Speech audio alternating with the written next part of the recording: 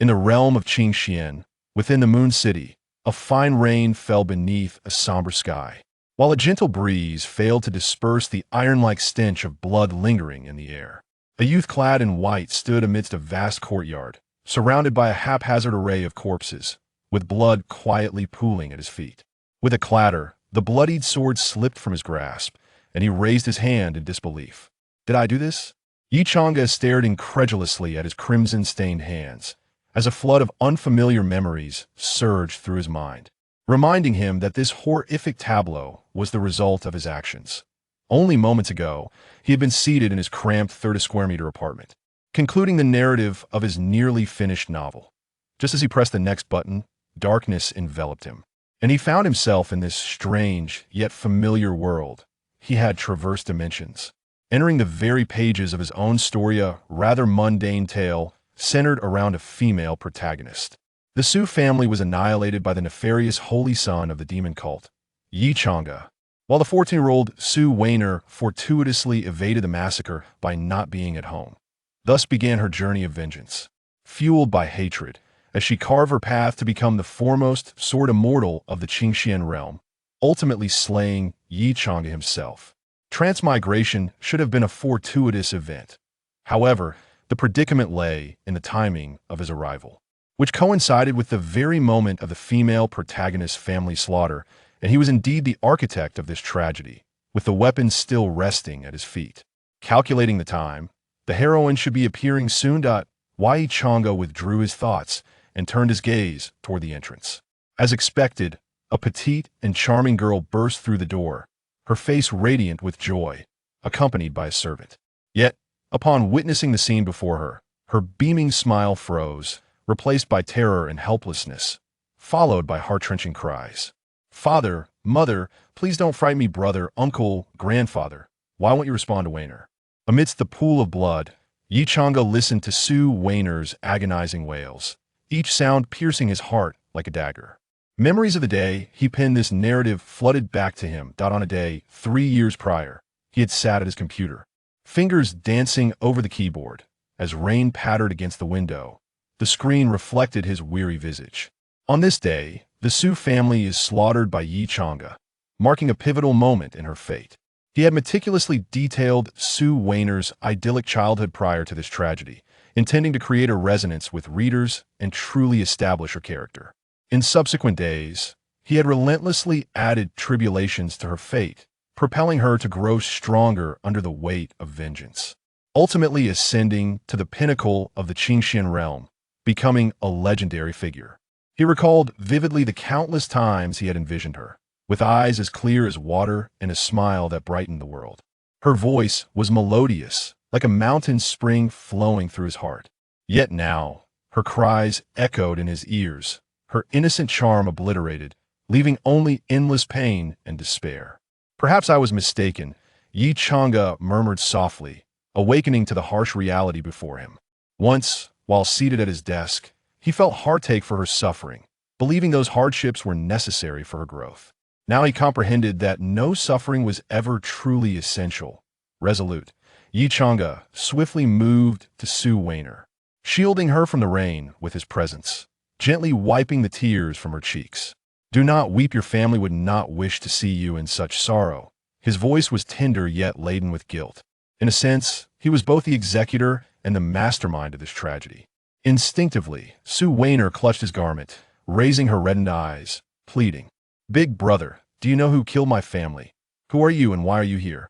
The maid at the door finally regained her composure. Unlike the grief-stricken Su Weiner, she had to display strength to ensure her mistress' survival. This young man, who spoke softly to the lady, might hold the key to the identity of the murderer. Upon glancing at the maid, Yi Chang'e recognized her Qing Wanyue. She too was a tragic figure in his narrative.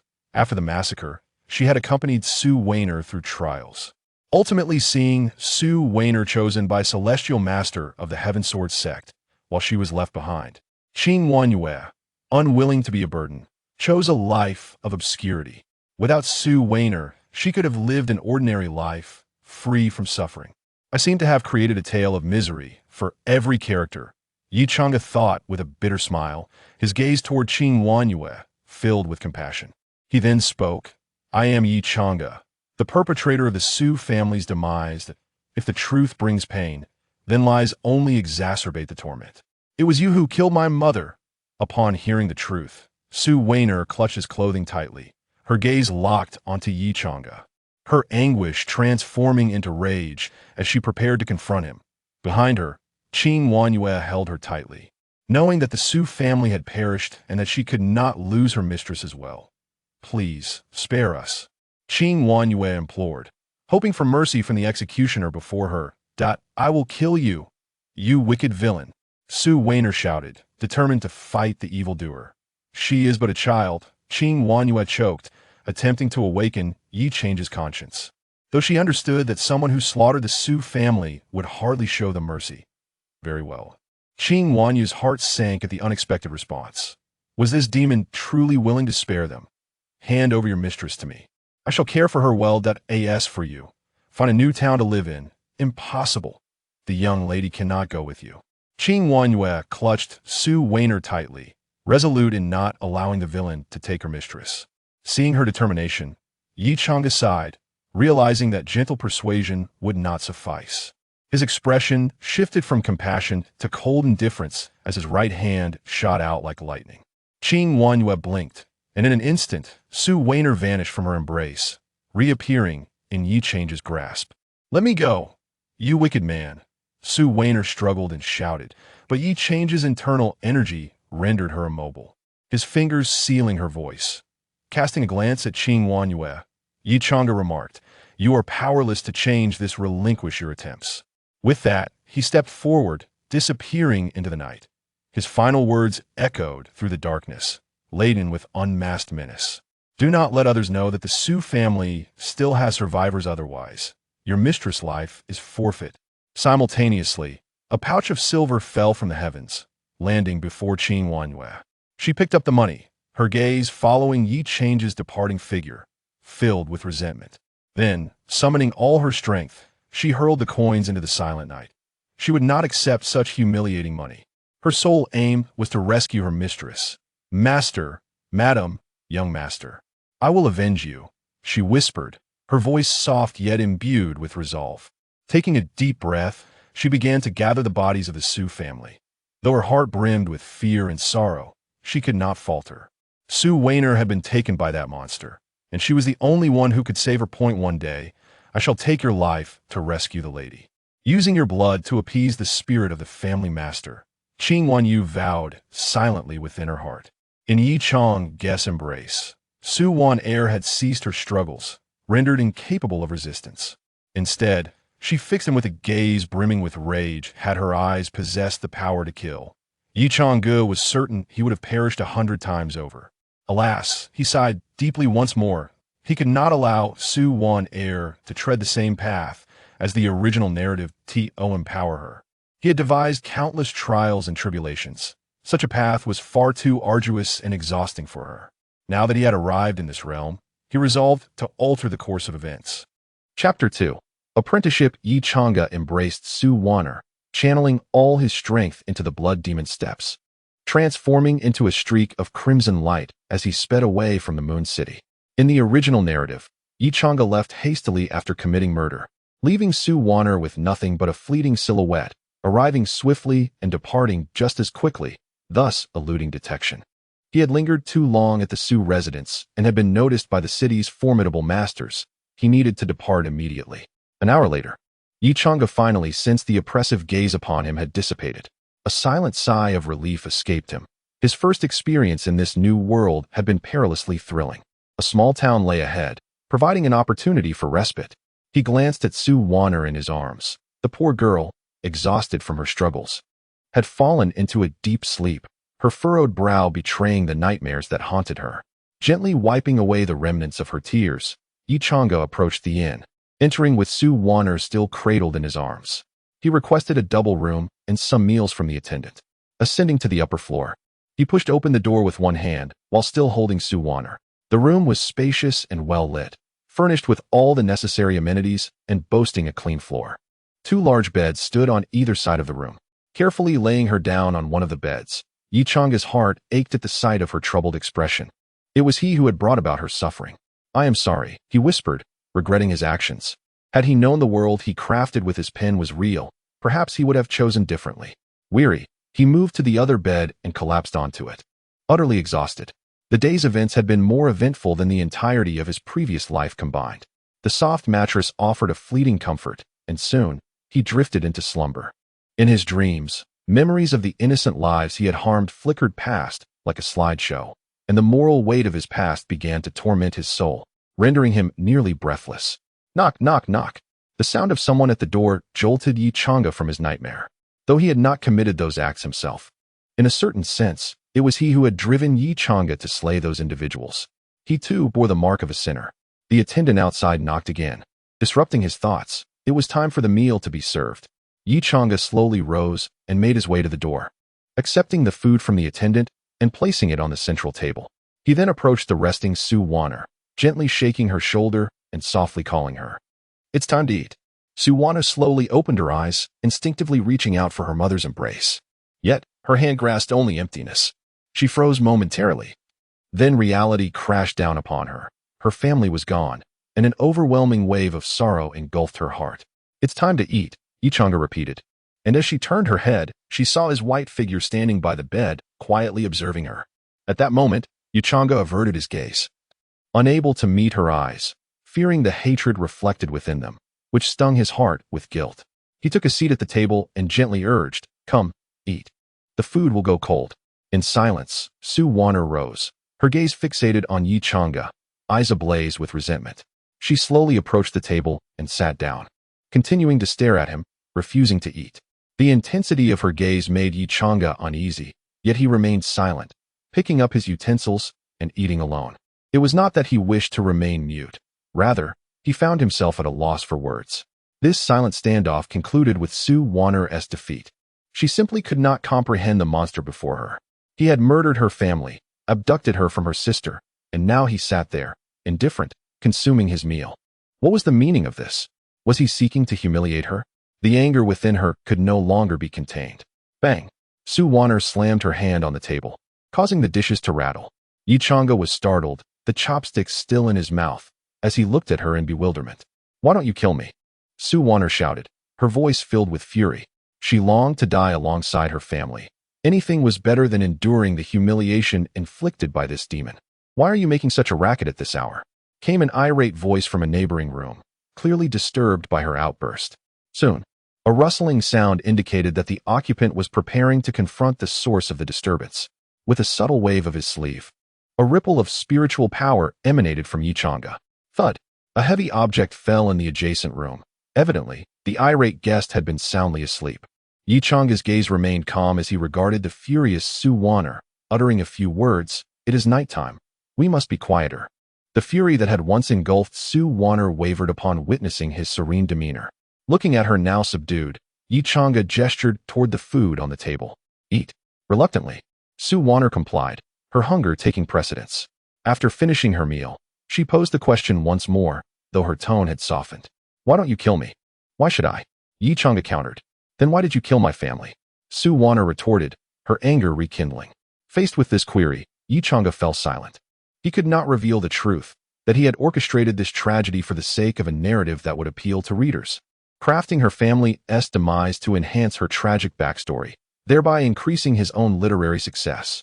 Moreover, he had intentionally made himself her adversary to provide her with a motive for vengeance, ensuring she would eventually rise to become the greatest swordswoman of the Qingxian realm, for which she might even owe him gratitude. Su Wan'er would likely have lunged at him in fury had she known, though in truth, she yearned to confront him now. After a long pause, Yi Chang'e spoke softly, just consider it. My awakening conscience. Awakening conscience? Su Wan'er scoffed, incredulous.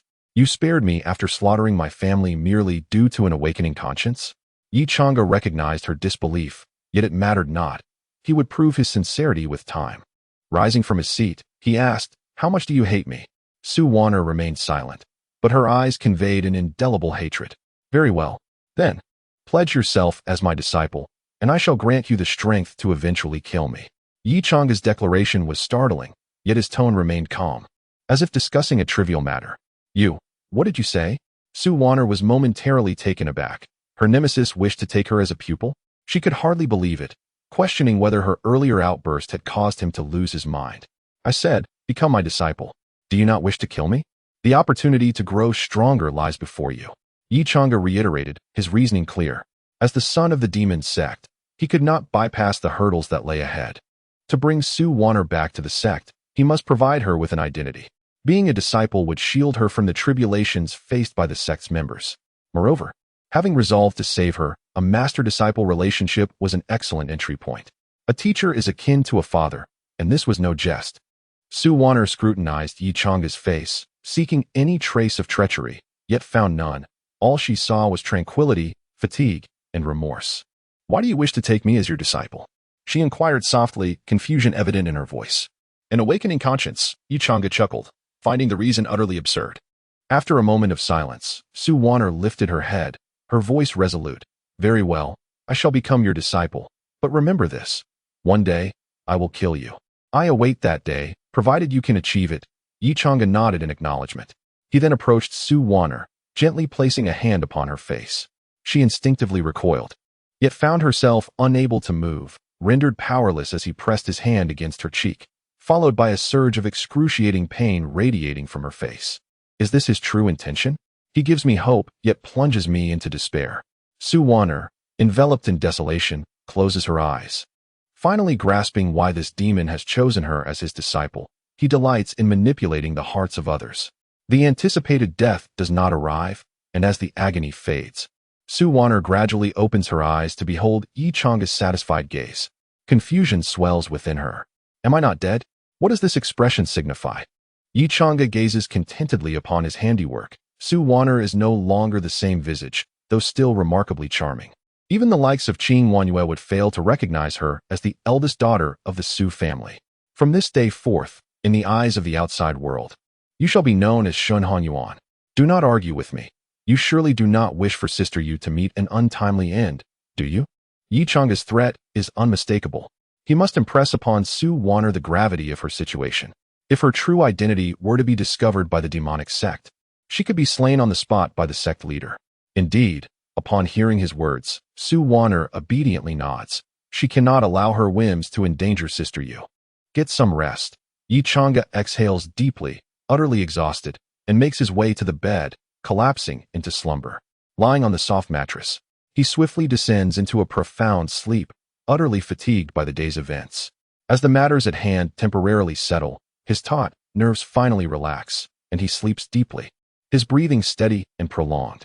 Seated quietly on a stool, Su Wan'er gazes at him, her eyes shimmering with myriad thoughts as she studies Yi Chang'e's face, seemingly weighing something in her mind. After a lengthy pause, she slowly rises, stealthily approaching the slumbering Yi Chang'e, akin to a thief in the night. Cautiously, she extends a finger and prods his shoulder. Noticing his complete lack of response, she breathes a sigh of relief, then turns and tiptoes toward the door, gently easing it open, fearful of making even the slightest sound. Outside the door, a flicker of determination flashes in Su Wan'er's eyes as she descends the stairs. Moments later, the door closes softly behind her. Upon her return, she wields a kitchen knife, glinting with a subtle cold light under the moon's glow. Chapter 3. A lamb in the tiger's den. The cold moonlight streamed through the window, casting its glow upon the room. Su Wan'er stood at the bedside, a kitchen knife clutched tightly in her hand, a smile of impending vengeance etched across her face. Yi Chang'e, a scoundrel like you, deserves death, she mused silently. She had not anticipated that Yi Chang'e would be so utterly defenseless, yet this made her task considerably easier. Raising her knife-bearing right hand, she trembled slightly with excitement and anticipation, her eyes gleaming with delight. Gazing at Yi Chang'e, who lay upon the bed with a furrowed brow and a pained expression, she thought, does a wretch like you also suffer from nightmares? With a fierce swing, she brought the knife down, fueled by her hatred, aiming for Yi Chang'e's neck. Everyone, I have avenged you. She envisioned the gruesome scene of his decapitated body. However, the anticipated moment did not materialize. Just as the blade was about to make contact, Yi Chang'e instinctively raised his right hand and seized her wrist. A jolt of fear gripped Su Wan'er, momentarily halting her breath. Yet Yi Chang'e merely held her wrist without further action. As relief washed over her, she attempted to free herself from his grasp, exerting force with her right hand. But how could an ordinary person contend with Yichanga? A sudden surge of power coursed through her wrist, causing her pain, and instinctively, she loosened her grip. The knife slipped from her fingers, landing beside Yichanga's pillow. Fortunately, the soft bed muffled the sound of the knife's fall, leaving the slumbering Yichanga undisturbed. Determined to escape the scene of the crime, Suwon summoned her strength once more, but to her surprise, Yichanga swiftly rolled over, pulling her onto the bed. He crossed his arms, enveloping her tightly in his embrace. As she joined him, the tension in his brow gradually eased, and his expression transformed from one of anguish to serenity. Suwon, stiff in his arms, finally comprehended the meaning of being a lamb in the tigeress den. Realizing that she had willingly walked into the trap, she struggled to break free, yet the more she fought, the tighter he held her. Gradually, her struggles waned, fatigue washing over her like a tidal wave. Her eyelids grew heavy, and ultimately, she succumbed to slumber. As daylight broke, the sun poured into the room, infusing it with warmth. On the bed, a man and a woman lay entwined in sleep, the girl's head nestled deeply in the boy's embrace, his arms holding her securely. It was a tender and idyllic scene, marred only by the presence of the kitchen knife resting beside Yichanga. He slowly opened his eyes, realizing that this was perhaps the most restful sleep he had ever experienced. Indeed, it was his first true slumber. In his dreams, Suwon had persistently begged for his embrace. Despite knowing it was a mere illusion, he found himself unable to resist holding her closely. Suddenly, a disquieting thought crossed his mind. Why did it feel as though he were truly holding something? Glancing down, his pupils dilated in shock. Was that not Suwon? He froze, a whirlwind of thoughts racing through his mind. What had he done? He had awakened to find the female lead in his bed. This was utterly outrageous. Suwon would surely harbor an immeasurable hatred for him now. As he pondered this, Suwon's eyelashes fluttered slightly, prompting him to quickly shut his eyes, feigning sleep in the most cowardly manner. Suwon gradually opened her eyes, only to be met with the sight of Yichanga's firm chest. Her head remained buried in his embrace, and the air was thick with his scent, causing her cheeks to flush crimson. Slowly, she lifted her gaze to his face. His eyes were closed, and his handsome features appeared tranquil and serene in the soft morning light. Such a person, yet a merciless killer. Suwon felt a bitterness in her heart. Unsure of how to confront Yichanga, she hesitated to rise, especially with her weapon still lying silently beside him. He had said he would always be at her service, but could she trust his words? Anxiety gnawed at her, and rather than face him, she preferred to continue pretending to sleep. For now, she could find a semblance of warmth in his presence. Suwon, you spineless creature. The thoughts surged through her mind, and she chastised herself harshly. How could she feel warmth in the embrace of her enemy? It was utterly disgraceful, and she berated herself repeatedly. Yet her body remained still, as if it were beyond her control. Why was there no movement? Yichanga wondered, perplexed.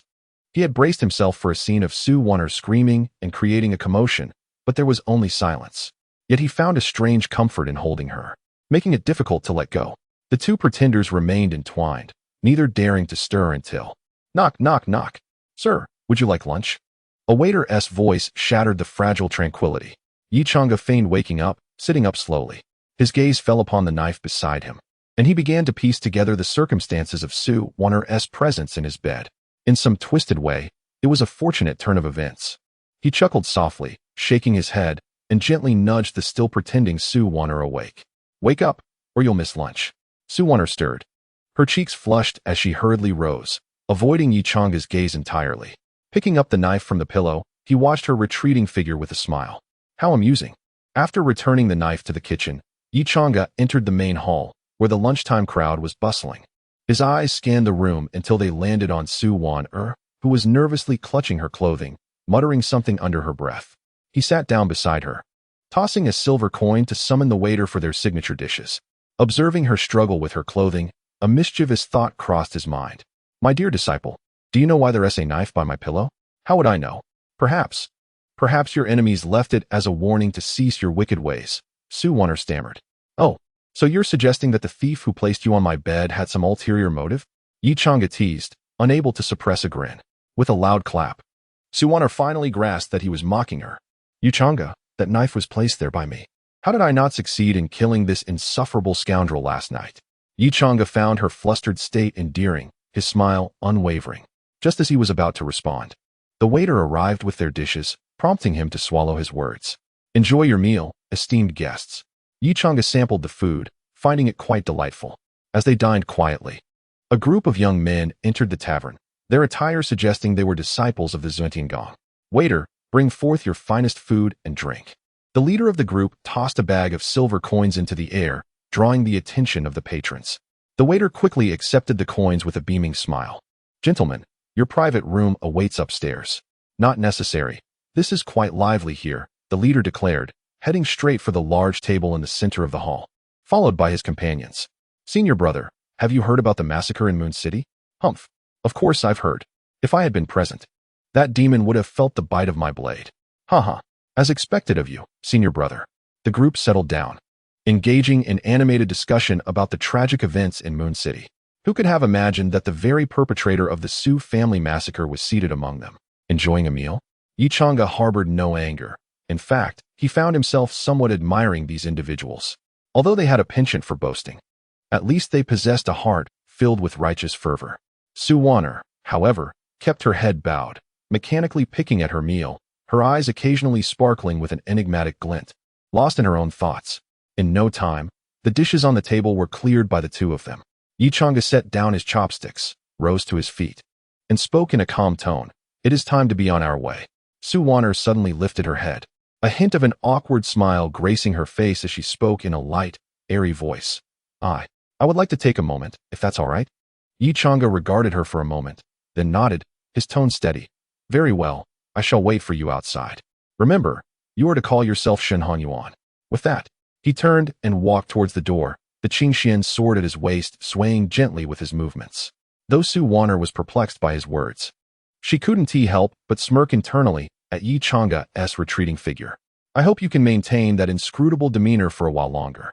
It was not until she watched him step outside that she lifted her feet, not towards the restroom, but towards the positions of those disciples from the Xiantian sect. Chapter 4. Overconfidence. Yi Chang'e stepped out of the inn, cradling the Qingxian sword in his arms. Leaning against the wall beside the door while his gaze drifted into the distance, he began to contemplate the path that lay ahead. His identity as the holy son of the demon sect made him a thorn in the side of the righteous. There was not a righteous practitioner who did not wish to eliminate him. The demon sect continually summoned him to perform various nefarious deeds. Yet he could not bring himself to commit such heinous acts. His moral compass simply would not allow it. Moreover, the Tianji Pavilion he established in his previous life was intended to create trouble for the female protagonist, deriving amusement from disrupting her fate. Now that she was by his side, it seemed it was his turn to be the source of amusement. How infuriating, he muttered under his breath, his tone laced with a mixture of helplessness and self-deprecation. Nevertheless, he was not entirely without support. At least the conflict with the demon sect had yet to escalate, allowing him to momentarily rely on its influence to fend off the righteous pursuers. With this thought, his mood lightened somewhat. The journey back to the demon sect might indeed be his most relaxed moment in the foreseeable future. However, such ease would be fleeting. He needed to act swiftly, otherwise, once Su Wan'er's unique constitution was exposed, the consequences would be dire. To ensure Su Wan'er could exact her revenge and simultaneously reduce the demon sect to ashes, he had endowed her with the 9-turn Linglong heart constitution. This quality had a formidable restraining effect on demonic energy, and as long as the disparity in cultivation levels was not too great, the demonic energy would dissipate before her like spring snow under the blazing sun. This was also the reason Su Wan'er had been able to defeat him. In the original narrative, after she joined the foremost righteous sect, the Tianjian sect, her 9-turn Linglong heart constitution was discovered by her master, Feng Qingwu. To protect her, Feng Qingwu ventured into a secret realm to retrieve the Tai Su pendant, which could obscure heavenly secrets and conceal her constitution, allowing Su Wan'er to navigate the early stages safely. Tai Su pendant, Yi Chang'e murmured softly, a glimmer of determination flashing in his eyes. He needed to reach that secret realm without delay. Otherwise, should Su Wan'er's constitution be revealed, the demon sect's leader would stop at nothing to eliminate her in her infancy. At that point, he would have to contend not only with the righteous, but also with the Tianji Pavilion, while simultaneously battling the demon sect, effectively pitting himself against the entire world. As Yi Chang'e pondered this, a sudden, fierce beam of sword light sliced through the air towards him. Frowning, he instinctively raised the Qingxian sword to block. the two blades clashing with a resounding clang, sparks flying. Do the righteous also resort to ambush tactics? He thought coldly, raising his gaze to meet that of the assailant. Before him stood none other than the elder brother of the Tianji sect, who had been boasting in the inn moments earlier. He wielded a long sword, his expression grim, flanked by several junior disciples, all bearing serious expressions. Behind them, Su Wanner gazed at Yi Chang'e with an expression of smug anticipation. What need is there for chivalry with a butcher who treats life as a mere jest? Remember your grandfather's name before you perish, Lu Jianfeng. So you won't even know who took your life, Lu Jianfeng sneered, his voice dripping with disdain. Indeed, what is there to discuss with scum like you? Senior brother, kill him and avenge the Su family. Echoed the voices of the junior disciples, filled with indignation and a sense of justice. Yi Chang'e's gaze slid past them to Su Wanner, his tone icy. So this is your strategy? To enlist them to kill me? Su Wanner raised her chin, her eyes sparkling with pride, her voice sharp yet laced with bitter hatred. Exactly. You should have died long ago. I can't wait to see your blood spill on the spot. Shaking his head, a surge of anger welled within Yi Chang'e. How foolish. Is this truly the heroine of my story? To boast so brazenly, she must not know the meaning of death. Turning to Lu Jianfeng, who was brimming with righteous indignation, he asked solemnly, do you know who she is? Heh, Miss Han Yuan has already informed me. You, beast, not only annihilated the Su family, but you also abducted her as you passed by, treating her as a mere plaything. Every disciple of the demon sect deserves to be executed. Lu Jianfeng retorted coldly, his gaze like ice as he glared at Yi Chang'e. Relief washed over Yi Chang'e. Fortunately, they had not learned her true identity. Otherwise, these disciples would undoubtedly meet their end today. He felt a modicum of respect for these righteous disciples willing to extend kindness to strangers. Did she not inform you of my identity as Yi Chang'e? Yi Chang'e. Lu Jianfeng's pupils dilated in shock, fear gripping his heart. Had he known the man before him was Yi Chang'e, he would never have acted so recklessly. His steps faltered backward, a retreating instinct taking root in his heart. And his junior disciples, equally apprehensive, began to waver. Yi Chang'e unsheathed the Qingxian sword. Justice must be upheld through strength, and these individuals clearly lacked the requisite power. A crimson glow erupted beneath his feet as he moved, almost simultaneously striking a blow before the Tianji sect disciples. Clang! Only Lu Jianfeng managed to react. The others collapsed under his strike. Yet it was futile, for that blow had already pushed him to his limit. The long sword in his hand shattered. With a modicum of power, Yi Chang'e struck again, and Lu Jianfeng could not muster the strength to defend himself. The blade grazed his chest, blood gushing forth, and his eyes reflected a deep-seated resentment. In an instant, all the disciples of the Tianji sect brought by Su Wanner lay sprawled on the ground. Su Wanner stood frozen, staring in disbelief at the scene. She could hardly fathom that the braggarts from the Tianji sect had fallen so easily before Yi Chang'e. With her head bowed, she was engulfed by regret. She finally recognized the folly of her actions. Yi Chang'e approached her, his step slow and heavy. Each one felt like a weight upon her heart. He grasped her chin, forcing her to meet the gaze of the fallen disciples of the Tianji sect. Remember, their deaths stem from your foolishness. Yi Chang'e's voice was as cold as steel, piercing Su Wanner's heart. Drowning in remorse, she trembled slightly, tears streaming down her face as she choked out, I'm sorry. Tears dripped onto Yi Chang'e's hand, yet his gaze remained icy. He released her, refraining from wiping away her tears as he had done upon their first meeting.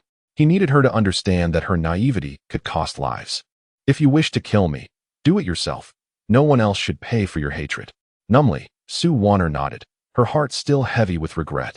Her quest for vengeance had led to the deaths of innocent individuals. She despised her actions, unable to blame Yi Chang'e, only herself. Yi Chang'e offered no comfort. Time was of the essence, and she would have to process these emotions along the way. He took Su Wanner and left the town, heading towards the Tai Su secret realm. The journey would take approximately 3 days. After they departed, the Tianji sect disciples, who had previously lain on the ground, slowly opened their eyes. Cough, cough. Lu Jianfeng clutched his chest, struggling to sit up. A blood mark marred his chest, though it was not deep. I am not dead. He gazed at his chest, the pain affirming his reality. He had indeed survived. Senior brother, it seems we have survived. One disciple managed to struggle to his feet, also bearing a blood mark. Observing his fellow disciples gradually rising, Lu Jianfeng's brow furrowed in confusion. This makes no sense. Why were we not killed? Unable to fathom the situation, he decided to set those thoughts aside. The immediate priority was to report back to their sect. He could not defeat Yichanga, but surely his master could. Miss Hongyuan, wait for me. I will surely rescue you. Chapter 5. Punishment and Cultivation. In the heart of the forest, the flickering campfire danced in the evening breeze. Sitting on a tree stump, Yichanga held a wooden stick, skewering a skinned rabbit over the fire. Soon, the fats began to sizzle, releasing an enticing aroma. Beside him, Su Wanner swallowed hard. It was already late at night, and her stomach had begun to protest. Noticing Su Wanner's eager gaze, Yichanga handed her the rabbit. Eat up. Once you finish, I will start teaching you how to cultivate, he said. This unexpected news caused Su Wanner to momentarily forget the delicious food in her hands, hastily confirming with Yichanga. Are you serious? Yichanga nodded and replied, from today onward, you must address me as master. I didn't teach you before, which is why I didn't discipline you.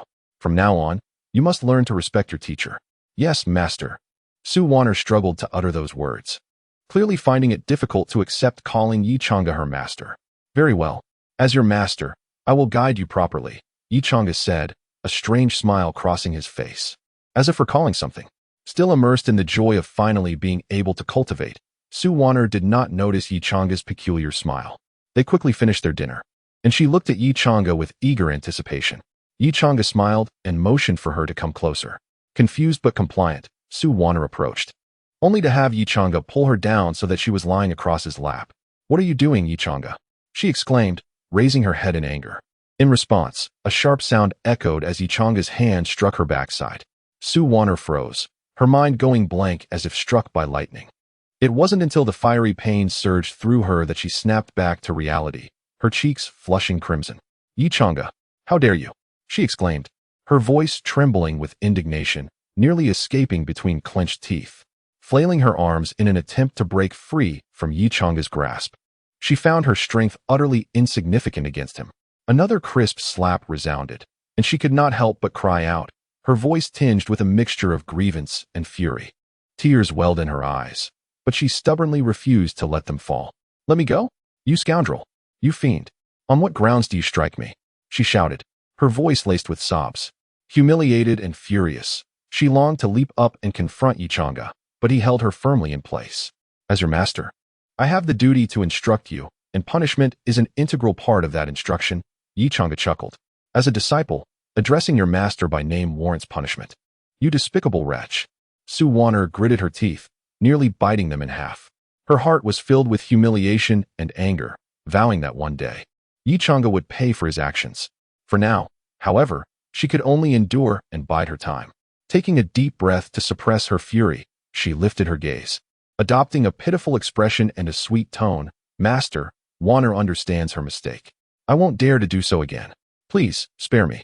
Her tone was so ingratiating that it made even her feel nauseous. Yet to avoid further suffering, she forced down her revulsion and feigned compliance. Yichanga regarded her with a glimmer of satisfaction in his eyes, nodding approvingly. Good. Acknowledging one's mistakes is a virtue. However, just as Su Wanner thought the ordeal was over, Yichanga's hand rose once more, falling mercilessly upon her. A sharp sound echoed again, and the searing pain returned, as if a fire ignited on her skin. Her body jolted, and tears streamed down her cheeks, landing at Yichanga's feet. Yichanga, you scoundrel! Why won't you let me go even now? Su Wanner finally broke down, her voice a mix of grievance, anger, and profound helplessness. Confusion and anguish filled her heart. She had humbled herself and admitted her faults, yet Yichanga continued to humiliate her. The tears flowed relentlessly, drowning her in a tide of shame and fury. She had never imagined being treated this way, especially by someone she considered an enemy.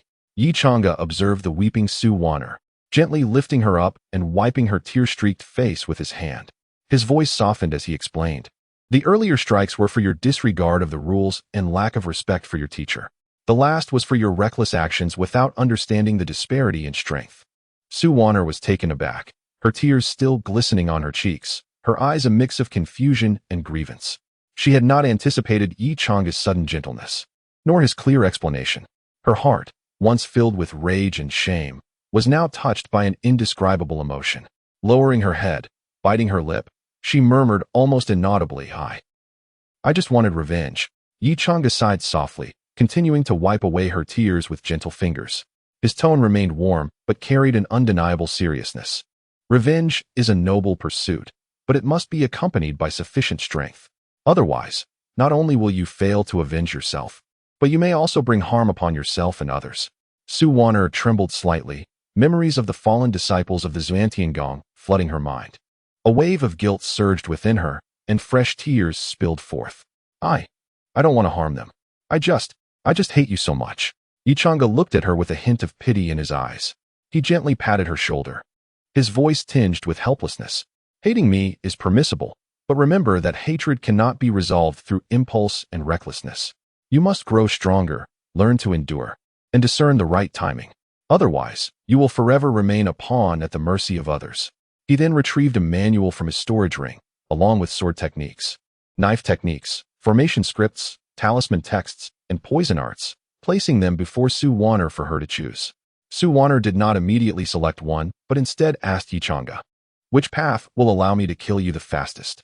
Yi Chang'e was momentarily taken aback by her bluntness, pleasantly surprised that she was willing to express her true feelings, even if it involved wanting to kill him. After a moment's contemplation, he handed her the manual and the sword technique. Since she had primarily focused on swordsmanship, it was naturally the most suitable choice for her. This manual is named the Taishu True Immortal Technique, capable of cultivating to the true immortal realm. This sword technique is called the Tianyan Sword Technique, which I also practice. It has 9 levels, and it is said that upon reaching the 9th level, one can reverse time with a single sword strike. Su Wan'er accepted the 2 manuals from Yi Chang'e, casually inquiring, "To what level have you mastered your Tianyan sword technique?" Yi Chang'e chuckled, a hint of pride in his demeanor. "The 5th level, the Ocean Sword. Were it not for my cultivation being merely at the Golden Core stage, the 6th level would also be within reach." Upon hearing Yi Chang'e's response, Su Wan'er's eyes widened with surprise. She glanced down at the Tianyan sword technique in her hands, feeling a wave of emotions rise within her. Yi Chang'e was actually willing to teach her the sword technique he practiced, which was both unexpected and difficult to believe. Why? Why are you teaching me your sword technique?" Su Wan'er lifted her head, her gaze tinged with a hint of suspicion and wariness. She found it hard to believe that Yi Chang'e would generously impart his unparalleled skills to her, especially considering she was his adversary. Yi Chang'e smiled lightly, his tone unruffled. "Since you have chosen the path of the sword, I shall naturally teach you the finest sword techniques. I am not one to withhold knowledge." Su Wan'er furrowed her brow, still filled with doubt. She could not trust Yi Chang'e's seemingly benevolent intentions, yet she found herself with no alternative. She lowered her head and opened the Tianyan sword manual, the contents of which illuminated her mind. The sword techniques were exquisite beyond compare. Each move and stance contained boundless transformations, as if the essence of all things in the universe could be distilled into sword intent. A single stroke can reverse time. Su Wan'er murmured softly, a flicker of yearning igniting within her. If she could truly master this sword technique to its 9th level, perhaps she might indeed have the chance to slay Yi Chang'e and avenge her family. At that moment, the tranquility of the night was pierced by the calls of birds from outside the forest. Yi Chang'e's gaze flickered as he gathered the other martial arts manual strewn on the ground back into his storage ring, then urged Su Wan'er, "We shall begin our training tomorrow. It is getting late. Rest now. To cultivate the way, one must balance diligence with relaxation." Su Wan'er nodded, refraining from further comments, and quietly tidied her belongings before lying down to rest. After a while, Yi Chang'e confirmed that Su Wan'er was sound asleep and quietly rose, making his way toward the forest's edge. Outside the forest, a small stream flowed serenely, beside which stood a cloaked figure in black, seemingly awaiting something. Suddenly, a streak of red light burst forth from the forest, landing before the figure. Upon seeing the newcomer, the black-clad individual immediately knelt on one knee, speaking with utmost reverence. "Holy Son, a letter has arrived from the master." With that, he produced a gilded envelope from his robes, presenting it with both hands. Yi Chang'e accepted the envelope, opening it for a meticulous read. Moments later, flames ignited in his hand, reducing the envelope to ashes. "Blood sacrifice. This old man truly cannot remain still," Yi Chang'e murmured, his voice laced with cold disdain. He turned to the black-clad figure, his tone icy and authoritative. "Return and inform the master that I shall be back promptly." The black-clad figure received the command, but did not rise immediately, remaining kneeling on the ground. Yi Chang'e frowned, his impatience evident as he inquired, "Is there something else?" The figure lowered his head, his tone respectful yet probing. "What is the relationship between the young lady by your side and the Holy Sun? Do I need to report this?" A flicker of anger flashed in Yi Chang'e's eyes, and his voice sharpened. The black-clad figure hastily clarified, "I would not dare, but if the master inquires, I would not know how to respond." Yi Chang'e took a deep breath, suppressing his annoyance, and spoke slowly. "She is my newly accepted disciple. Now be gone." "Yes, I take my leave."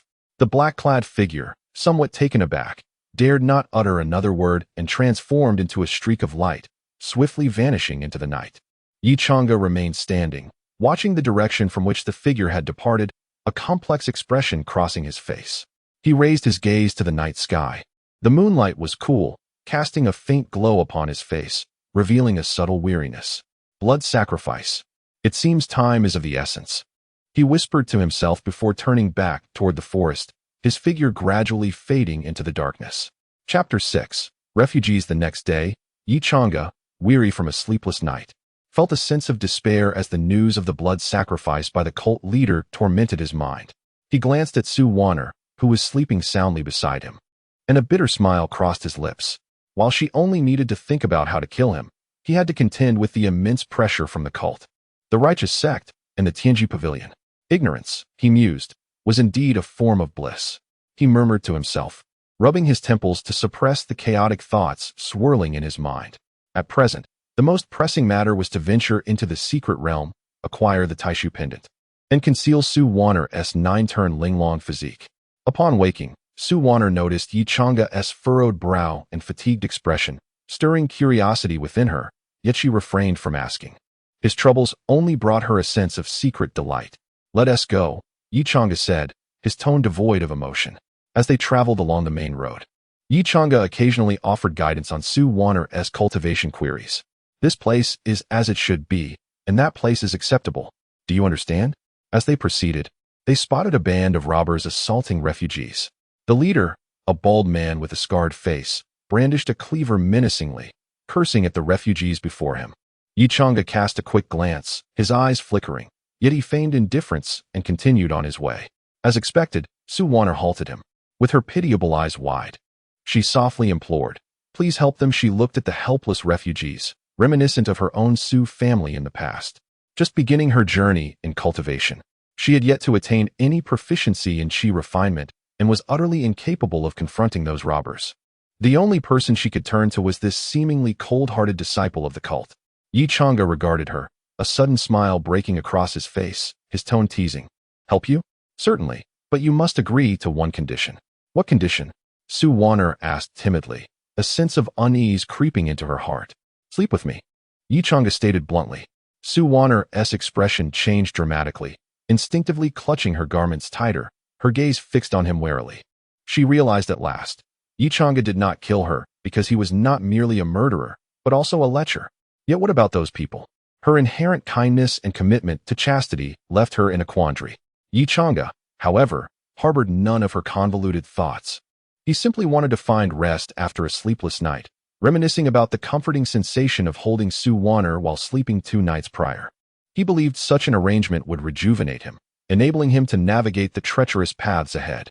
Noticing her inner turmoil, Yi Chang'e inquired, "What are you pondering? Did we not just sleep together 2 nights ago?" Su Wan'er blinked, suddenly realizing, her cheeks flushed crimson. She felt a mix of embarrassment and anger, embarrassed for her misguided thoughts, and enraged at Yi Chang'e's deliberate ambiguity that left her flustered. You did that on purpose," she exclaimed, stamping her foot in frustration, yet feeling utterly powerless. Yi Chang'e shrugged, his amusement deepening. "So will you agree? If not, I shall take my leave."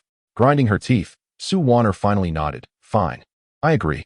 Yi Chang'e smiled in satisfaction and turned towards the band of robbers, while Su Wan'er watched his retreating figure, her emotions a tangled mess. Yi Chang'e approached the robbers with a leisurely gait, his Qingxian sword still sheathed, swaying gently with each step. The scarred man, noticing his approach, grew wary, waving his cleaver threateningly, warning, "You little brat, don't meddle in affairs that don't concern you, or I'll chop you down too." Yi Chang'e chuckled lightly, his voice dripping with sarcasm. You think you can intimidate me? Enraged by his words, the scarred man's expression darkened, and he bellowed, "Boys, take this ignorant fool down first." Several robbers brandished their weapons and charged at Yichanga.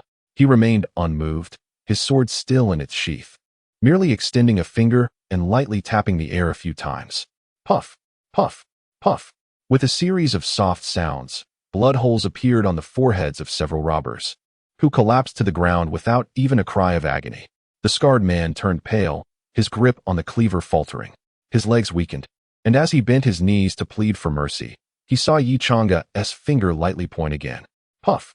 A blood hole formed on the scarred man's forehead as well, blood gushing forth. His body stiffened momentarily before he fell heavily to the ground, lifeless. The refugees, witnessing the scene, rushed forward, their eyes filled with gratitude. They knelt before Yichanga, bowing repeatedly. "Thank you, benefactor. Thank you."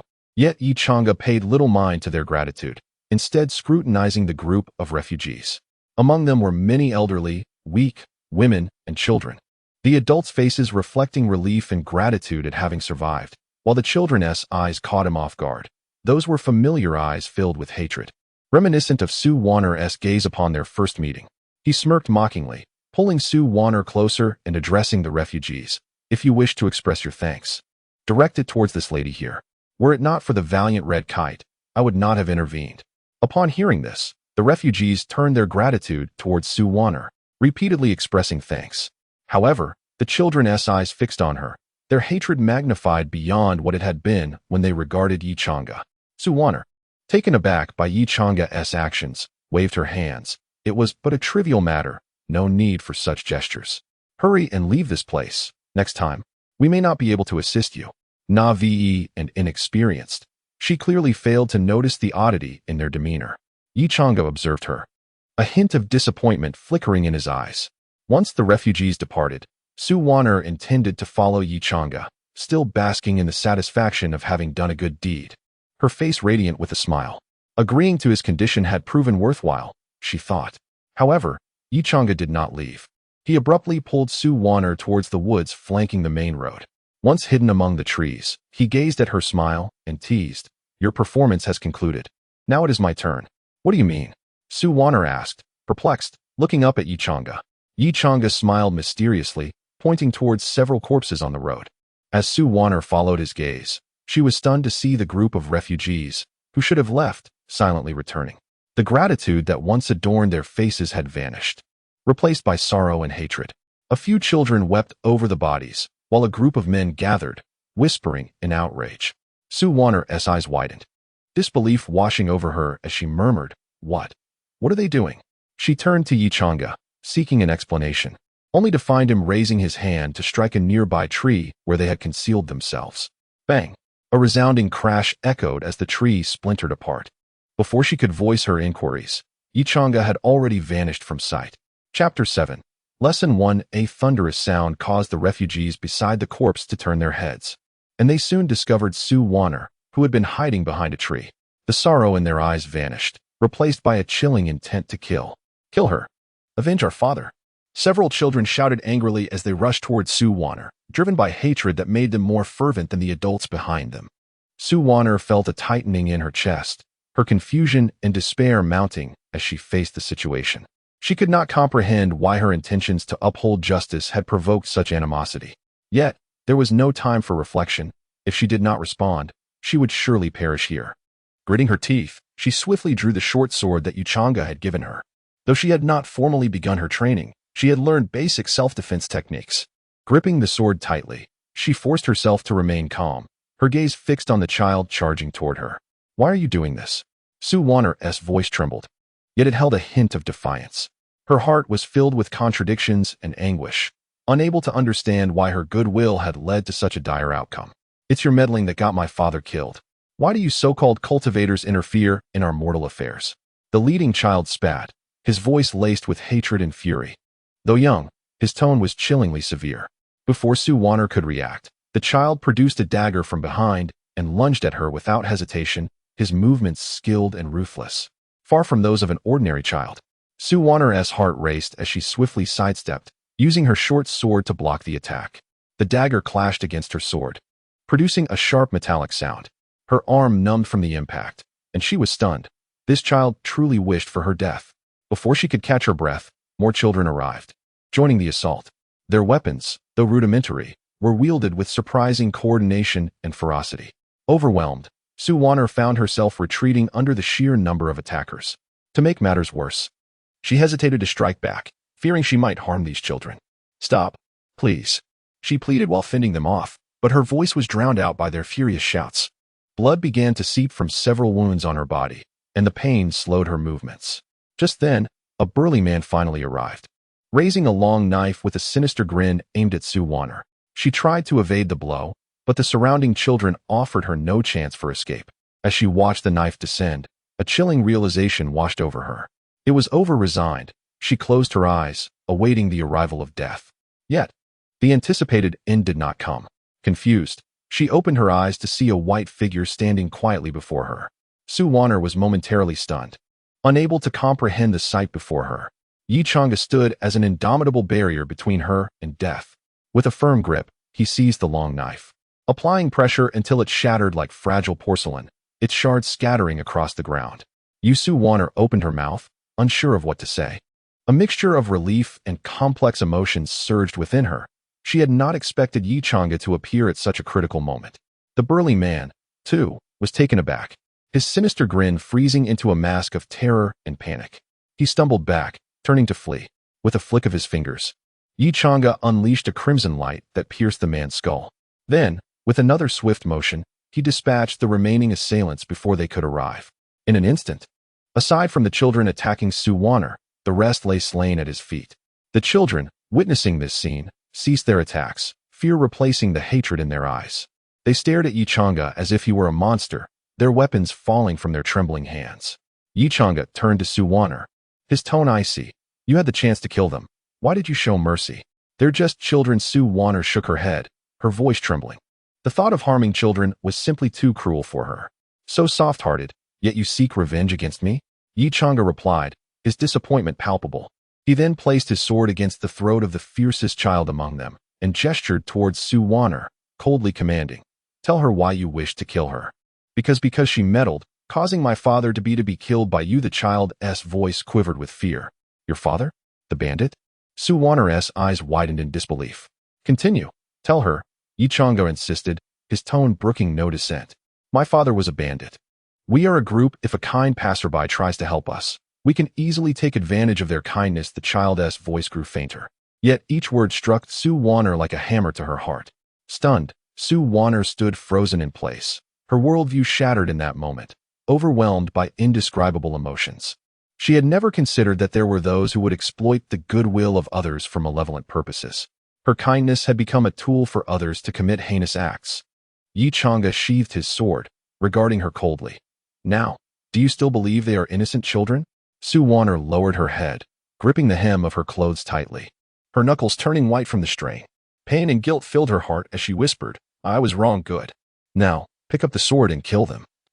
Yi Chang'e's frigid voice rang out. Su Wanner's head snapped up, shock and disbelief written across her face. Her voice quivered with resistance. What did you say? Kill them? They are just children." Yi Chang'e regarded her coldly, devoid of any trace of emotion. "Children? Did you not hear? They are no longer ordinary children. They are villains who exploit the goodwill of others.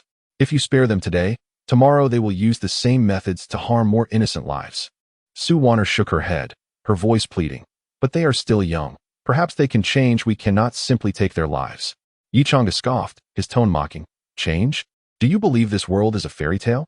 Their hands are already stained with the blood of innocents. Their hearts are filled with hatred and greed. Sparing them will only lead to more victims." With that, he extended the sword towards Su Wanner, his voice cold and resolute. "Take up the sword and kill them. This is your first lesson in cultivation." Su Wanner gazed at the sword before her, her hands trembling as she hesitated to grasp it. Her heart was a tumult of struggle and anguish, Yi Chang'e's words echoing in her mind. Yet she could not overlook the fear and helplessness in the children's eyes. "I cannot," she murmured, her voice catching in her throat. Yi Chang'e did not pressure her, merely observing with disappointment in his gaze. "If you cannot even take this step, then your path to revenge will be nothing but a joke. Do you think hatred is a game?" Without determination and awareness, You will never truly grow strong. Su Waner bit her lip, tears pooling in her eyes. She understood that Yi Chang'e was right, yet she still could not summon the resolve. Her heart was filled with conflicting emotions. A blend of anger at Yi Chang'e's ruthlessness and guilt for her own weakness. At that moment, the young boy suddenly sprang up and lunged a knife towards Su Waner. He understood that even if she spared him, Yi Chang'e would not. Since death was inevitable, why not take someone down with him? Die? His voice was filled with hatred. By the time Su Waner reacted, the blade was already nearing her chest, and once again, her kindness was about to cost her life. However, Yi Chang'e was swifter than the knife. With a swift motion of his right hand, a surge of energy sent the boy flying. Retracting his hand, Yi Chang'e coldly gazed at Su Waner and remarked, "Do you see? This is what you call reform." Su Waner stared blankly at the boy sprawled on the ground. The last glimmer of hope within her shattered. Trembling, she finally took the sword from Yi Chang'e's hand. I understand now." Her voice was barely audible, yet her eyes reflected a newfound determination. Yi Chang'e nodded, a hint of approval in his tone. "Well done. Remember, the path of cultivation is never smooth. If you wish to grow stronger, you must learn to confront the harsh realities of this world." Gripping the sword tightly, Su Waner inhaled deeply and approached the children. Moments later, she returned, her sword dripping with blood, signaling her transformation. The innocence in her gaze had diminished, replaced by a steely resolve. Yi Chang'e looked at her and suddenly asked, "If you encounter a similar situation again, what will you do?" "I will remain indifferent." Su Waner replied coldly. She had been frightened by this experience and no longer dared to freely extend her kindness. However, this was not what Yi Chang'e desired. He did not wish for her to become indifferent and heartless. That would undoubtedly lead her down the same path as the original narrative. He hoped she could survive in this brutal world while still retaining her goodwill towards it. Shaking his head, he noticed her puzzled expression, not understanding his reasoning. "If you turn a blind eye, many kind-hearted individuals will perish because of them," Yi Chang'e said helplessly. "Should I then go and kill them?" Su Waner was perplexed by Yi Chang'e's thoughts. No, Yi Chang'e couldn't help but smile wryly, internally lamenting. Is my female protagonist truly this foolish? Is she so easily deceived? He felt as though he were guiding a child, a mixture of helplessness and exhaustion washing over him. What if you kill the wrong person? What if the refugees are genuinely good people? Yi Chang'e placed his hands on Su Waner's shoulders, looking directly into her eyes with a blend of exasperation and patience. Have you considered observing carefully before making a decision? For example, have you ever seen such robust refugees? Yi Chang'e pointed to a strong man lying on the ground, his tone guiding. Following his gesture, Su Waner noticed that, despite their tattered clothing, the refugees appeared strong and showed no signs of weakness. She finally nodded, a flicker of understanding crossing her eyes. "I see." Only then did Yi Chang'e release a long sigh, the weight on his heart finally lifting. If Su Waner remained this naive in the future, he truly did not know how they would survive. He would inevitably fall victim to her innocence. "Let us go. The journey is still long." Yi Chang'e turned, his voice tinged with weariness, yet laced with a hint of anticipation. Chapter 8. Breakthrough and shared bed. The cold moonlight spilled onto the ground. After a day of travel, Yi Chang'e finally glimpsed the outline of a town. He decided to pause for a moment of rest. Although with his golden core cultivation, he could travel day and night without issue, the weary Su Waner beside him clearly needed to recuperate. The pair entered an inn, where the attendant at the door promptly approached them, a beaming smile adorning his face. "Esteemed guest, what may I assist you with?" "A single room, and please bring some food," Yi Chang'e replied nonchalantly, casting a casual glance at Su Waner. At his words, Su Waner trembled slightly, but refrained from voicing any objections. This was a condition she had agreed to, and she could only silently endure. Regret flooded her heart as she chided herself for her poor judgment, lamenting not only the failure of her good intentions, but also her own involvement in this predicament. "Certainly, esteemed guest," the attendant responded, his gaze flickering between Yi Chang'e and Su Waner, a hint of curiosity and intrigue lingering in his eyes. Su Waner lowered her head, her cheeks warming.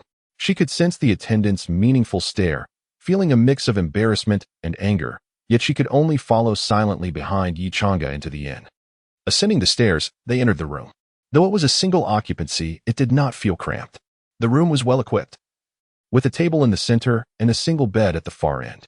Yi Chang'e approached the bed, stretching lazily and half reclining, his eyes fixed intently on her.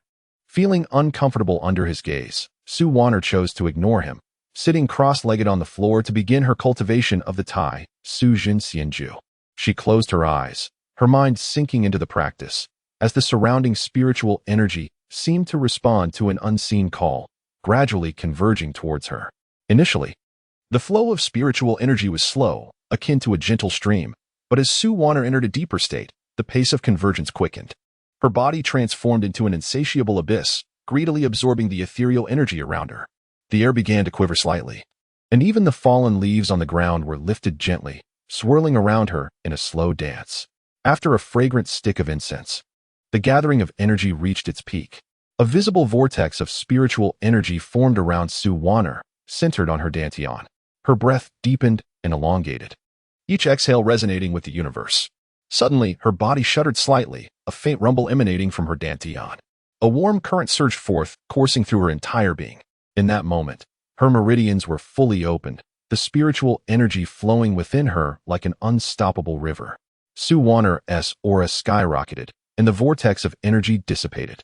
She slowly opened her eyes, a glimmer of clarity shining within them, as if she could perceive the essence of all things. Her skin became more radiant, radiating an ethereal grace. "I've broken through," she murmured softly, her voice tinged with joy and disbelief. She had finally entered the Qi refinement stage, officially embarking on her path of cultivation. Yi Chang'e, reclining at the edge of the bed, was taken aback. Although he had anticipated this, he was still astonished by Su Wanner's rapid progress. He couldn't help but shake his head in resignation, reflecting on how frustrating it was to witness such talent. He recalled his own arduous hour-long struggle to break into the Qi refinement stage. It was evident that she was indeed the embodiment of the finest constitution in the Qinxian realm, far surpassing the original's broken immortal demon physique. Presently, he hesitated to unleash the full extent of his primary cultivation, the blood fiend demon technique, for fear that doing so would taint his mind with malevolence. This susceptibility was due to the immortal demon physique, which, while enabling faster cultivation in the demonic arts, also rendered the individual more vulnerable to the corruption of demonic energy. This was also the reason behind the original Yi Chang'e's cold-heartedness. Raised by the leader of the demon sect, he had never possessed the choice of cultivating either path. Shaking his head to cast aside these thoughts, Yi Chang'e attempted to maintain an air of calm, speaking with a measured tone. "A breakthrough in just a stick of incense is commendable. However, compared to my own 15-minute breakthrough, there is still quite a gap." Su Wanner felt a blow to her spirits. If her talents were to be deemed inferior to Yi Chang'e's, how could she, already 2 major realms behind, ever hope to catch up to him? The joy of her breakthrough was swiftly overshadowed by a wave of disappointment. Yi Chang'e hadn't expected her to be so fragile. This little ancestor was rather delicate. He approached her, placing a hand on her head, gently ruffling her hair. "Wanner, do not be disheartened. In the journey of cultivation, talent is not the most vital aspect. Those who reach the pinnacle often possess great fortune. Talent may expedite the journey, but opportunities can lead one to surpass others unexpectedly." As he spoke, he continued to ruffle her hair, finding the sensation rather pleasant, and indulged himself for a moment longer. Su Wanner, upon hearing his words, appeared contemplative, her previous dejection fading away. Considering his sincere efforts to console her, she refrained from rebuking his overstepping, yet his actions grew increasingly audacious. Not only did he not cease, but he even reached out to pinch her cheek. At last, she could no longer contain herself, slapping his hand away and glaring at him with her beautiful eyes wide open. "Are you done yet?" Though her expression was one of anger, it lacked ferocity, and instead, it exuded a certain cuteness. Yi Chang'e, witnessing her demeanor, felt an inexplicable surge of emotion within him. In his 2 lifetimes, he had never experienced such a feeling. His heart raced, as if something deep within was beginning to sprout. He paused for a moment, then withdrew his hand, clearing his throat in a feigned display of composure. "Ahem, all right, I won't tease you anymore. Let us eat and then rest." Su Wanner huffed, turning her back to him and choosing to ignore him. Yet, the corners of her lips lifted slightly, warmth blossoming within her heart. Yi Chang'e observed her retreating figure, the peculiar sensation lingering in his heart. He shook his head, attempting to suppress this unfamiliar emotion, but no matter how hard he tried, it felt like a seed had been quietly planted within him, taking root. After a while, the attendant brought their meal. After they had dined to their satisfaction, Yi Chang'e headed straight for the bed to rest, while Su Wanner chose to sit on the floor, determined to continue her cultivation until dawn. The thought of sharing a bed with a man was simply unacceptable to her, especially since he was her family's sworn enemy. Yi Chang'e, noticing her determination, decided not to indulge her. He sat at the edge of the bed, feigning a sigh, his tone laced with playful sarcasm and helplessness. Alas, I truly have poor luck with people. Wanner, did you know? I've recently taken on a disciple who, despite promising to uphold their word, has been evasive, driving me to frustration. How did I end up with such a deceitful disciple? Su Wanner, hearing this, felt her face flush with anger. She sprang to her feet, glaring at Yi Chang'e, her voice barely containing her fury. Don't push your luck. Feigning ignorance, Yi Chang'e continued to lament, shaking his head dramatically. Oh, how the world has changed. How can one go back on their word? This disciple has truly disheartened me. Su Wanner, trembling with indignation, could no longer hold back. She gritted her teeth and marched to the bed, throwing back the covers and angrily lying down, turning her back to Yi Chang'e. Be quiet. I'm going to sleep. Yi Chang'e, witnessing her reaction, couldn't help but smirk, a triumphant smile gracing his lips. He carefully lay down on the other side of the bed, his tone dripping with satisfaction. Now that's more like it. One must keep their promises. He refrained from making any further advances towards Su Wanner, simply gazing at her back in a daze. The moonlight cascaded upon her strands of hair, casting a delicate halo that stirred an inexplicable warmth within his heart. He could not help but muse, if only every day could be like this. It would indeed be quite lovely. Yet, as this thought emerged, he was suddenly taken aback by his own audacity. Oh no, how could one entertain such ideas? She is merely 14. What distinguishes this from a crime? A wave of panic surged within Yi Chang'e, prompting him to hastily slap himself twice, murmuring softly, "Wake up. An obsession with Loli will lead to no good." Su Wanner, intrigued by the commotion behind her, could not resist glancing back at him. Her gaze held a hint of suspicion and wariness as she lightly inquired, "What are you doing?" Yi Chang'e instantly froze, a fleeting embarrassment flickering across his face. He cleared his throat twice, feigning composure as he replied, "Nothing, there was just a mosquito. I was swatting it." Su Wanner regarded him with skepticism, clearly unconvinced by his explanation. However, she refrained from pressing further, merely responding with a gentle "oh" before turning her back to him once more. Yi Chang'e exhaled a sigh of relief, silently grateful that she did not pursue the matter. He reclined back onto his bed, closing his eyes in an effort to regain his calm. Yet, the image of Su Wanner's face from moments earlier lingered in his mind, innocent yet imbued with an unexpected resilience that belied her age. No, I must not dwell on this. Yi Chang'e admonished himself internally, forcing his thoughts to shift to other matters. Taking a deep breath, he endeavored to quell his emotions, silently reciting, "The path of cultivation is long. I cannot allow these distractions to interfere." The room fell into silence once more, leaving only the soft sounds of their breathing. Gradually, Yi Chang'e began to relax, his thoughts becoming increasingly hazy. Just as he was on the brink of slumber, Su Wanner's voice pierced the stillness. Tinged with hesitation, "Yi Chang'e, were you truly just swatting a mosquito?" Taken aback, Yi Chang'e managed a wry smile, replying, "What else could it be? Did you think I was doing something else?" Su Wanner fell silent for a moment before softly murmuring, "Never mind, let us go to sleep."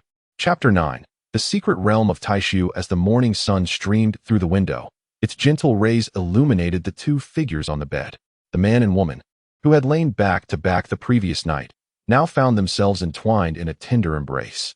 Yi Chang'e's arms encircled Su Wanner's waist, holding her securely against him, a faint smile gracing his lips as if he were murmuring sweet nothings in his dreams. Meanwhile, Su Wanner nestled her head against Yi Chang'e's chest, a serene smile adorning her face, occasionally nuzzling against him as if she had discovered a long-sought warmth and comfort in her slumber. This scene mirrored their first night together, when they had shared the same bed. In his dreams, Yi Chang'e seemed to sense something, his brow slightly furrowing as he instinctively tightened his embrace. Su Wanner was pulled closer, yet she remained asleep, only letting out a soft hum as she shifted to find a more comfortable position. The sunlight grew brighter, but the atmosphere in the room remained tranquil and warm. When Su Wanner gradually opened her eyes, the sight before her rendered her momentarily frozen. She realized she was pressed tightly against Yi Chang'e's chest, his arms still wrapped around her waist. Her face flushed crimson, her heart racing, her mind in disarray. "What is happening?" she whispered to herself, attempting to gently extricate herself from Yi Chang's hold. However, he seemed to sense her movement, tightening his embrace further, mumbling indistinctly. "Don't move." Su Wanner instantly froze, hesitant to stir any further. Her thoughts were chaotic, recalling a dream where her mother had held her close. The warmth and safety of that embrace causing her to nuzzle against him unconsciously. Who could have imagined that upon waking, she would find herself in Yi Chang's arms? Her cheeks felt hot enough to fry an egg, a mix of embarrassment and helplessness flooding her. She bit her lip, trying to regain her composure. Yet Yi Chang's breath brushed against her hair, making it impossible to concentrate. This guy, how could he be like this? She silently complained, yet dared not to wake him. After all, the current situation was already awkward enough. Awakening him would only complicate matters further. Cautiously, Su Wanner lifted her head, stealing a glance at Yi Chang's face. His sleeping visage was unexpectedly serene, even bearing a hint of childlike innocence. She had never seen him like this, devoid of indifference or sarcasm, only an unusual softness. If he had not committed those heinous acts, perhaps this would not be so bad. A sudden stir of feelings gripped Su Wanner, only to be startled by her own thoughts. She shook her head vigorously, reprimanding herself. "Su Wanner, to be swayed so easily, you are truly lacking in resolve." She bit her lip, forcing herself to remain calm. The man before her was her family's nemesis, the bloodstained scion of the demonic sect. How could she allow a fleeting moment of tenderness to overshadow her hatred? No, she must not soften her heart. She silently vowed, her gaze regaining its determination. She gently shifted her body, attempting to break free from Yi Chang's embrace. Yet, he seemed to sense her movements again, his arm tightening slightly as he mumbled, "Don't move." Su Wanner felt a mix of frustration and resignation. Gritting her teeth, she said softly, "Yi Changa, let me go." Yi Changa opened his eyes to meet her gaze, a faint smile playing at the corners of his mouth, a teasing glint in his eyes. "Who was it last night that suddenly burrowed into my arms, only to act as if nothing happened now?" Su Wanner was momentarily speechless, her cheeks burning with embarrassment. She bit her lip, attempting to retort, yet found herself at a loss for words. It was true, in her dream. She had unconsciously snuggled into his embrace, seeking that elusive warmth and comfort. That was just a dream," she stammered, her voice tinged with panic. Yi Changa raised an eyebrow, a playful tone lacing his words. "Oh, a dream? Then what could it be that you were smiling so happily about, burrowing into my arms?" Su Wanner's face reddened even more as she averted her gaze, unable to meet his eyes. She had indeed dreamt of her mother, of that once warm home. Yet she never anticipated that she would mistake Yi Changa for her mother's embrace, even nuzzling against him. Realizing she could not win this verbal exchange, she decided to throw back the covers and roll out of bed, striding towards the door to head downstairs for breakfast. Yi Changa watched her retreating figure, a smile breaking across his face.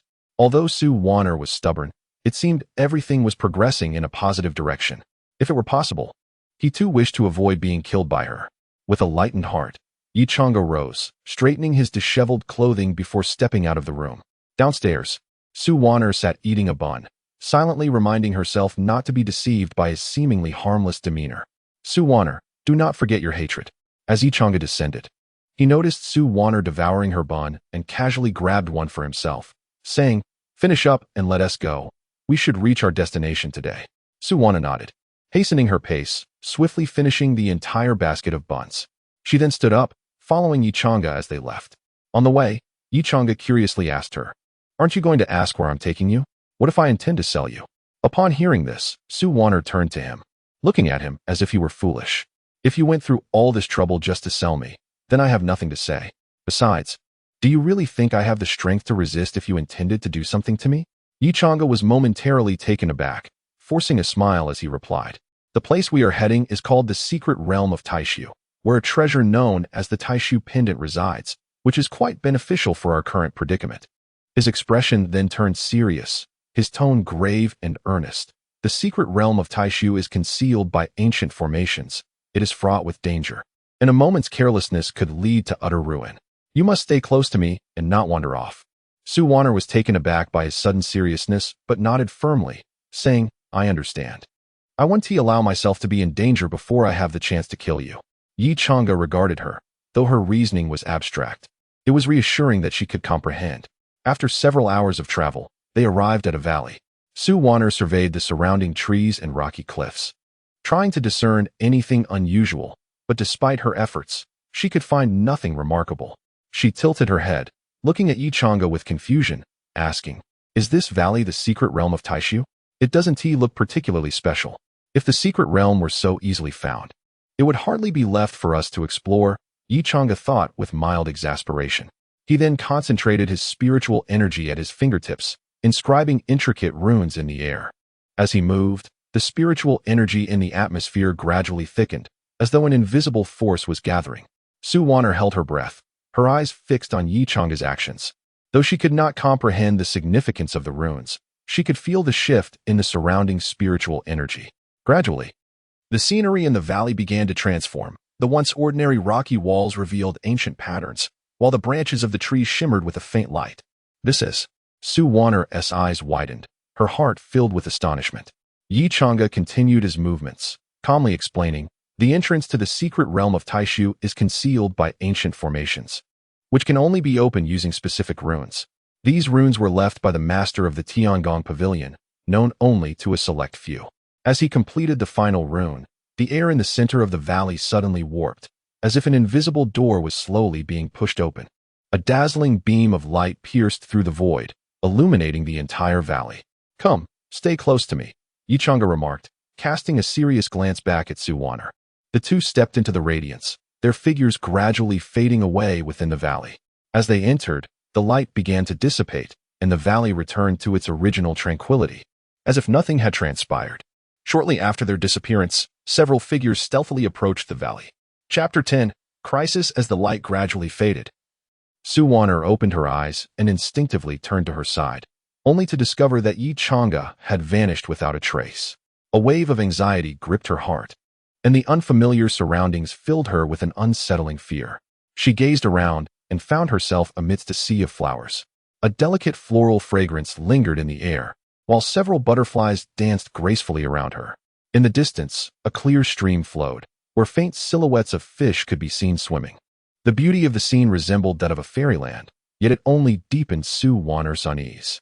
She was unaware of where the impending danger might arise, nor could she prepare for it. At that moment, a few bees, which had been gathering nectar, began to drift towards her. At first, she paid them little mind, but soon their numbers swelled, and the sound of their buzzing grew increasingly thunderous. A chill ran down Su Wanner's spine as she realized the situation was dire, prompting her to flee. Simultaneously, Yichanga found himself in a snowy expanse, surrounded by monstrous beings towering 3 meters high, charging at him with reckless abandon. He wielded his sword, dispatching the approaching creatures one by one, yet a sense of confusion lingered in his mind. Would entering the secret realm result in being separated? He had initially intended for only Feng Qinwu to enter this place. He never anticipated that their entry would lead to their division. Amidst the chaos of battle, his urgency to locate Su Wanner surged. There were elements here that even he found challenging to confront. With a growing sense of unease, Yichanga chose not to linger with the monsters and transformed into a streak of blood-red light soaring into the sky. He sensed the mark he had placed on Su Wanner and sped towards her direction, originally intended to prevent her from fleeing. This mark had now become the key to finding her. His speed was remarkable, yet his anxiety mounted. Su Wanner, being relatively weak, was at great risk in this perilous realm, and the consequences of her encountering danger were unfathomable. Meanwhile, Su Wanner continued to sprint desperately through the flower-laden landscape. The swarm of bees drew ever closer, their buzzing resonating like thunder in her ears. Her stamina waned, and her steps grew heavier. "No, I cannot run any longer. Fleeing is utterly futile." With gritted teeth, a flicker of determination ignited in her eyes. She halted, drew her sword, and faced the swarm head-on. First form of the Tianyin sword technique, wind and thunder sword. Su Wanner shouted, her sword slicing upward, unleashing a blade of energy imbued with a hint of lightning towards the swarm. Boom! The blade of energy detonated within the swarm, scattering lightning in all directions as lifeless bees plummeted to the ground, filling the air with a charred scent. Panting heavily, Su Wanner, having exerted the Tianyin sword technique, found it exceedingly taxing given her cultivation at the qi refining stage. This strike had nearly drained her of all true energy. Her legs trembled slightly, almost unable to support her, yet she gripped her sword tightly, vigilantly surveying her surroundings. Nevertheless, a sense of foreboding lingered in her heart. Although the bees had been annihilated, an eerie aura seemed to pervade the air, as if something far more terrifying was awakening. Suddenly, the flowers in the sea began to tremble violently, and the ground quaked beneath her feet. The stream in the distance surged with turbulent waters, as if something monstrous was emerging from the depths of the earth. Su Wanner tightened her grip on the sword, feeling a mix of anxiety and helplessness. She realized that she might have stumbled into a grave predicament, but it was too late for regrets. A thunderous boom echoed from afar, as the ground shook violently, suggesting that something colossal was breaking through the surface. Su Wanner felt a jolt of fear and fixed her gaze on the source of the sound. Emerging from the earth was a gigantic bee, towering over her. Its wings glinting with a metallic sheen, and its compound eyes radiating a chilling malice. Its stinger, thick as an arm, glowed ominously with a purplish hue, indicating its deadly venom. Pale and filled with despair, Su Wanner felt the weight of hopelessness descend upon her. Her true energy had been completely expended, rendering her incapable of employing the Tianji sword technique again. The colossal bee before her was evidently beyond her capacity to confront. With a piercing shriek, the giant bee lunged at her, its wings beating furiously as it closed in with blinding speed. Gritting her teeth, Su Wanner attempted to evade, but the stinger pierced her abdomen with brutal force, causing blood to spurt forth. A muffled groan escaped her lips as she nearly succumbed to unconsciousness. Am I truly destined to perish here today? She thought bitterly, contemplating her unresolved grievances. Just as she braced for the inevitable, a streak of blood-red light descended from above. Boom! The giant bee's stinger was severed by a razor-sharp blade of energy, eliciting a shriek of agony as it was repelled several paces away by Yi Chang'e. Collapsing to the ground, Su Wanner struggled to raise her head, her eyes brimming with relief at having survived. You dare to harm someone I cannot bear to kill, Yi Chang'e roared, an unusual fury igniting within him upon seeing the wound in Su Wanner's abdomen. His gaze turned frosty, fixated on the monstrous bee, his murderous intent palpable. The giant bee, sensing Yi Chang'e's terrifying aura, emitted a high-pitched shriek and frantically flapped its wings in a bid to escape. However, Yi Chang'e would not grant it such an opportunity. He raised his Qingxian sword, his blood-red true energy blazing like flames along the blade. His voice was cold and deep, as though it emanated from the depths of hell. Third form of the Tianji sword technique, thousand shadows of the sword. Before his words could dissipate, Yi Chang'e's figure vanished, replaced by countless streaks of blood-red sword light that surged towards the giant bee like a tempest. Each beam of light was imbued with lethal intent, as he sought to inflict a gruesome end upon the creature. The giant bee emitted a wretched scream as its body was mercilessly torn apart by the onslaught of sword light. Its wings were severed, its compound eyes pierced, and its abdomen cleaved into several segments. Yet Yi Chang'e did not relent. The sword light continued to pour forth like an unstoppable tide, completely engulfing the giant bee's form. Boom, boom, boom. The sword light erupted continuously, shredding the giant bee into countless fragments, which dissolved into a cloud of crimson mist in the air. Yi Chang'e reappeared, his Qingxian sword still radiating an icy glimmer. His gaze swept the area, confirming the giant bee's complete obliteration before he slowly sheathed his sword. He turned and approached Su Wanner, crouching beside her to assess her injuries. A gaping wound marred her abdomen, blood flowing profusely, and her complexion had turned pale from blood loss. More critically, the area around the wound had begun to darken, the venom from the bee's stinger already spreading. If it reached her entire body, Su Wanner would undoubtedly perish. Yi Chang'e's brow furrowed deeply, worry etched across his face as he rummaged through his storage ring. But all he found were healing pills, with no antidotes in sight. At that moment, he wished he could traverse back 3 days to reprimand the original owner for not carrying an antidote. Such recklessness was tantamount to courting death. With no alternative, he resolved to extract the venom from Su Wanner's body, using his true energy. Bear with me, he said, his tone low and tinged with concern. He gently administered a healing pill to Su Wanner, who felt the pain from her wound gradually subside, and the injury began to mend. However, the toxin remained, leaving her feeling exceedingly weak, acutely aware that without its removal, her fate was sealed. Yi Chang'e carefully assisted her to a sitting position, taking her small hand in his palm, and began to channel his true energy into her body. As his energy coursed through her, searching for the toxin, a sudden flash of golden light flickered from Su Wanner's chest. In that instant, Yi Chang'e felt his true energy within her vanish abruptly. Su Wanner's nine-turn Linglong heart sensed Yichang's demonic true energy and instinctively absorbed it. Damn it! Yichanga has never loathed himself so intensely. Pondering the absurdity of his circumstances.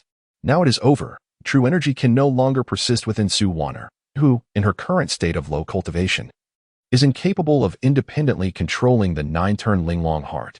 The future, illustrious sword immortal of Qingxian is, astonishingly, on the brink of being doomed to perish in this novice village due to my actions.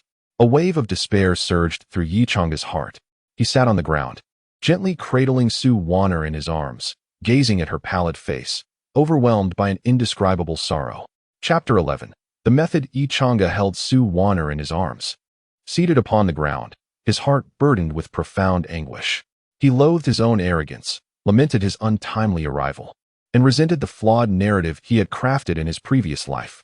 Had he not established the characteristics of the 9 transformations Linglong heart for the sake of the plot, Su Wanner would not have found herself in such dire straits. It is all my fault. I am truly sorry. He lowered his head, softly apologizing to Su Wanner, his voice laden with sorrow and self-reproach. His fingers gently traced her cheek, his eyes reflecting a mixture of regret and helplessness. Su Wanner's gaze was fixed intently upon his, from which she discerned sorrow, guilt, and pain. Her heart swelled with confusion. Why was Yichanga apologizing to her? Why did he care so deeply for her life and death? Was he not the cold-hearted saint of the demonic sect? Was he not the enemy who had slaughtered her entire clan? Yet, why did his expression now betray such profound sorrow? Utterly unlike a lofty cultivator of the golden course stage, but rather resembling a mortal who had lost everything? She realized that she had never truly seen through the man before her. He bore too many secrets, too much that she could not comprehend. What? Su Wanner weakly inquired, her voice barely audible, yet imbued with profound perplexity. Yichanga, hearing her voice, was momentarily taken aback. He bowed his head and gently asked, "What do you mean by why?" Su Wanner mustered the strength to lift her hand, gently grasping his sleeve, her eyes brimming with inquiry. "Why? Do you wish to save me? Why? Do you apologize? Are you not my enemy?" Yichanga's eyes were filled with struggle. He found himself unable to reveal the truth. "I cannot tell you now. Perhaps one day, when you have grown to a point where I can only look up to you, you will understand the answer. But all of this requires you to survive. Close your eyes and sleep well. I will not allow you to die."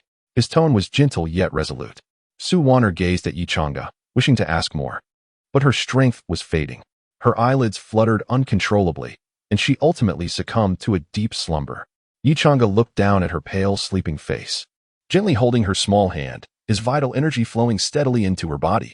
As the vital energy was gradually absorbed by the 9 transformations Linglong heart, her pallor began to fade, and her breathing steadied. Yichanga breathed a long sigh of relief. Although the 9 transformations Linglong heart would consume his vital energy, preventing him from expelling the toxins from Su Wanner's body, it would also nourish her, enhancing her cultivation. However, this was not a long-term solution. Raising her cultivation would only increase the burden of the toxins, and in time, she would still perish. He needed to find the Tai Su Pei swiftly to suppress her constitution, allowing him to expel the toxins from within her. Yichanga rose, cradling Su Wanner, and turned his gaze toward the highest mountain in the secret realm, its peak shrouded in mist, obscuring its secrets. The Tai Su Pei lay atop that mountain, hidden within the ethereal Tai Su Palace. One hand cradling Su Wanner and the other wielding his sword, Yichanga summoned all his might to ascend the peak. Leveraging his knowledge from the original text, he chose the shortest path to the summit, deftly evading the troublesome beasts and dispatching those of lesser cultivation. With the blood demon step unleashed to its fullest, Yichanga's speed was astonishing, and within the span of a single incense stick's burn, he arrived before the Tai Su Palace at the mountain's pinnacle. The Tai Su Palace loomed majestically, its ancient gates emanating a faint azure glow, as if narrating the vicissitudes of time. Upon entering, Yichanga's gaze was drawn to a pale azure jade pendant floating at the center of the main hall.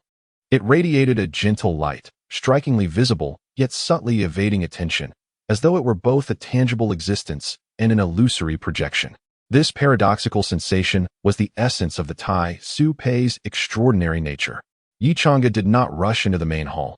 Instead, he gently placed Su Wanner against the door and retrieved several formation flags from his storage ring, setting up a simple defensive array beside her.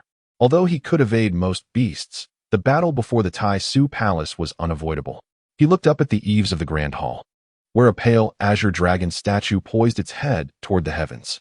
A swift resolution was imperative. Warner could not wait. Yichang's gaze was resolute. He positioned himself several paces away from the main hall, beyond the statue's range, ensuring he would not be targeted by its proactive assaults. He intended to strike first, shattering the dragon statue with a single blow.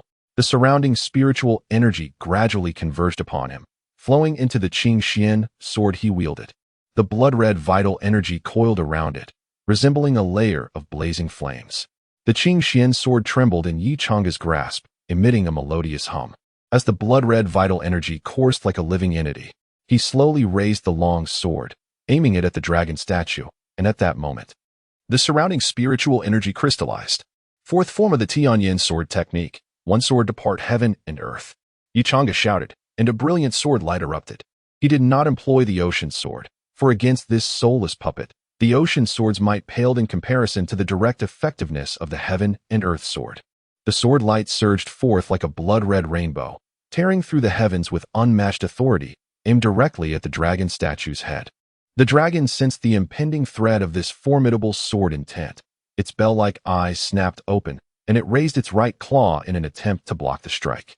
Clang! A thunderous collision reverberated as the dragon's right claw was severed by the sword light, soaring into the air. A deep scar marred the statue's neck, nearly decapitating it. Those who trespass upon the Tai Su Palace shall perish. The dragon statue roared, its voice resonating like thunder. It soared into the air, its massive tail sweeping towards Yichang, conjuring a tempest that threatened to crush him. Yichang let out a cold snort, his figure flickering as he executed the blood demon step to its utmost, effortlessly evading this lethal strike. Simultaneously, he concentrated his vital energy once more within the Qing Xian sword, its blade radiating an intensified blood-red glow. Third form of the Tianji sword technique. Thousand shadows of the sword. Countless blood-red sword lights erupted from the tip of Yichang's sword, cascading towards the dragon statue like a torrential downpour. The dragon statue emitted a pained roar as numerous sword scars appeared across its form, fragments of the statue raining down like scattered leaves. Almost there. One sword to part heaven and earth. Yichang noted that the dragon statue had ceased its movements, indicating it was nearing its limit. He unleashed the heaven and earth sword once more, a blood-red sword light cleaving towards the dragon statue.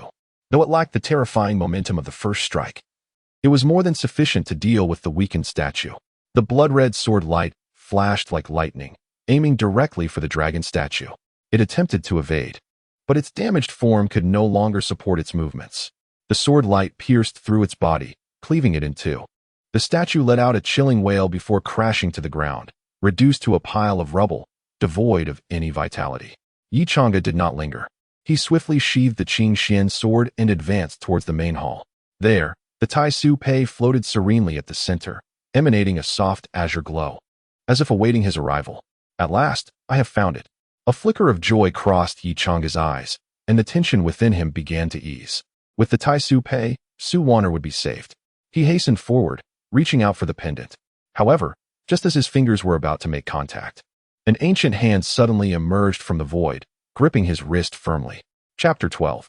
The illusion. Yichang was taken aback, suddenly raising his head to behold an elderly man with flowing white hair standing before him.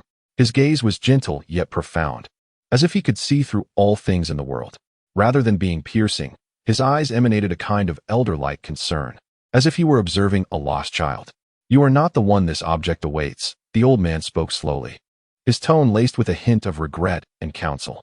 "This visage appearing here could only belong to Li Xianfeng, the esteemed master of the ancient heavenly machine pavilion." Yichang felt a surge of panic. This scenario was not part of the original narrative. In the book, Feng Qingwu had simply vanquished the monster and taken the jade pendant without interruption. Why, then, was he here to be obstructed by the master of the heavenly machine pavilion? This is bad. Yichang's heart sank as he recalled his character's setting in the original story. The ancient heavenly machine pavilion was the staunch supporter of destiny, resolutely guarding the path destined for the child of destiny. Yet now, the pavilion had become a disruptor of fate, meddling with and altering the destinies of those chosen by destiny. If that were the case, the one who could seize the Tai Su pendant could only be Feng Qingwu. A chill swept through Yi Chang'e. After all his efforts, Su Wan'er was still destined to perish. Wait, there's still a chance. Yi Chang'e abruptly lifted his gaze, determination shining in his eyes as he addressed Li Xianfeng earnestly. Senior, I understand your intentions. However, I am indeed the one destined to retrieve the Tai Su pendant. Li Xianfeng raised an eyebrow slightly, curiosity glimmering in his gaze. Oh? What leads you to make such a claim? Yi Chang'e inhaled deeply, his voice steady and resolute. The master of the Tai Su pendant is the teacher of the child of destiny, and I am that very teacher. Su Wan'er is the future child of destiny, and I am her guide. Upon hearing this, a flicker of intrigue passed through Li Xuanfeng's eyes. He gently stroked his long beard, contemplating. How will you prove that you are indeed the teacher of the child of destiny? Yi Chang'e's heart tightened. His forthcoming answer would determine Su Wan'er's fate. His mind raced, and he spoke solemnly. Senior, Su Wan'er possesses the 9 turns Linglong heart, a mark of the child of destiny. I am her guiding light. If it were not so, why would I risk everything to enter the Tai Su palace merely to save her? If it were not so, why would I willingly endure the trials of destiny to retrieve the Tai Su pendant? Li Xianfeng fell silent for a moment, his gaze lingering on Yi Chang'e's face. Finally, he spoke. The guide of the child of destiny should inherently be a righteous person, yet you are surrounded by a faint aura of demonic energy. Are you aware that this generation's child of destiny is destined to obliterate the demonic path? Yi Chang'e felt overwhelmed. This old man was proving to be quite troublesome. Nevertheless, he stifled his thoughts and replied earnestly, Senior, though I may be of the demonic path, my intentions have never strayed from the righteous path. I guide Su Wan'er solely to atone for my own sins, which is entirely unrelated to the conflict between righteousness and demonic forces. Li Xianfeng, upon hearing this, exhibited a glimmer of approval in his eyes. He nodded slightly, his tone imbued with a sense of reflection. Young man, your words are indeed sincere. However, mere words can be but illusions, empty rhetoric. Yi Chang'e could no longer contain himself. This old man seemed to be playing a game with him. He realized that mere words were insufficient, yet here they were, engaged in this lengthy exchange. Senior, if words have no weight, how then can I prove myself? If we continue to waste time, Su Wan'er will perish. Yi Chang'e restrained himself. He could not afford to offend this old man, for Su Wan'er was still awaiting his aid. Li Xianfeng regarded him with a slight smile. Then with a sweeping gesture, Yi Chang'e felt a blinding light envelop him, and he lost consciousness. When he regained his senses, Yi Chang'e found himself amidst a peach orchard. A gentle breeze rustled the branches of the peach trees, showering him with blossoms, painting a picturesque scene reminiscent of a paradise beyond the mundane world. Where am I? His head throbbed as he pondered, recalling that he had been poised to slay the dragon statue in the main hall to retrieve the Tai Su pendant. But now, he stood in this idyllic realm. Have I traversed yet again? Yi Chang'e's heart raced. Experiencing 2 consecutive traversals seemed excessive. He attempted to circulate his vital energy, finding it flowed smoothly within him, with no anomalies. It appeared he had not truly traversed. The question remained, where exactly was this? His anxiety began to dissipate. With his cultivation intact, he decided to explore and seek out any inhabitants. He meandered along a path deeper into the orchard, watching the peach blossoms drift gracefully in the air, creating a scene akin to a shower of petals. How lovely! If possible, settling down here would be quite appealing. The beautiful scenery lifted his spirits considerably. Suddenly, a thought struck him. Oh no, if I am here, then where is Wan'er? The poison within her has not yet been resolved. With that thought, he lost interest in admiring the surroundings and hastened deeper into the orchard, propelled by urgency to find someone and inquire about this place. Otherwise, he could not even ascertain his location, let alone find Wan'er. As he contemplated, he spotted a quaint wooden cottage by a stream at the heart of the peach grove. His eyes brightened, and he quickened his pace toward it. Upon reaching the door, he tapped gently and called out, "Is anyone there? I am merely passing through and wish to ask for directions." When no response came, he knocked more forcefully, still met with silence. No one. Yi Chang'e felt a tinge of disappointment and turned to leave when a familiar voice called out to him. "Master, why do you stand at the door and knock? Just come inside." Yi Chang'e turned around in disbelief to see Su Wan'er, carrying a small basket, standing on the opposite side of the stream, looking at him with curiosity. You call me what?" His voice trembled, incredulity washing over him. It was almost unfathomable that Su Wan'er would voluntarily address him as master. a notion that seemed nearly impossible in his previous experiences. Master, what else could I call you? Su Wanner tilted her head, her tone perplexed. But you. Never mind. How did you end up here? And how am I here?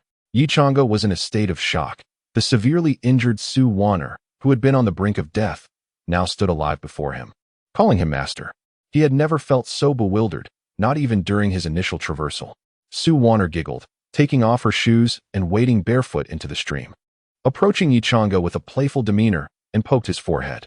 Master, have you been sleeping too much lately? Your brain must be muddled. You brought me here. Why are you asking me? Yi Chang'e was momentarily speechless, pointing at himself in disbelief. Are you saying I brought you here? But I just arrived. Suddenly, Su Wanner gestured for him to crouch down. Master, you are too tall. Come down a bit. Though puzzled, Yi Chang'e complied and crouched. Then, his eyes widened in astonishment as Su Wanner leaned in, pressing her forehead against his, their gazes locked.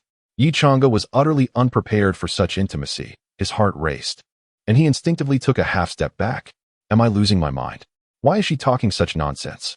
Su Wanner shook her head, unable to comprehend Yi Chang'e's bewilderment. Oh dear, master, let us go inside and talk. It feels strange standing out here. With that, she took his hand, and together they entered the cottage. Inside, the furnishings were rather modest, consisting of a table, 2 stools, and a wooden cabinet. Su Wanner sat on one of the stools, her eyes fixed intently on Yi Chang'e, as though she feared she might never see him again if she looked away. Yi Chang'e felt somewhat uneasy under her unwavering gaze and hastily attempted to divert her attention. Wanner, where is this place? Were you not poisoned? Yi Chang'e was beset with myriad questions yearning for resolution, yet he prioritized 2 paramount inquiries. Master, what are you saying? You brought me here. How am I to know where we are? Moreover, the matter of the poison, wasn't it a year ago when you retrieved the Tai Su pendant from the Tai Su secret realm and aided me in dispelling the toxin? Su Wanner displayed a perplexed expression, her brow furrowed with deep confusion. Have we truly traversed a year into the future? How is such a thing even possible? Is time travel truly so capricious? Yi Chang'e felt a sense of numbness. The first instance had him blinking into a novel narrative, and the second had him directly catapulted into the future. Would the next blink usher him into rebirth? Then why did I bring you here? Yi Chang'e mused, somewhat bewildered, for convention dictated that he should escort her back to the demon sect. Speaking of this infuriates me, Su Wanner exclaimed, her cheeks puffed with indignation. Upon our emergence from the Tai Su secret realm, we were ambushed by the people of the Tianji Pavilion. To protect me, you sustained grave injuries, and then were pursued by those within the demon sect coveting your position as Holy Son, ultimately becoming a target of the righteous sections. As she recounted their harrowing ordeal, she waved her small fists, still incensed by their past tribulations. However, Master, your brilliance and valor orchestrated a scheme that incited chaos among the righteous and demonic factions, allowing us to escape amidst the turmoil. Su Wanner gazed at Yi Chang'e with unabashed admiration. Do you not harbor resentment towards me? Yi Chang'e ventured, posing the question that weighed most heavily on his heart. This inquiry rendered Su Wanner's countenance somewhat intricate. Initially, I felt a great deal of animosity, yet you have always treated me with kindness, saving my life on numerous occasions. The debt of gratitude I owe you is immeasurable, which has diminished my resentment. Yi Chang'e was taken aback, astonished that he had resolved so many issues over the past year, including alleviating Su Wanner's grievances. There could be no better news. He then inquired further about the events that had transpired over the year, and as they engaged in this exchange of questions and answers, the sun gradually descended beyond the horizon. Chapter 13. Breaking boundaries as dusk descended. After dining with Su Wanner, Yi Chang'e made his way to the bedroom of the wooden cottage. His gaze fell upon a simple wooden bed accompanied by a vanity, while the northern windowsill was adorned with scattered peach blossoms that had fluttered in from outside. Sitting at the edge of the bed, his mind was awash with thoughts. It seemed he had traversed through time to find himself a year later, living in seclusion. This way of life was rather pleasant, he mused, marveling at how, in the blink of an eye, his existence had transformed into something so beautiful. Shaking his head to dispel his thoughts, he removed his outer robe, lifted the blanket, and climbed into bed. It was time for a good rest. Just as he closed his eyes, preparing to drift into slumber, he heard the creaking sound of the bedroom door being pushed open. Creak. Yi Chang'e lifted his eyes to see Su Wanner, clad in a light garment, entering the room. Her cheeks were flushed, and she emanated a warmth that suggested she had just bathed. Wanner, Is there something you wish to discuss in my room? He asked, puzzled as to why she would come at such an hour. Master, what are you talking about? This is also Wanner's room. She tilted her head adorably. Startled, Yi Chang'e jumped up, pointing between Su Wanner and himself, his voice trembling. You mean to say, our room is the same? Indeed. There is only this one bedroom in the house. You wouldn't want Wanner to sleep in the peach grove, would you? Su Wanner blinked her large eyes at him, looking pitiful. What on earth had transpired in the past year to lead Su Wanner to believe such things? Yi Chang'e's heart was in turmoil as he quickly got off the bed and approached her. Wanner, do we have any spare blankets? I can sleep on the floor, he suggested. But before he could finish, he noticed tears welling up in Su Wanner's eyes, her expression one of impending sorrow. Is Master displeased with Wanner? We used to sleep together. What wrong has Wanner done? Suddenly, she threw her arms around Yi Chang'e, her tears staining his garments. Caught in a dilemma, Yi Chang'e found himself unsure whether to push her away or embrace her. He settled for gently ruffling her hair. Wanner, you are now a grown-up. You should understand the propriety of male-female relations. If word gets out, we would be the subject of gossip. Yet, instead of loosening her grip, Su Wanner held him tighter. Her voice laced with grievance. You are my only family, Master. I do not care what others say. I want to sleep with you. Realizing that refusing her would mean a sleepless night, he sighed and patted her back. Very well, we shall sleep together. Upon hearing this, Su Wanner ceased her tears, her face breaking into a smile as she hurried to the bed, lying on the inner side and leaving a space for Yi Chang'e. Master, come quickly. Wanner is so sleepy and wants to rest, she beckoned, patting the bed. What choice did Yi Chang'e have? Reluctantly, he climbed into bed, thinking to himself, if it cannot be changed, then let us enjoy it. As soon as he settled, Su Wanner instinctively curled up in his embrace, her arms tightly around his waist, as if fearing he might flee. Yi Chang'e did not resist. In truth, he found a semblance of comfort in her embrace, feeling his will succumb to desire. Resting his chin atop her head, he wrapped his arms around her waist and succumbed to a deep slumber. While Yi Chang'e drifted into sleep, Su Wanner lifted her head to gaze at him, her eyes brimming with a profound affection intertwined with an inexplicable resentment. She tightened her hold on him, greedily inhaling his scent, before finally closing her eyes and drifting off. As the sun rose high in the sky, Yi Chang'e awoke to the warmth of sunlight on his face. Noticing the space beside him was cold, indicating Su Wanner had already risen. Shaking his head, he thought it amusing that he had slept later than his disciple. As he donned his clothing, he heard Su Wanner's cheerful voice call from outside. Master, wake up.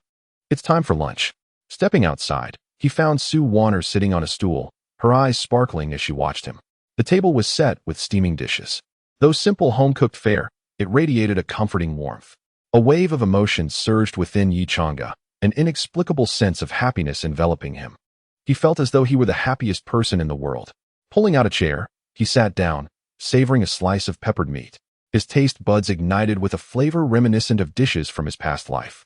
Could this world truly recreate the tastes of his former existence? Wanner, your cooking is delightful. Have you ever considered becoming a chef in a restaurant to support your master for life? He praised. Su Wanner beamed at the compliment, her eyes squinting with joy. Of course, I can support Master for life. But Wanner does not wish to be a chef. I want to stay by Master S side forever. Yi Chang'e's heart skipped a beat at her fervent words. He had never seen this passionate side of her before, and this life felt like the dream he had longed for. He resumed eating, lost in his meal.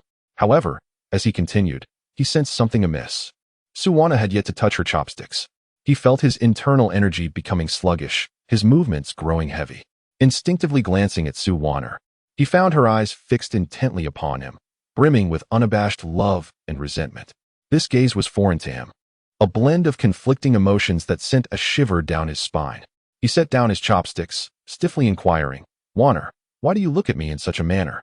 Su Wanner rose, slowly approaching him, her tone heavy with sorrow. Because Wanner may never see Master again, I wish to imprint you in my heart.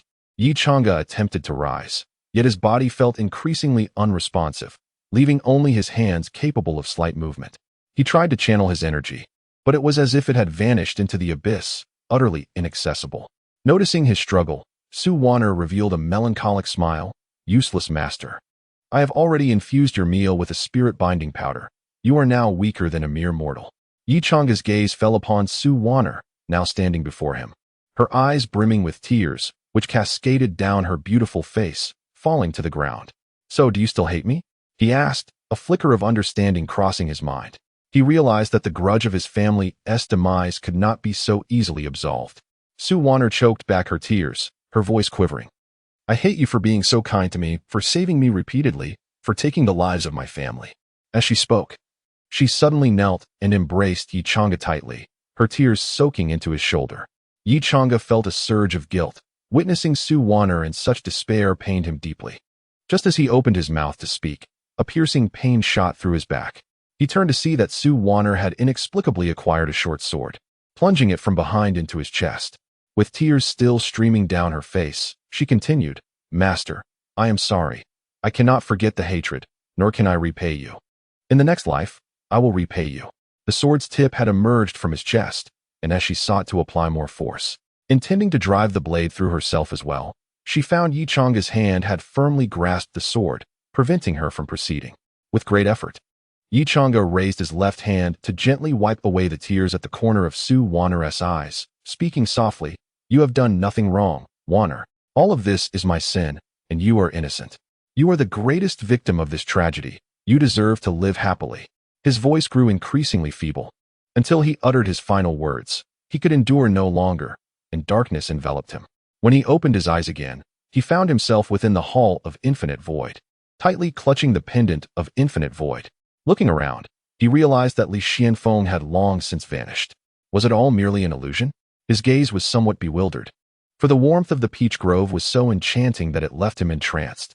Chapter 14. Ambush. Yi Chang'e lowered his gaze to the Tai Su pendant in his hand.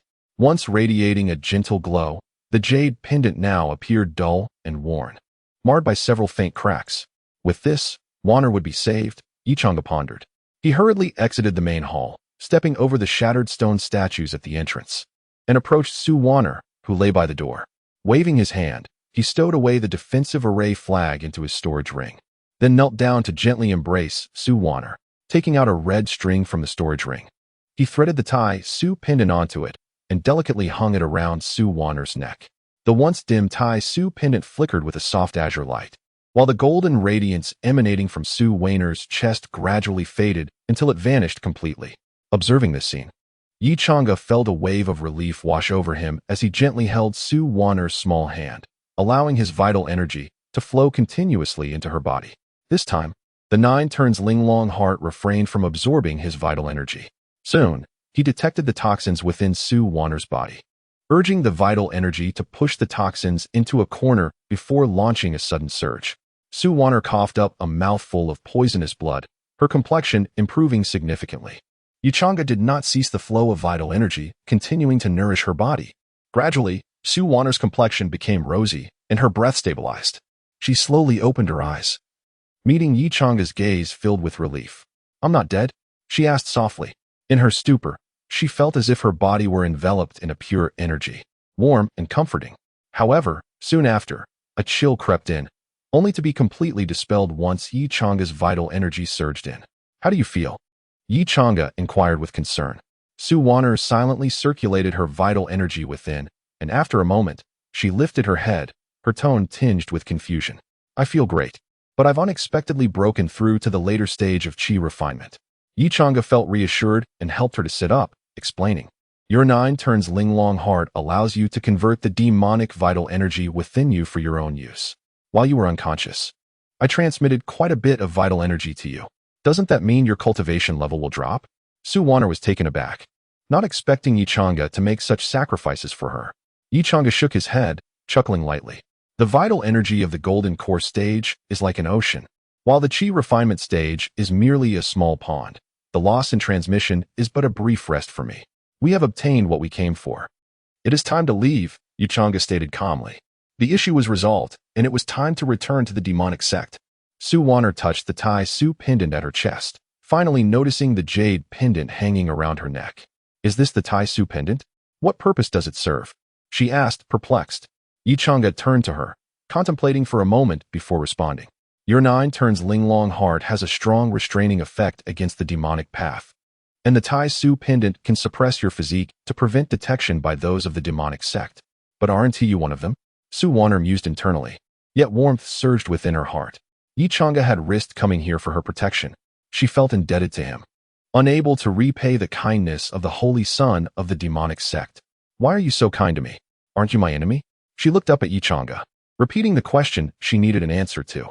Yichanga, recognizing her determination for clarity, resolved to reveal a truth. The reason your family perished is that the leader of the Tianji Pavilion prophesied that the Su family would give birth to a destined child who would inevitably bring about the downfall of the demonic sect. Hence, the sect leader ordered me to execute a massacre.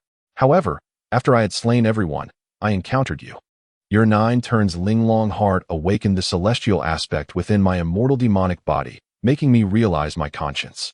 As he recounted the truth, regardless of whether Su Wanner believed him, he had come to accept it as reality. So my true enemies are the sect leader of the demonic sect and the head of the Tianji Pavilion, correct? Su Wanner inquired. Yichanga nodded, affirming, to some extent, that is indeed the case. Do you think they are more despicable than you? Yichanga countered. If not, you are the blade in their hands. While they are the puppeteers pulling the strings, the puppeteers are far more detestable than the blade, Su Wanner retorted angrily. Yichanga smiled wryly, sighing internally, contemplating whether the puppeteers were truly more contemptible, for he was, in fact, the greatest puppeteer of all. He dismissed such thoughts and waved his hand lightly, declaring, "Let us depart." With that, his fingers traced the air, and mysterious runes flickered in the void. When the final rune was inscribed, a radiant light burst forth, enveloping the two of them, and they vanished from their location in an instant. As the light dissipated, their figures reappeared in the valley. The air was thick with a murderous atmosphere, as if even the wind carried a chilling intent. Is someone there? Yichanga's heart sank as he sensed several killing intents locking onto him from the shadows, one of which was particularly formidable and sent shivers down his spine. Run, Yichanga whispered urgently. Huh. Su Wanner was caught off guard as Yichanga swiftly pulled her into his embrace. Without hesitation, he activated the blood demon step, transforming into a streak of crimson light as he raced towards the valley's exit. Bang! A dull thud echoed as Yichanga collided violently with an invisible barrier. The barrier flickered slightly, becoming somewhat ethereal, yet Yichanga was halted by the rebounding force. His gaze turned icy as he prepared to shatter the barrier with his sword. Swish, swish, swish. Several sharp sword energies sliced through the air, targeting Yichanga. His eyes flashed as he wielded the Qingxian sword, tracing an intricate path through the air. Heavenly Transformation Sword Technique, 3rd Variation, Thousand Illusions Sword Domain. In an instant, invisible sword intent enveloped Yichanga, interweaving into an impenetrable web of swords, effectively blocking the incoming sword energies. Show yourselves, you lurking vermin. Come forth and face me. Yichanga's gaze turned frigid as he fixed his stare on a certain spot in the woods, clearly sensing that the powerful killing intent emanated from there. Hee, young man. Do not be so impulsive. An elder emerged from the woods with a smile, though his eyes betrayed a chilling intent. Behind him, several figures materialized, each radiating unabashed murderous intent. I am Wang Xiaoyang, and I have long heard of the holy son of the demonic sect's notorious reputation for slaying, without blinking, and annihilating entire families. I wish to uphold a semblance of justice in this world. Would the holy son be willing to lend a hand for this cause? The elder spoke with a calm demeanor, yet his words bore an undeniable authority. Yichanga coldly regarded Wang Xiaoyang, then scanned the figures behind him until his gaze settled on a familiar silhouette, causing his focus to sharpen. Su Wanner also noticed where he was looking, and upon recognizing the individual, her pupils constricted in shock. It's you, Lu Jianfeng, the senior brother of Shantian's sect. I thought you were dead. Lu Jianfeng lifted his head, gazing tenderly at Su Wanner, a gentle smile gracing his lips. I narrowly escaped a calamity, Miss Han Yuan. I understand that I alone cannot protect you, so I specifically sought permission from my sect to assist in eradicating the demonic path. He paused, his tone softening further. Once we vanquish this demon, I will request my master to take you as a disciple, guiding you along the path of immortality that mortals dream of. Wang Xiaoyang shook his head slightly from the side, aware of his disciple's intentions, realizing that this was merely an opportunity to draw closer to Su Wanner. He couldn't help but sigh at how abruptly and fervently young love often blossomed. Yichanga regarded Lu Jianfeng with an odd expression, wondering how one could fall in love after just one meeting. No wonder she is the female protagonist. Su Wanner found herself at a loss for words at his sudden declaration. In a flurry, she replied, I will not accompany you. I have matters of utmost importance to attend to. Please allow us to leave. As she spoke, her gaze instinctively shifted to Yi Chang'e, her eyes resolute, determined to follow him until she unraveled the entire truth. Upon hearing this, Lu Jianfeng's smile faltered momentarily before he quickly regained his gentle demeanor. Miss Han Yuan, you must be blinded by this villain. If you wish, I can assist you in breaking free from his grasp. Su Wanner, growing increasingly impatient with his words, retorted with exasperation, Lu Jianfeng, I shall reiterate, I will not go with you. I intend to stay with Yi Chang'e. Whether he is a villain or not, I will determine for myself. The path I choose is mine to tread. Lu Jianfeng opened his mouth to speak again, but was interrupted by Wang Chuyang, who glared coldly at Su Wanner, his voice icy. Young lady, should you persist in your obstinacy, do not blame the blades for being merciless should they cause you harm. Su Wanner shook her head defiantly, standing steadfast beside Yi Chang'e, her gaze unwavering. I will bear the consequences of my choices. Chapter 15.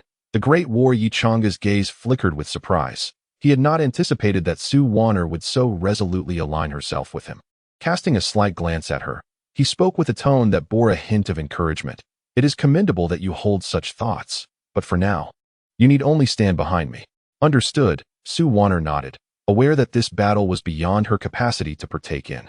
Yi Chang'e retrieved a formation flag and swiftly established a rudimentary defensive array around Su Wanner, ensuring that she would not be harmed by the aftermath of the conflict. Having completed these preparations, Yi Chang'e's gaze locked onto Lu Jianfeng, his tone chilling as frost. Do you not understand the value of a life spared? Third style of the Tianyin sword technique, Shadow of 1,000 Swords. In an instant, he struck with ferocity, the Qingxian sword in his hand entwined with a blood-red energy, unleashing thousands of crimson sword energies that filled the valley with a fierce murderous intent, each one aimed directly at Lu Jianfeng's head. However, just as the sword light was about to reach Lu Jianfeng, a long sword appeared in Wang Chuyang's hand, seemingly out of nowhere. With a fierce swing, he unleashed a brilliant sword light that eclipsed the sun, successfully blocking Yi Chang'e's assault. Young man, your swordsmanship is commendable, but it still lacks the refinement required to challenge an elder like myself, Wang Chuyang remarked, his tone laced with disdain. Yi Chang'e let out a cold laugh, his eyes icy. Old man, you merely rely on your cultivation to intimidate. When it comes to sword intent, I outshine you by a considerable margin. Wang Chuyang shook his head, his tone dripping with sarcasm. Yi Chang'e, though you are the holy son of the demon sect, you remain just a nascent golden core junior. Today, you shall perish here. Before his words could fade, several figures behind him sprang into action, unleashing a torrent of sword energies, spells, and talismans that surged towards Yi Chang'e. Watching Yi Chang'e being besieged, Su Wanner felt a surge of anxiety for him. 1,000 Swords Illusion Domain. Yi Chang'e called out, tracing a mysterious arc with the Qingxian sword, which summoned a whirlwind of sword energies that blocked the incoming onslaught. He then activated the Blood Demon Step with all his might, transforming into a streak of bloodlight that charged towards Wang Chuyang. The Qingxian sword erupted with a terrifying sword intent, radiating an earth-shattering aura as it struck at Wang Chuyang. Wang Chuyang raised his long sword, effortlessly parrying the blow. Yet he sensed an unexpected force behind it. A flicker of realization crossed his mind as he saw Yi Chang'e smile faintly, a mocking grin upon his lips. As he roared, Tianyin sword technique, Shadow of 1,000 Swords. The sword energies swirling around him suddenly erupted, but their target was not Wang Chuyang. Rather the weakest among them, Lu Jianfeng. Wang Chuyang's pupils constricted as he hastened to intervene, but the abrupt change took him by surprise. In his rush, he could only manage to deflect a portion of the sword energies. Though he managed to dissipate a good number, it was insufficient. Thud, thud, thud. The remaining sword energies pierced through Lu Jianfeng's body like a torrential downpour. As a Foundation establishment cultivator, he was utterly defenseless against such ferocious sword intent, instantly reduced to fragments, not leaving even a complete corpse behind. Fenger. Wang Chuyang's eyes bulged with rage, blood vessels bursting in fury. Lu Jianfeng was his proudest disciple, the successor he had high hopes for. In that moment, his calm demeanor vanished, replaced by an overwhelming wrath and deep-seated hatred. Unfilial wretch. I demand your life in exchange for Fenger. Wang Chuyang bellowed, swinging his long sword with ferocity, unleashing a dazzling sword light that seemed to cleave the heavens and earth. Aimed ruthlessly at Yi Chang'e, The enormous sword light blotted out the sun, as if intending to split the valley in two. Yi Chang's expression turned grave as he fully unleashed the Thousand Swords illusion domain, forming an impenetrable barrier of sword energies around him. With a thunderous roar, the sword light collided with the sword energies, creating a deafening explosion. Yi Chang'e was sent flying by the force, the barrier of sword energies shattering in an instant. Although he had managed to block most of the assault, he still suffered severe injuries, blood trickling from the corner of his mouth. Regaining his balance midair, Yi Chang'e fixed a steely gaze upon Wang Qianyong, laughing heartily. "Old man, today I shall demonstrate to you why a genius is deemed a genius." Before his words faded, he positioned the Qingxian sword before him. As the spiritual energy in the air surged violently, blood-red true energy coiling around the sword like a living entity, exuding an oppressive aura that instilled dread. Fifth style of the Tianyin sword technique, the sea sword. In that instant, the world seemed to plunge into silence. All things came to a standstill, time frozen, with Yi Chang's sword becoming the sole focus of existence. One day, I too shall wield such a sword, Su Wan'er thought. Filled with yearning, only Su Wan'er, who stood beyond the attack's range, could perceive the power of this strike, while everyone else remained motionless, allowing Yi Chang's sword to glide across their throats. Wang Qianyong and the others were jolted from their reverie as the scene before them shifted dramatically. They felt as if they had been drawn into an endless illusion, memories of past joys and sorrows crashing over them like waves, anger, sorrow, joy. And inspiration flashed vividly before their eyes, ensnaring them in a web of nostalgia. Fenger. Wang Qianyong beheld the image of Lu Jianfeng practicing with his sword as a child, brimming with youthful vigor.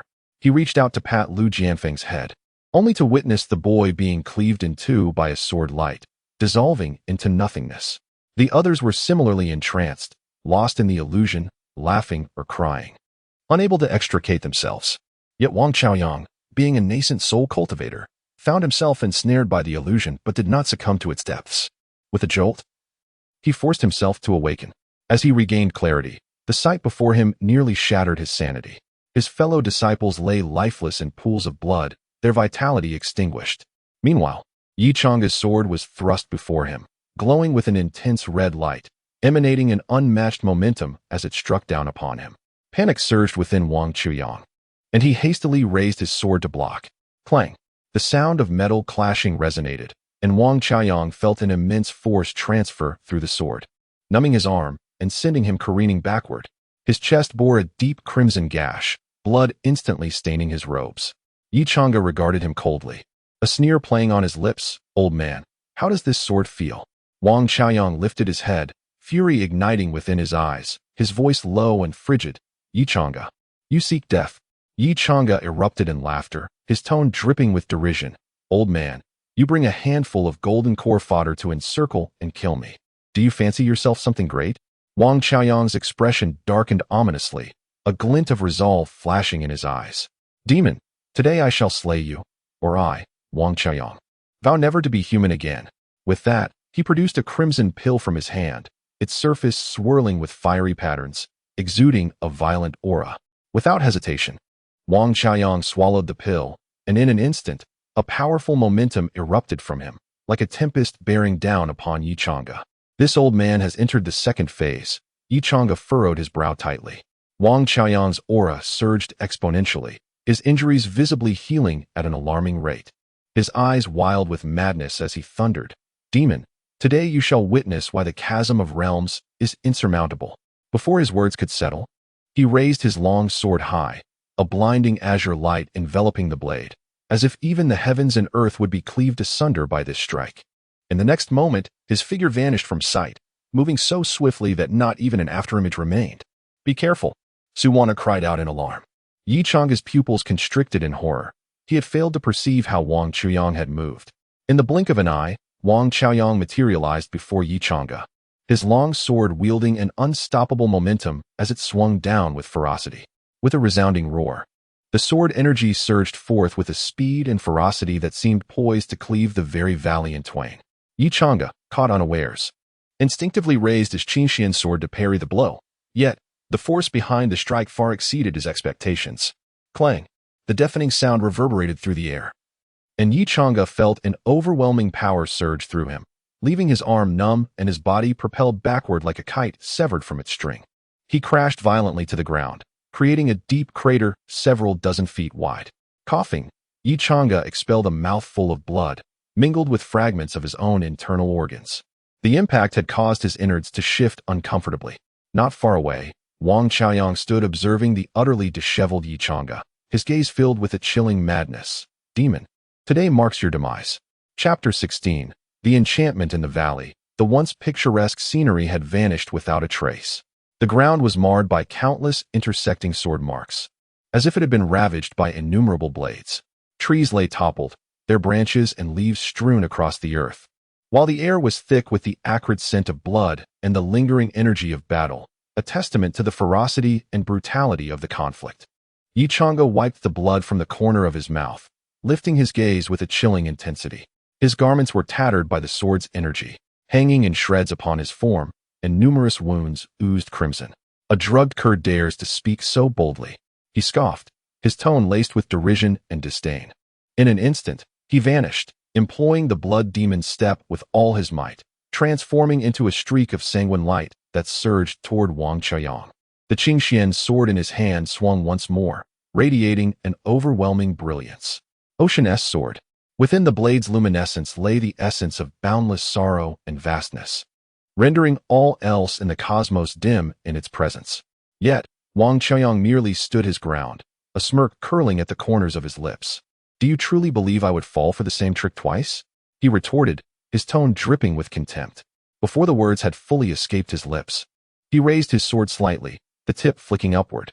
In that instant, the illusion conjured by the Ocean-S sword shattered like a fleeting dream, dissipating into nothingness. The brilliance of Yi Chang'e's sword had yet to reach him before it was effortlessly parried.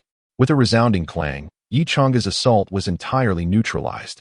He faltered, a flicker of astonishment flashing in his eyes. He had not anticipated that Wang Qiaoyang would so effortlessly dissolve his technique. Wang Qiaoyang let out a cold laugh, his gaze tinged with mockery. Yi Chang'e, your swordplay, though exquisite, is mere trifling artifice in the face of absolute power. Yi Chang'e clenched his teeth, a fierce determination igniting within him. He understood that he could no longer hold back. Failure was inevitable if he did. Bloodthirsty demon art, activate. With a low exclamation, he unleashed the full force of his dark powers. Instantly, his aura transformed, the previously crimson energy replaced by a shadowy, inky darkness. This dark energy ascended from him, coalescing into a massive, ghastly figure behind him, resembling a malevolent spirit from the depths of the abyss. Yi Chang'e's eyes turned a vivid crimson, his expression icy and bloodthirsty. Devoid of humanity, consumed by an insatiable desire to kill, his voice emerged, low and gravelly, imbued with a chilling resonance. Old man, since you seek death, allow me to grant your wish. Wang Qiaoyang's expression shifted dramatically as he sensed the terrifying energy emanating from Yi Chang'e. He had not foreseen such dreadful power hidden within him. Yet, with no escape left, he resolved to confront this dark force. Demon, today I shall enact justice upon you. Wang Qiaoyang roared, swinging his sword with an unmatched ferocity, its brilliance surging toward Yi Chang'e. Yi Chang'e's gaze sharpened, and he shouted, Thousand Sword Illusion Domain. Instantly, a whirlwind of sword energy enveloped him, forming an impenetrable barrier that thwarted Wang Qiaoyang's onslaught. Yet, Yi Chang'e did not cease his assault. The dark figure behind him had manifested a pitch-black demon sword, its blade entwined with a dense aura of malevolence, evoking dread. Ocean-S sword.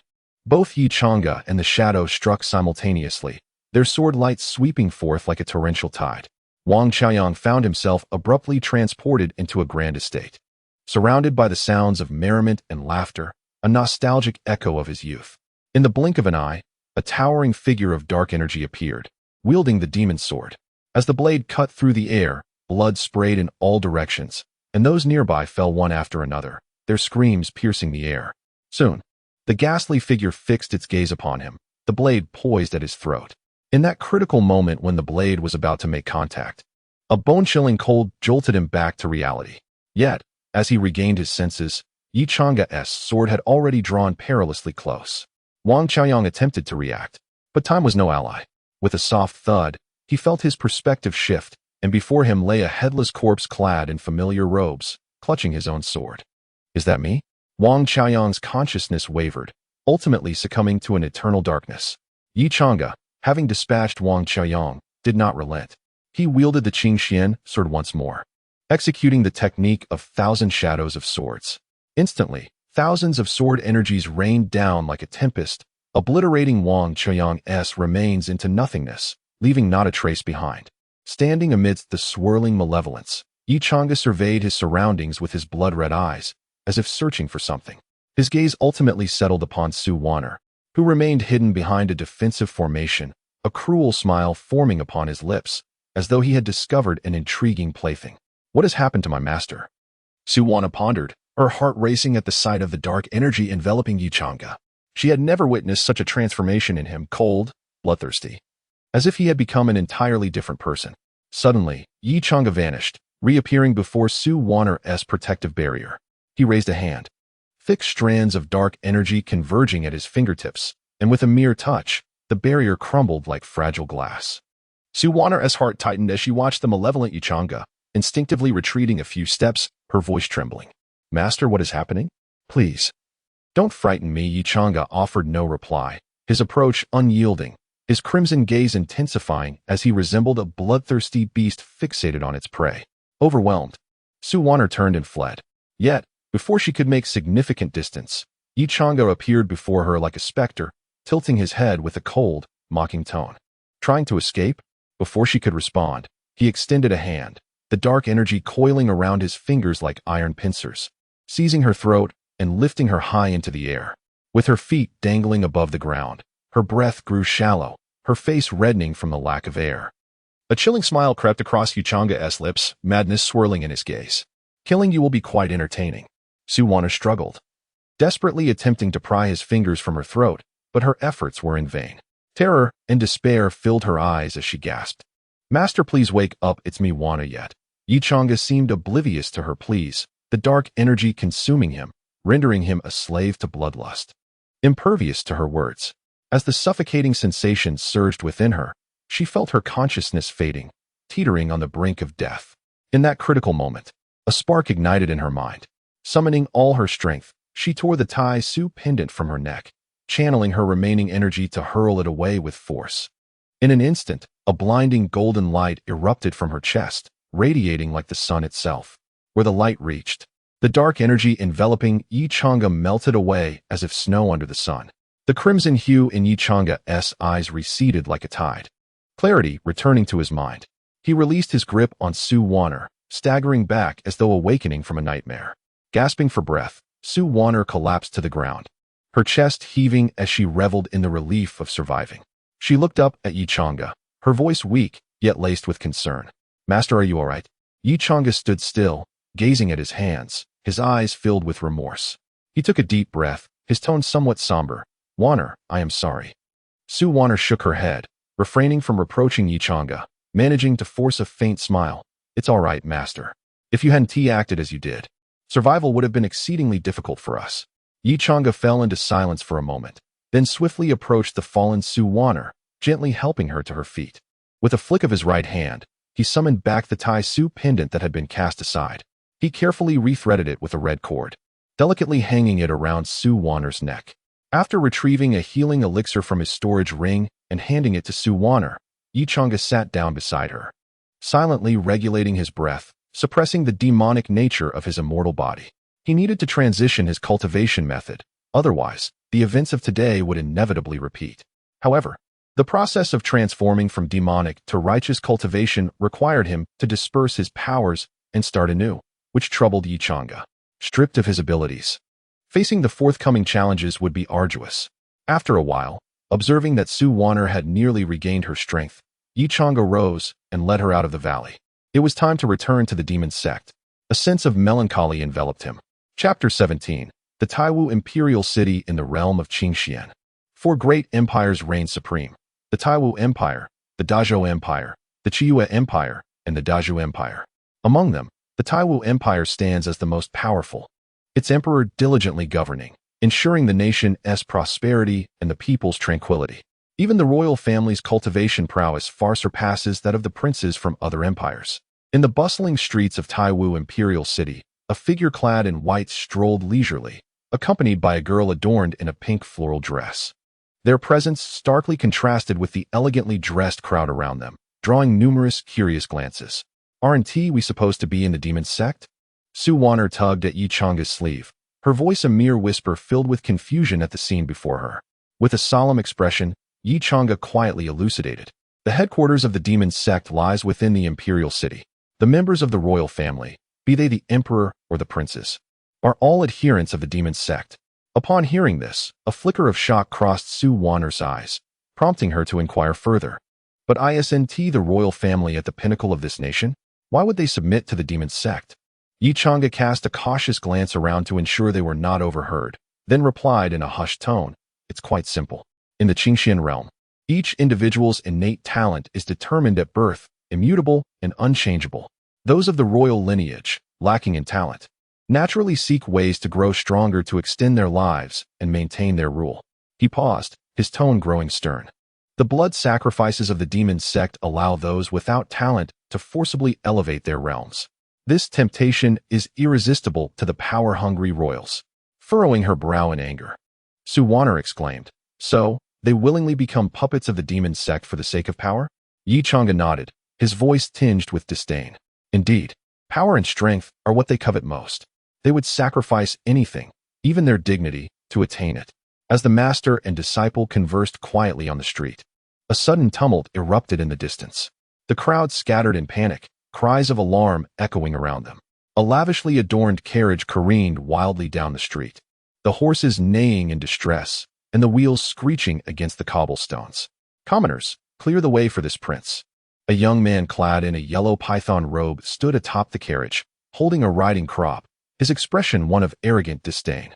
His voice boomed with an air of entitlement, as if the entire street were his dominion. Wherever he went, people hastily made way, fearful of inciting the ire of this prince. Amidst the chaos, Su Wanner spotted an elderly woman a few paces ahead, struggling with a cane, trembling as she attempted to navigate the tumult.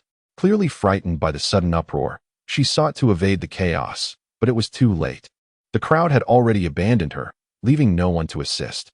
A pang of concern gripped Su Wanner, and instinctively, she stepped forward, intent on rescuing the woman. However, Yi Chang'e restrained her with a firm grip. "Do not act impulsively," he cautioned in a low, warning tone. Turning to him, her eyes filled with urgency, she implored. "But that elderly woman." Yi Chang'e shook his head, his voice cool and resolute. "We are within the headquarters of the demon sect, surrounded by its members. As my disciple, you cannot reveal kindness so openly here." Biting her lip, Su Wanner felt a swell of frustration. Yet she understood that Yi Chang'e's words were not merely alarmist. She remained rooted in place, watching helplessly as the carriage drew nearer. "Stay here and do not move," Yi Chang'e instructed before swiftly vanishing from her side. In the blink of an eye, he appeared midair above the street, his white garments billowing, wielding the Qingxian sword. Resembling a celestial being descended to earth. With a graceful flick of the sword, a surge of sword energy sliced towards the carriage, cleaving the horses in two and shattering the carriage into fragments upon impact. The once haughty prince and his driver found themselves sprawled on the ground, utterly disheveled and bewildered. "It's an immortal. An immortal has come." The onlookers along the street were left dumbfounded, collapsing to their knees, voices filled with awe and reverence, as if they had witnessed the arrival of a true celestial being. "Who dares to strike against me? Do you not know I am Li Jinxiu, the fifth prince of the Taiwu royal family?" As Li Jinxiu regained his footing, he had yet to identify his assailant when he began to rage. Yi Chang'e's gaze was icy as he looked upon Li Jinxiu, a mocking smile gracing his lips. "Just moments ago, as I walked through the streets, the fifth prince failed to greet me, which has left me in a rather foul mood." Only then did Li Jinxiu recognize him, his complexion paling as he silently cursed his misfortune. He hurriedly bowed, adopting a subservient tone. "I was unaware of the esteemed presence of the holy Sun Yi and failed to pay my respects. I beg for your forgiveness." With a disdainful huff, Yi Chang'e waved his hand dismissively, as if shooing away a fly. "Begone. Next time, remember to greet me first, otherwise it will not merely be the horses that suffer." Li Jinxiu felt as if he had been granted a reprieve, eagerly nodding in agreement before hastily departing with his driver. He could not help but feel relieved. Thank goodness he was not killed outright. Cold sweat dripped down his back, and the thought of revenge was far from his mind. The disparity in their statuses was simply too vast. Yi Chang'e turned back to Su Wan'er, speaking in a calm demeanor. "Let us continue our walk."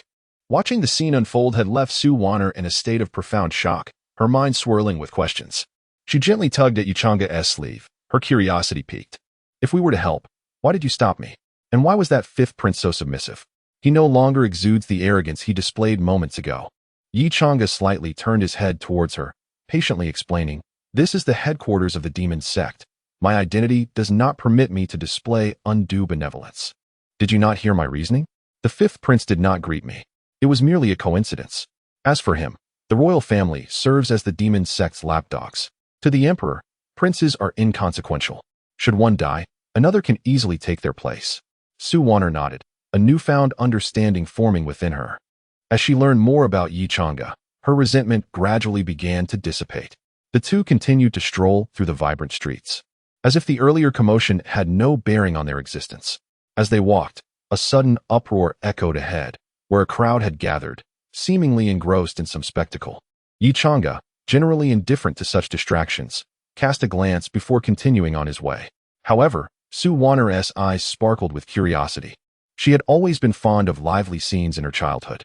Gently tugging at Yi Chang'e's sleeve, she blinked her eyes with a pleading look, initially intending to refuse. He found himself softened by her sparkling gaze, and against his better judgment, he nodded in acquiescence. It was only natural for a master to indulge his disciple's curiosity. He reassured himself, certainly not because Su Wan'er was particularly charming. He was not one to fall for such whims. Su Wan'er beamed with delight, her eyes curving into crescent shapes, illuminating the bustling street with her joy. Observing her radiant smile, Yi Chang'e felt his own heavy heart lighten slightly upon returning to the realm of the demon sect. They made their way toward the bustling crowd, standing at its edge as Yi Chang'e peered inside. There, on a raised platform, a storyteller animatedly recounted a tale, fan in hand, swaying with fervor. "Good people, do you know of the earth-shattering event that transpired 3 days ago in the realm of cultivation?" The storyteller struck the wooden block, raising his voice dramatically, capturing the attention of the crowd. The Grand Elder Wang Chaoyang of the Zantian Gong, accompanied by several Golden Core masters, stormed into a nameless valley. Can you guess their purpose? The storyteller paused for effect, surveying the curious faces in the audience before continuing with satisfaction. They sought to hunt down one person, the holy son of the demon sect, Yi Chang'e. Upon the utterance of these words, the audience erupted into a fervor. Gasps and murmurs filled the air, creating an atmosphere of palpable excitement. The name of Yi Chang'e, the holy son of the demon sect, sparked hushed conversations. After all, he was known to be a ruthless killer. Indeed, it is said that his hands are stained with the blood of righteous cultivators. The Xintian sect's intervention this time appears to be a quest for justice, one individual concurred. The storyteller, observing the heightened tension, leisurely continued, "But guess what? The outcome of this ambush was utterly unforeseen. It is said that Yi Chang'e single-handedly withstood the onslaught of the Grand Elder of Xintian sect and several Golden Core masters. Not only did he emerge unscathed, but he also decimated Grand Elder Wang Chaoyang and even shattered his prized disciple, Lu Jianfeng, into mere fragments with a single stroke." A collective gasp resonated through the crowd. How? How is this possible? Wang Chaoyang is a master at the nascent soul stage. Someone exclaimed in disbelief. Indeed, how could a mere Golden Core cultivator possibly slay a nascent soul powerhouse? Another voiced their confusion. The storyteller smiled faintly, shaking his folding fan as he feigned mystery. "What you do not realize is that Yi Chang'e is no ordinary Golden Core cultivator. He practices the supreme techniques of the demon sect, and his strength is unfathomable. Even more terrifying is the legendary demonic sword he wields, which strikes like a dragon, impervious to all." In that battle, the valley was filled with the resonating energy of swords, the heavens themselves seemingly altered. Yi Chang'e faced numerous foes, growing ever more formidable as the conflict raged on. Ultimately, he beheaded Wang Chaoyang, leaving no trace of his remains. While the other Golden Core masters also perished, not a single complete corpse left behind. Now, that valley lies in ruins, leveled by sword energy, devoid of any life. The Xintian sect seethed with anger, yet none dared to speak of vengeance. After all, with their Grand Elder fallen at Yi Chang'e's hands, who would be foolish enough to provoke such misfortune? The storyteller sighed, a note of melancholy in his tone. Yi Chang'e is truly a prodigy of the demon sect, one not seen in a century. Alas, he treads the path of darkness, destined to be at odds with the righteous. Were he to turn from his malevolent ways, the entire cultivation world would surely tremble at his transformation. Su Wan'er cast a furtive glance at Yi Chang'e, marveling that this infamous killer stood before her, listening to tales of his valor. Yet, Yi Chang'e displayed no trace of pride in the storyteller's praise. Instead, his expression was grave, his brow furrowed in deep thought. The news had spread too swiftly, he mused. He and Su Wan'er had rushed back to the imperial city, and under normal circumstances, the events of the valley should not have circulated so quickly. Noticing his unease, Su Wan'er quietly inquired, "Is something amiss?" Yi Chang'e pulled his thoughts back, his tone somber.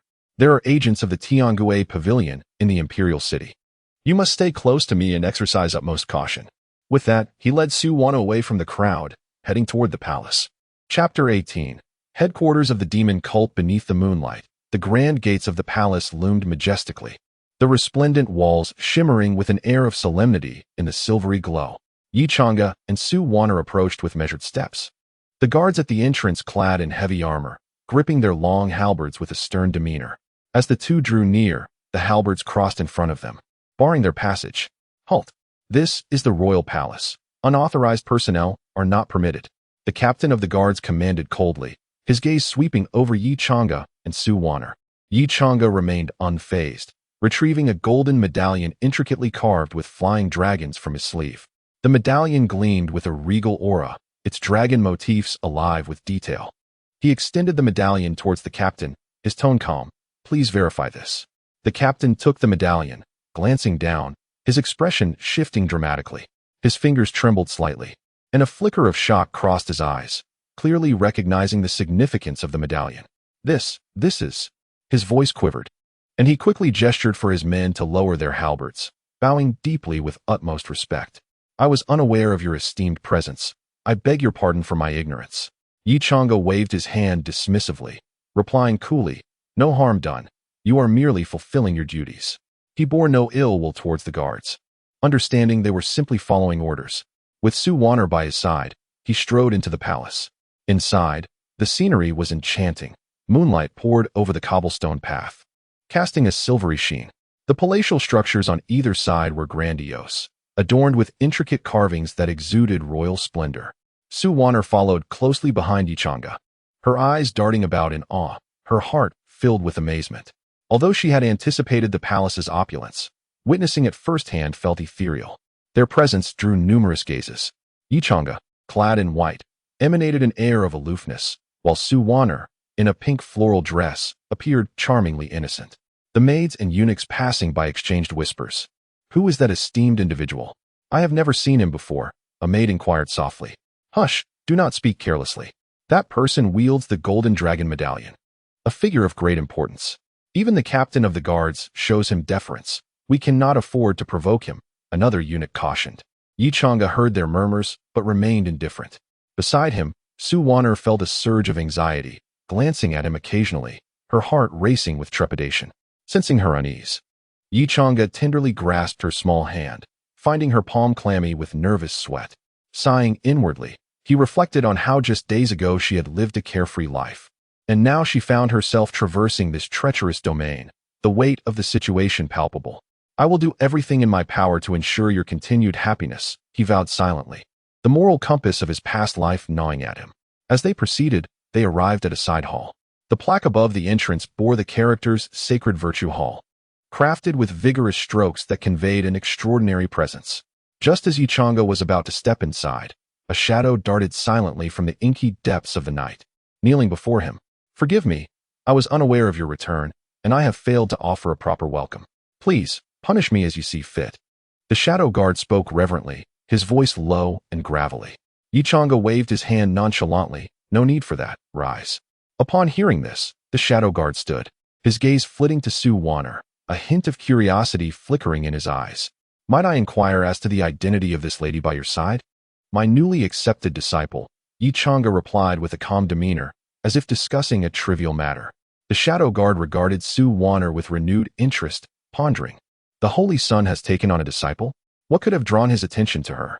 However, he kept his thoughts to himself, suppressing his intrigue. After confirming Su Wanner's identity, he vanished back into the shadows as if he had never existed. Su Wanner watched the direction of the shadow guard's disappearance, a shiver running down her spine. Though unaware of his true identity, she sensed the cold aura he radiated, unmistakably a formidable expert. Yichanga led Su Wanner into the sacred virtue hall, an empty and silent space where a statue stood at the center. The statue's visage was obscured, yet it emanated an air of authority and mystery. Aside from this, there was nothing else in the hall. Curious, Su Wanner glanced around, perplexed. Does this place have any connection to the headquarters of the demon cult? It appears to be merely an ordinary side hall. Yichanga, perceiving her confusion, elucidated. The headquarters of the demon cult is concealed within a secret realm, accessible only with a token. This location serves merely as a spatial node leading into that realm. With that, he retrieved a jade pendant from his sleeve, its translucent white surface engraved with an ancient character for sacred, faintly glowing with a gentle radiance. Infusing his energy into the pendant, it emitted a soft light, and simultaneously, the statue's eyes mirrored this illumination. As Yichanga's energy surged, the brilliance of the pendant and the statue intensified, enveloping the entire sacred virtue hall in a delicate luminescent veil. Suddenly, a portal formed from the radiant light appeared before them, revealing glimpses of another realm, as if connecting to an entirely different world. Stay close to me, Yichanga instructed firmly, retracting the pendant. Su Wanner nodded, a blend of anxiety and anticipation bubbling within her. She followed closely behind Yichanga, watching as he stepped into the light portal, and without hesitation, she plunged in after him. The moment they crossed the threshold, Su Wanner felt a fleeting blur, akin to passing through a thin veil of water. In the next instant, the once expansive sacred virtue hall vanished, replaced by a dim and enigmatic space. Surveying her surroundings, Su Wanner was astounded. The sky was a profound shade of crimson, and in the distance, majestic palaces loomed like phantoms. Towering mountains punctuated the landscape, while a colossal blood moon hung behind the highest edifice, an icy chill permeating the air. Is this truly the headquarters of the demon cult? Su Wanner gasped in disbelief. Yichanga nodded, returning to this familiar place, though he himself was no longer the same person. The thought of meeting the leader of the demon cult weighed heavily on his heart. Waving for Su Wanner to follow, he trudged toward the tallest structure. As they walked, disciples of the demon cult bowed in respect, casting curious glances at Su Wanner. Yichanga maintained his calm demeanor, while Su Wanner felt increasingly anxious under their scrutiny. She had never been the object of so many gazes, especially from those notorious for their ruthless demeanor. How frightening. Su Wanner trembled slightly. At that moment, a voice reached her. Do not worry. With me here, no one dares to harm you. Yichanga's words acted as a soothing balm, calming her unsettled heart. Su Wanner turned to him, warmth blossoming within her. Unbeknownst to her, it was only in Yichanga's presence that she found a semblance of safety. They continued onward, finally arriving at the base of the tallest structure. At the entrance, two massive stone statues flanked either side, their fearsome visages radiating a faint pressure, silently warning every visitor. Feeling the oppressive aura, Su Wanner instinctively held her breath. Yet Yichanga remained unfazed, having encountered such pressure countless times before. Let us proceed, he gently patted her shoulder, signaling her to relax. Sensing the powerful presence within, he knew the leader of the demon cult was already aware of his arrival. Glancing at Su Wanner beside him, Yichanga took a deep breath and stepped into the Grand Hall. Chapter 19. The Lord of the Demonic Sect. Inside the Grand Hall, the lighting was dim, with countless luminous gemstones embedded in the walls, resembling a suspended galaxy. One felt as if they stood amidst the vast cosmos. Yichanga held Su Wanner's hand, slowly stepping into the hall. A chilling, shadowy aura enveloped them, causing Su Wanner to shudder involuntarily as she murmured, so cold. Deep within the hall, a towering throne was shrouded in darkness, upon which sat a middle-aged man clad in a black robe. The robe was embroidered with dark crimson blood patterns, and a faint mist of blood swirled around him. The man's demeanor was gentle, a subtle smile lingering at the corners of his mouth, his gaze calm and tender. Yet the aura he exuded was impossible to overlook. Changa, you have finally returned. Mu Yunshang's voice was soft yet filled with joy, akin to a parent seeing a long-absent child. Yichanga slightly bowed, clasping his hands in respect, and replied earnestly, Master, your disciple has not failed you. Beside him, Su Wanner felt somewhat lost, hastily mimicking his bow, her head nearly touching the ground, anxiety gnawing at her heart. Mu Yunxiang's gaze swept over Yi Chang'e before landing sharply on Su Wanner, his previously gentle expression turning suddenly stern.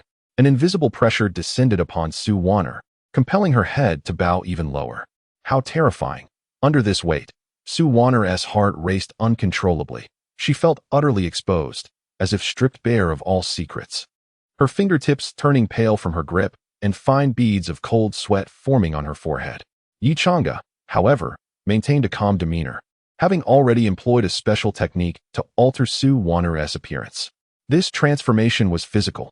Unless one could perceive the past through causality, no flaws could be detected. At this moment, she bore no resemblance to the young lady of the Su family. Moments later, Mu Yunxiang withdrew his gaze, his expression softening once again as he looked at Yi Chang'e, his tone tinged with mild reproach. How many times must I remind you? You must address titles within the hall. Surveying the empty hall, Yi Chang'e respectfully replied, "Understood, master." Glancing at the now pale Su Wanner, he gently squeezed her small hand, signaling her that he would take care of everything. The warmth from his grasp calmed Su Wanner's heart, and she raised her head to express her gratitude to Yi Chang'e. Noticing Yi Chang'e's continued retorts, Mu Yunxiang, though not angry, inquired with curiosity, "Is this your newly accepted disciple? She seems rather unremarkable." Upon hearing this, Yi Chang'e secretly exhaled in relief. The Tai Su pendant indeed possessed remarkable qualities, revealing no flaws even at such close proximity. He maintained a composed facade, pride lacing his words. "While my disciple lacks innate talent, her aptitude for cultivation is exceptional. She achieved a breakthrough in qi training in merely the time it takes to burn a stick of incense." Mu Yunxiang appeared astonished. A genius who could break through qi training in such a short time was indeed rare. Even Yi Chang'e had taken an hour for his own breakthrough. His gaze softened significantly as he looked at Su Wanner, internally marveling, what a treasure she is. Though physical constitution often plays a substantial role in combat, and might even serve as a trump card, swift cultivation and high realms could suppress even the strongest of constitutions. Excellent. With you, Chang'e, and your disciple, what concerns could the demonic sect possibly have? Mu Yunxiang laughed heartily, envisioning a future where the sect boasted dual supreme talents. Then, feeling somewhat awkward, he asked, "Chang'e, what is the name of your disciple?" "Master, my disciple's name is Shun Hanyuan." "Shun Hanyuan? A fine name." Mu Yunxiang nodded in satisfaction. "Since Hanyuan is your disciple, she is also my grand disciple. This 10,000 miles spirit travel talisman shall be your gift for our meeting." With that, he produced a talisman that gracefully floated before Su Wanner. Yi Chang'e glanced at her, encouraging her to accept it. Finally lifting her head, Su Wanner cautiously took the talisman, her voice trembling as she expressed her gratitude. Thank you, ancestor." Upon seeing Su Wanner accept the talisman, Mu Yunxiang turned his attention back to Yi Chang'e, his tone growing serious. "In half a month, the sacred rite will be presided over by the Holy Sun. Prepare accordingly, and for these days, do not stray far from Taiwu Imperial City." Disciple acknowledges. Yi Chang'e bowed and took his leave, turning to guide Su Wanner out of the grand hall. Exiting, the chilling atmosphere dissipated immediately, and Su Wanner released a long sigh of relief. Having spent only a brief time inside, she was already drenched in sweat. Turning to Yi Chang'e, she asked with curiosity, "What is the sacred rite?" Yi Chang'e's expression darkened, yet he explained, "The reason the demonic sect has endured for thousands of years lies in the blood pool of our sect's ancestor. The blood pool has boundless mysteries. It can elevate one's realm or forcibly enhance combat strength, but it requires blood essence as sustenance. The blood pool's elevation only applies to those below the divine transformation stage. Beyond that, the required blood essence becomes excessive. As for enhancing combat strength, with the current accumulation in the blood pool, it could allow a tribulation stage individual to possess the combat power of someone in the ascension stage. You must understand, in the entire Qingxian realm, only the supreme elders of the Tianjian sect are at the ascension stage. The sacred rite is the method by which the demonic sect replenishes the blood pool, transforming individuals into blood essence through a special formation to replenish the pool's consumption." Su Wanner nodded, a chilling image of thousands of people wailing in the formation appearing in her mind, causing her to shudder involuntarily, her spine tingling. Instinctively, she grasped Yi Chang'e's sleeve. finding a sliver of comfort in his presence. In this unfamiliar world, she had unconsciously come to regard Yi Chang'e as her sole reliance. Feeling the tug on his sleeve, Yi Chang'e turned to see Su Wan'er's frightened expression. He gently pried her fingers from his garment and took her small hand into his palm, his eyes locking onto hers as he promised firmly yet tenderly, "As long as I am alive, you shall not come to harm." Gazing into his resolute eyes, Su Wan'er felt a warm surge within her heart, tears threatening to spill from her eyes. She quickly averted her gaze, unable to meet Yi Chang'e's eyes. Yet the peculiar feeling within her lingered stubbornly. Hand in hand, they walked along the path home. Yi Chang'e sighed deeply. Su Wan'er was anxious. But how could he not feel the same? A sacred rite upon their return, and he would be presiding over it. The mere thought of the scenes from past rites filled him with indescribable repression and sorrow. Yet, he could not show it, in front of Su Wan'er. He had to maintain his composure. If he faltered, who would shield her from the storms ahead? With heavy, deliberate steps, Yi Chang'e finally reached the foot of Tianji Peak. Looking up, the towering mountain pierced the clouds, shrouded in mist, resembling a staircase leading to the heavens. "How magnificent!" Su Wan'er exclaimed, awestruck by the lofty peak. Tianji Peak was one of the 72 secret mountains of the demonic sect. Only those above the divine transformation stage could independently possess a mountain. Yi Chang'e could occupy Tianji Peak solely due to his dual identity as the Holy Son and the sect leader. Gazing at the mountain, Yi Chang'e felt no attachment. It bore too many sins of his past self, leaving him somewhat uneasy. As they ascended the mountain path, the verdant bamboo groves stood tall and straight, while a gentle breeze rustled the emerald leaves, producing a soft, whispering sound. Deep within the bamboo grove, a modest and unadorned bamboo cottage stands quietly. Its entrance yard marked by numerous sword scars, suggesting the diligence and perseverance of its occupant. Yi Chang'e leads Su Wan'er into the cottage, where the interior is devoid of any embellishments, save for a wooden sword that hangs silently upon the wall, a wooden bed, and a desk adorned with a weathered notebook. Aside from these, there exists nothing else. The entire bamboo cottage is as pristine as if it had never been inhabited. Chapter 20. Notes and sword practice. As Su Wan'er surveyed her surroundings, she was taken aback. She had not anticipated that Yi Chang'e's abode would be so unassuming. She had imagined his home to be, if not as opulent as a royal palace, at least a sinister place adorned with severed heads as trophies. Approaching the desk, she curiously opened a yellowed notebook and began to turn its pages, only to find herself frozen in shock. In the 11th month of the year 2868 of the Qinxian calendar, a sacred sacrifice was held at the Qi Moon branch, with a total of 67,856 individuals completed. In January of 2869, the task to assassinate the third prince of the Great Zhou imperial city was executed, completed. In March of 2869, the mission to eliminate the new prodigies of the Heavenly Sword sect resulted in the demise of 23 individuals, completed. In April of 2869, the task to eradicate the Su family in Moon City of the Great Zhou dynasty remained pending. With a thud, the notebook fell to the ground. Yet Su Wan'er remained oblivious, her heart feeling as though it were being torn apart, anger and anguish intertwining, nearly suffocating her. She looked at Yi Chang'e, her eyes glistening with tears, and demanded in a voice laden with fury, "How many people have you killed? Will you really slay another 60,000 in half a month?" She was bewildered by her own reaction. She had long known Yi Chang'e to be a remorseless fiend, yet at this moment, an indescribable discomfort enveloped her. Perhaps his kindness had allowed her to momentarily forget his true nature, but now her illusions were shattered by the harshness of reality, obliterating all traces of beauty she had envisioned. Yi Chang'e offered no reply. Truth be told, he was uncertain of the number of lives taken by his former self, but he imagined that if the bodies were stacked, they could fill a small city. Sighing softly, having already sighed too much today, he pondered what he could do. After all, it was not his doing, yet he was burdened with the identity of that person. Gently wiping the tears from Su Wan'er's face, he gazed into her eyes, filled with torment yet devoid of the hatred she had shown upon their first meeting. He opened his mouth, wanting to speak, but no words came forth. What could he say? These acts were his, and denial would serve no purpose. Eventually, he spoke, his tone earnest and grave. "Wan'er, I will not deny these events. However, I have already stated that upon meeting you, I vowed to reform. I shall dedicate a significant span of time to prove this to you, until the day you choose to end my life." Suppressing her tears, Su Wanner fixed her gaze upon his face, noting the solemnity and sincerity in his expression, devoid of any semblance of deceit. As she looked at him, her earlier anger and sorrow dissipated, leaving behind a profound and inexplicable emotion that compelled her to trust him. I believe you, Su Wanner thought. I must be out of my mind.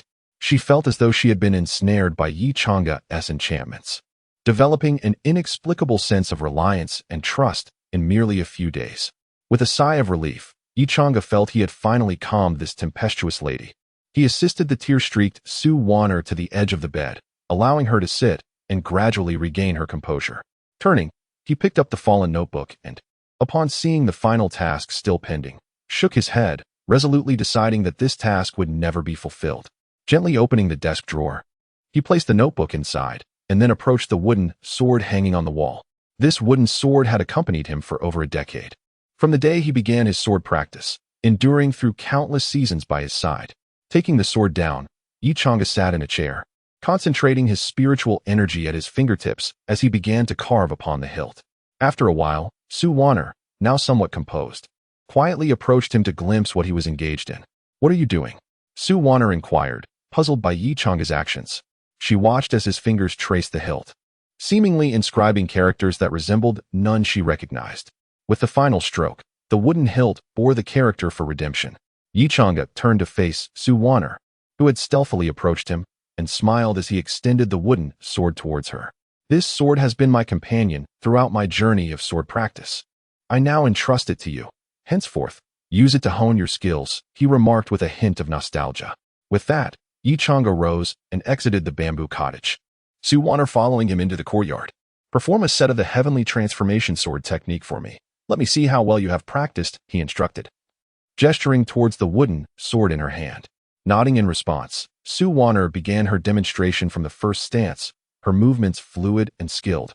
The wooden sword tracing intricate trajectories in her grasp, complemented by her graceful form, a true visual delight. Only upon completing the entire set of the heavenly transformation sword technique did she pause, breathing heavily. How was that, master? She asked, her eyes sparkling with anticipation. Confident in her performance, eager for Yi Chang'e's praise. To master the sword technique so proficiently in just a few days indicates considerable talent and swordsmanship, Yi Chang'e commended, not one to withhold praise, especially given her rapid progress that he himself could not have achieved in such a short time. Hearing his words, a radiant smile illuminated Su Wanner's face, momentarily forgetting she had just been a teary-eyed mess in the cottage. However, she remained humble, replying, "It is all thanks to your excellent teaching, master." Yi Chang'e shook his head. He had merely provided her with a sword technique book and had taken on the role of a negligent instructor. While your execution of the sword technique is flawless in form, it lacks the essence. It is devoid of spirit. Allow me to demonstrate once more. Observe closely and learn well, he said with a serious tone. He then unleashed a surge of energy with his right hand, summoning a bamboo pole from the distant grove, and began to demonstrate the heavenly transformation sword technique. Beginning anew from the first stance, Yi Chang'e's swordplay, though subtly different from the prescribed forms, emanated a sense of perfection, as if it were destined to unfold in such a manner. As he wielded the bamboo pole, intricate patterns emerged, and spiritual energy naturally coalesced around him, each of his movements generating gusts of wind. Upon completing the final stance, Yi Chang'e swung the bamboo pole, releasing a blade of energy. With a sharp crack, the bamboo pole shattered, the blade of energy soaring for several lengths before dissipating into the ether. Su Wanner stood in awe, astonished by Yi Chang'e's swordplay. Despite the absence of any visible energy circulation, he had unleashed a blade of energy, an occurrence that defied logic. Master, how did you accomplish that? You clearly did not channel any energy, yet you were able to manifest a blade of energy, she exclaimed, hurrying to his side, embodying a curious child. Gazing at the inquisitive Su Wanner, Yi Chang'e could not help but ruffle her hair, taking a moment to elucidate.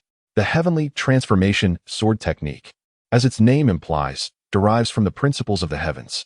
The essence lies not in the forms of the technique, but in the spirit within those forms. Each individual must evolve their own form based on this spirit. Do not confine yourself to the prescribed moves. Pausing for emphasis, he continued. The forms within this technique are merely the simplest for grasping the underlying spirit. Apart from its creator, no one can execute the essence contained within these forms. However, Once you create your own forms inspired by the spirit, each movement will resonate with the universe, drawing the surrounding spiritual energy to you without the need for deliberate circulation. Creating my own forms?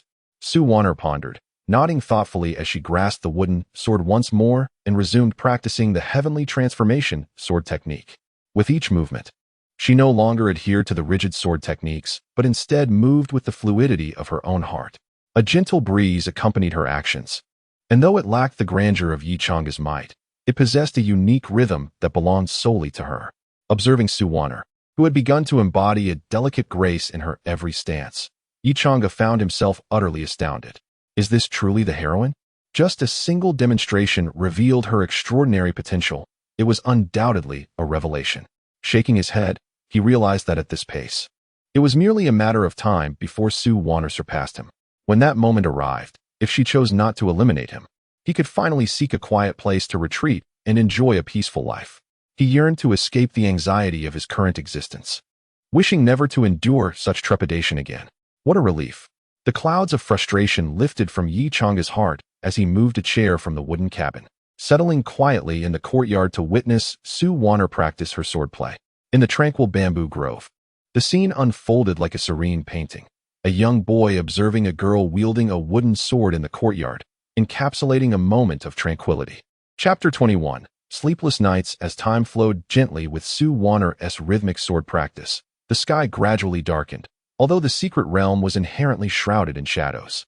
Su Wanner, drenched in sweat after a day of relentless training, showed no inclination to cease her efforts. The profound intricacies of the Tianji sword technique captivated her completely. Enough. It is time for a break, interjected Yi Changa, who was seated nearby. Continuing to practice will be counterproductive. Prolonged swordplay will only lead to rigidity in your techniques, diminishing their fluidity. At his words, Su Wanner finally paused, beads of sweat cascading down her face and splattering onto the ground, stirring up small clouds of dust. The damp fabric of her clothing clung to her skin, accentuating her developing curves. Yi Changa rose and approached her, making a conscious effort to avert his gaze from the budding figure of the young girl. He retrieved a handkerchief from his storage ring and gently wiped the sweat from her brow, his tone laced with concern. Go change your clothes. You wouldn't want to catch a chill. Nodding in agreement, Su Wanner made her way toward the wooden cabin. In the midst of her practice, she hadn't felt the discomfort, but now, with her clothes clinging tightly, she yearned for the comfort of a refreshing bath. Upon entering the bamboo hut, she surveyed the sparsely furnished room, nearly devoid of any amenities, the only chair having been taken outside by Yi Changa. She pressed her forehead in contemplation, wondering, how does my master bathe? Turning back, she intended to inquire of Yi Changa. Noticing her return, he tilted his head in curiosity. What brings you back? Su Wanner gestured toward the empty room, exasperation evident in her voice. There's nothing here. How can I bathe, master? Yi Changa felt a twinge of embarrassment. The original owner of this body had no habit of bathing, relying solely on a cleansing technique. Consequently, there were no bathing facilities in the hut. After a moment of thought, he recalled a small stream within the bamboo grove that might serve the purpose. Though bathing outdoors seemed somewhat inappropriate, there is indeed a stream in the bamboo forest where you could bathe. But do you think you could manage it alone as a young lady? He decided to seek her opinion. Upon hearing his suggestion, Su Wanner hesitated, lowering her gaze in contemplation before finally looking up at him. Are there any others here? Shaking his head, Yi Changa assured her, it's just you and me here. There's no one else. Then it's fine. Please take me there, she replied, relieved, eager to wash away the sweat that clung to her uncomfortably. The pair departed the small courtyard, with Yi Changa leading the way. After a brief walk through the bamboo thicket, they arrived at a crystal-clear stream, its waters glimmering under the moonlight. Once they reached the stream, Yi Changa turned to leave, as propriety dictated that he should not linger. However, Su Wanner unexpectedly grasped his sleeve, her cheeks flushed with a hint of shyness. What is it, Wanner? He asked, puzzled by her behavior. After a moment of internal struggle, she shyly voiced her request. Master, could you stay here with me? I'm a bit scared alone. Of course, Yi Changa replied, not wishing to be overly dramatic. He nodded in agreement, recognizing that, in any case, the one at a disadvantage was not him. Hearing his consent, Su Wanner exhaled in relief and turned toward the stream. Although Yi Changa's presence made her feel a touch embarrassed, the comfort of his company outweighed her shyness. As she shed her garments and stepped into the icy water, she crouched down, splashing the refreshing liquid onto her skin, a shiver of cold eliciting an involuntary gasp. From behind a large rock a few paces away, Yi Chang'e felt a jolt at her sound. Having spent his previous life as a reclusive individual, he was unaccustomed to such situations. He quickly recited a calming mantra in his mind to quell the heat rising within him. The moonlight enveloped Su Wan'er in a delicate glow, casting a soft veil over her form, rendering her silhouette ethereal, akin to a celestial being descended from the heavens. The clear stream caressed her curves, transforming her once innocent figure into something alluring. After a while, Su Wan'er emerged from the water, feeling remarkably refreshed. She stood up, droplets glistening on her skin like pearls in the moonlight. Hastily dressing, she retained a faint blush on her cheeks. Approaching the large rock, she softly called out, "Master, I'm done." "Huh, all right." Yi Chang'e, having been lost in his thoughts, finally snapped back to reality, maintaining an air of calmness. "Let us go, it's getting late." "And we should rest," he stated. Walking side by side along the narrow path through the bamboo forest, the leaves rustled gently in the breeze. Stealing a glance at Yi Chang'e's profile, a warm feeling blossomed in Su Wan'er's heart as she whispered, "Thank you." Yi Chang'e turned, perplexed. "For what?" Su Wan'er shook her head, at a loss for words. She was uncertain what exactly she was thanking him for, his life-saving intervention, his teachings, or his willingness to be her support. Yet all these were rooted in his actions. "Will you forgive him, Su Wan'er?" She quietly pondered within herself. Her eyes clouded with confusion. If she were to forgive so easily, what would that mean for the grievances of her family? Upon returning to the bamboo hut, Yi Chang'e pointed to the lone wooden bed inside. "You take the bed, I'll make do on the floor." Su Wan'er, however, shook her head in defiance. "No, master. You can sleep on the floor tonight and tomorrow, but do you intend to sleep on the floor forever?" Yi Chang'e opened his mouth to respond, but was interrupted by Su Wan'er once more. She patted the empty space on the bed, insisting, "I don't mind. Why are you being so particular?" He wished to inform her that he could easily procure a new bed for her, but as Su Wan'er had stated, if she was indifferent, why should he be obstinate?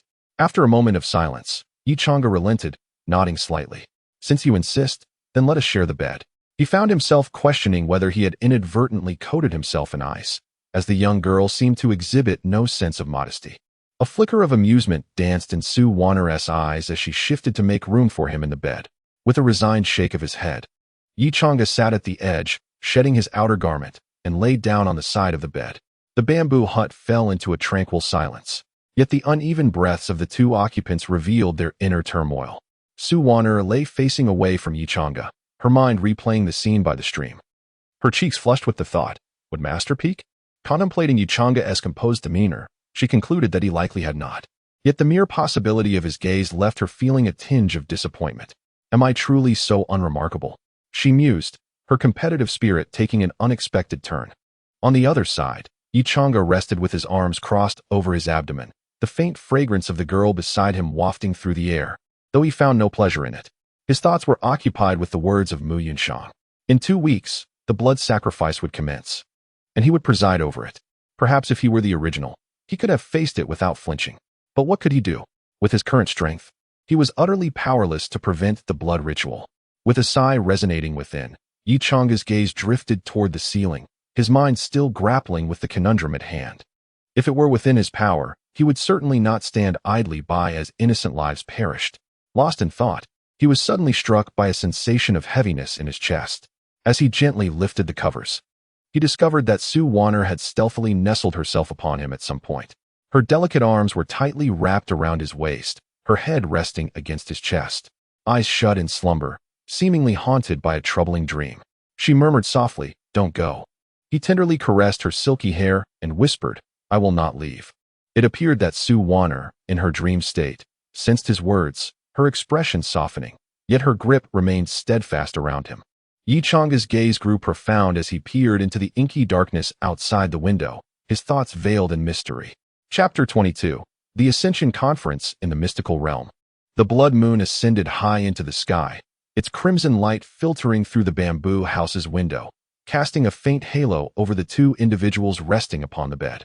Yi Chang'e slowly opened his eyes, feeling as if a colossal stone pressed heavily upon his chest, resisting all attempts to push it away. Looking down, He found Su Wan'er still nestled against him, her knees resting on his abdomen, eyes closed, a blissful smile gracing her face as if lost in a beautiful dream. Observing her serene visage, Yi Chang'e chose not to disturb her slumber, instead gently caressing her long hair. The strands were soft and smooth, yielding an unexpectedly delightful sensation, akin to petting a docile kitten. After a while, Su Wan'er stirred, her sleepy eyes fluttering open, still a tad dazed. She instinctively nuzzled against Yi Chang'e's chest. In the next moment, her body stiffened as the realization dawned upon her. She was sprawled atop Yi Chang'e, her face flushed crimson, resembling a ripe apple, and she shyly lifted her gaze to meet his. Stammering, she inquired, I meant to say that I accidentally climbed onto you. Do you believe me? Noticing her flustered demeanor, Yi Chang'e chuckled softly, nodding in mock seriousness as he replied, Of course, I believe you. However, could you please release your grip? It was then that Su Wan'er realized she was tightly embracing his waist, as if fearing he might vanish. She hastily let go, her cheeks burning hotter, radiating an intense warmth that could almost fry an egg. I didn't do it on purpose. Su Wan'er turned her head away, unable to meet Yi Chang'e's gaze, her voice barely above a whisper. Yi Chang'e chuckled lightly, reaching out to ruffle her hair with tenderness, his tone gentle as he said, In the future, if you wish for your master to embrace you, feel free to ask directly. Su Wan'er's face reddened further, as if he had struck a chord with her concealed thoughts. With a faltering voice, she retorted, Who wants you to hold me? She was uncertain of her feelings, but somehow, Yi Chang'e's embrace felt reminiscent of her mother's, drawing her inexplicably closer. Yet, such sentiments remained unvoiced.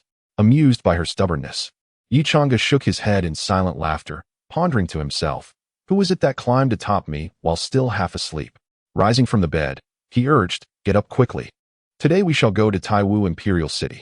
With that, he gracefully dressed in his flowing white robe, which accentuated his youthful elegance, resembling a lad untouched by the world's filth. Su Wan'er swiftly donned her attire and joined him, curiosity gleaming in her eyes as she asked, What are we going to do in Taiwu Imperial City? To witness this year's Ascension Conference, Yi Chang'e replied, his gaze darkening slightly, his tone growing grave. The Ascension Conference? Su Wan'er blinked, puzzled by the unfamiliar term. Yi Chang'e nodded, perceiving her confusion, and began to elucidate. It is not a pleasant affair. It is connected to the sacred ritual.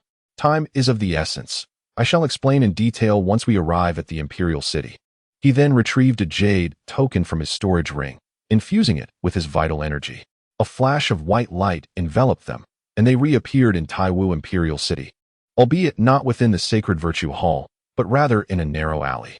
The unfamiliar surroundings puzzled Su Wan'er, prompting her to ask, Why aren't we in the sacred virtue hall? There are numerous nodes for the entrance and exit of the secret realm. If every member of the demonic sect emerged from the sacred virtue hall, it would lead to chaos, Yi Chang'e explained with a hint of exasperation.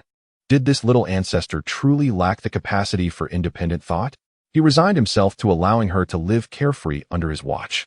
As they stepped out of the alley and into the bustling street, Yi Chang'e guided Su Wan'er toward the city center, where the Ascension Conference was to be held in the Grand Square.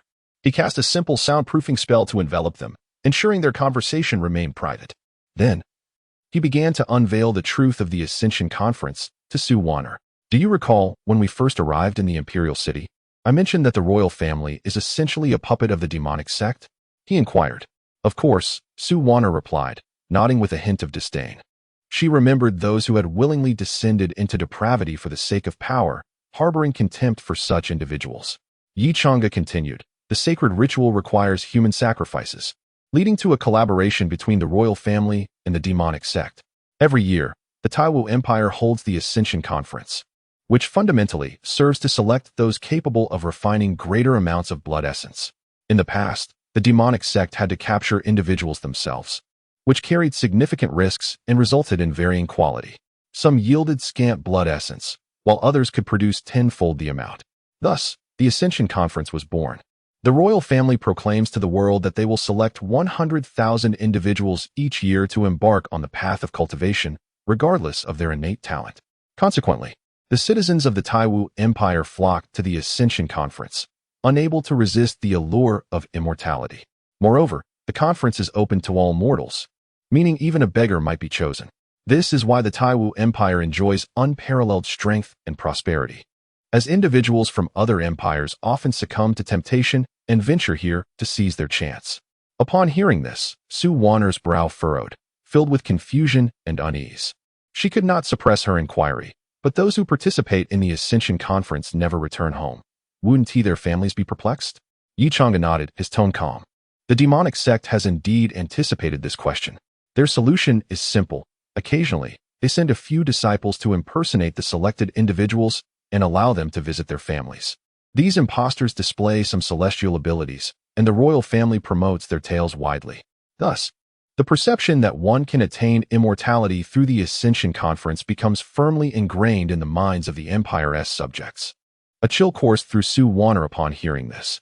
She had never imagined that the so-called Ascension Conference was a brutal deception. Those who had approached the event with hope ultimately became offerings to the demonic sect, while their families remained oblivious, believing their loved ones had truly achieved immortality. What can we do? Can we rescue those individuals? Su Wanner gazed at Yi Chang'e with hopeful eyes, believing him to be capable of anything.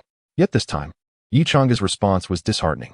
No, he shook his head, his tone laced with resignation. He lacked the power to confront an entire demonic sect alone. It was simply impossible, especially since he was the host of this sacred ritual. Under layers of surveillance, he had no possibility of intervening. Su Wanner felt a surge of frustration. After all, it was a matter concerning 100,000 lives. Why not? Don't you wish to save them? She pressed urgently. Yi Chang'e shook his head once more, turning to meet her gaze with gravity. It's not that I don't want to, but rather that I cannot. Wanner, remember this. The world is often filled with regrets. Compared to the demonic sect, I remain too weak. His eyes reflected a profound sense of helplessness. If there were hope, he would undoubtedly act, but for now, hope remained elusive. From the depths of Yi Chang'e's gaze, Su Wanner discerned the truth. He truly felt powerless. Her last flicker of hope was extinguished. If only I were stronger, I could prevent all of this, she lamented inwardly. Never before had she yearned for strength so intensely. She longed to change the world and save those who suffered. Chapter 23. Hope in the heart of Taiwu Imperial City. The central square was a bustling sea of humanity, the crowd pressing so tightly that movement was nearly impossible. The allure of the Ascension Conference drew nearly the entire populace of the city to this small square, eager to witness the grandeur of the event. The cacophony of voices rose and fell like waves, a tumultuous symphony of shouts, discussions, and laughter. Su Wanner stood amidst the throng, her ears assaulted by the din, causing a faint ringing in her head. Instinctively, she leaned closer to Yi Chang'e, seeking solace in his presence. Master, there are too many people here. It's unbearably noisy, Su Wanner exclaimed, her brow furrowed. Without raising her voice, her words would surely be swallowed by the surrounding clamor. Yi Chang'e glanced at her, his tone serene. You will get accustomed to it. The Ascension Conference is always this lively.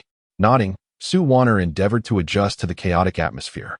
She raised her gaze to the empty dais at the center of the square, her curiosity piqued. Turning to Yi Chang'e, she pointed at the platform and asked, Master, where is the host of the Ascension Conference?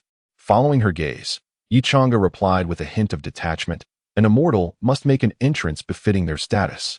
As soon as he finished speaking, a beam of golden light broke through the clouds, cascading down upon the dais.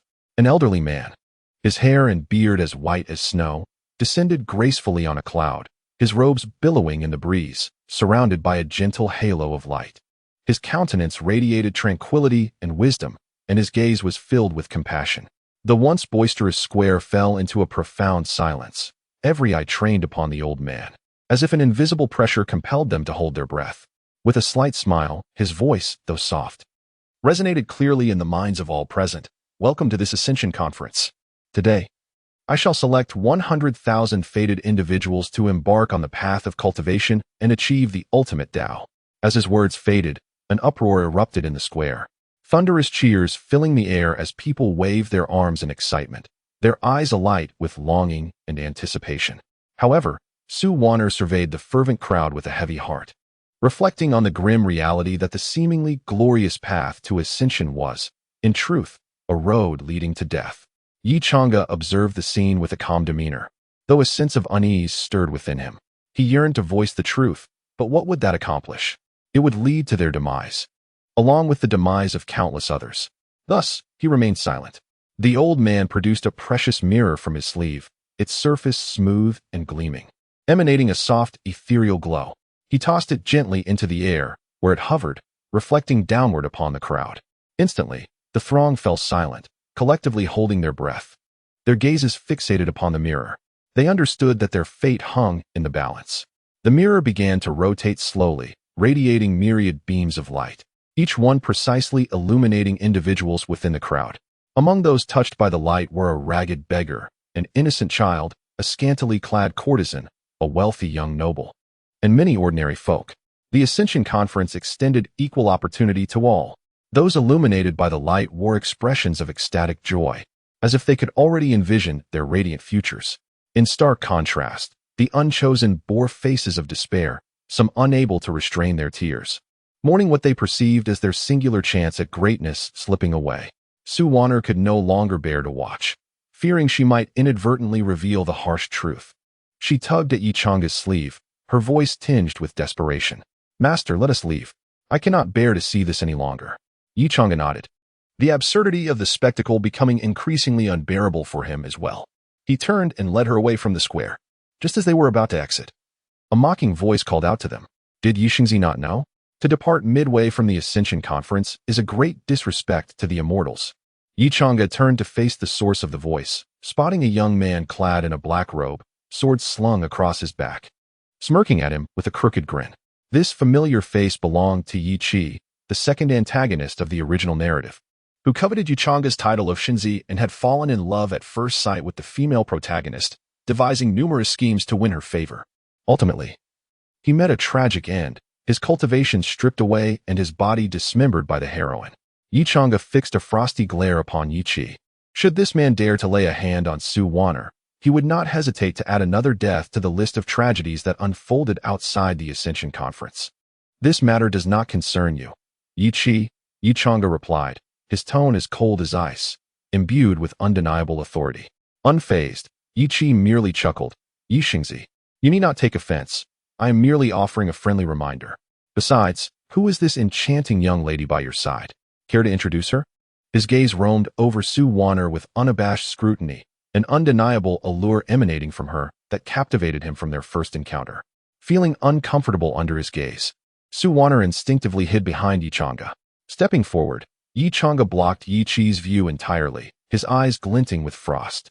"Mind your eyes, or they may find themselves decorating the dog bowl of the three-headed hound of the demon sect tomorrow." At this, Yi Qi's expression shifted momentarily, but he quickly regained his insufferable grin. "Why such anger, Yixingzi? I am merely curious. Where do you intend to take this lovely girl?" "That is none of your concern," Yichanga replied tersely, disinterested in further engagement. He turned and continued on with Su Wanner. Yi Qi stood rooted, watching their retreating figures, his eyes darkening with malice. With a sudden stomp, he shattered the ground beneath him, shards scattering in all directions. He muttered curses under his breath. Just a stroke of luck to become Shengzi. He acts so high and mighty. One day, I shall have him kneeling before me. Meanwhile, Yichanga and Su Wanner walked through the streets, not immediately returning to Qingzhou Peak, his mind clouded with confusion about their purpose. Su Wanner followed closely, her thoughts replaying the ecstatic faces of those chosen. Unable to contain herself, she softly inquired, "Master, is there truly no way?" "Truly." Yichanga shook his head, prepared to affirm the futility of their situation. Yet, before he could finish, a familiar voice pierced through the fog in his mind like a bolt of lightning.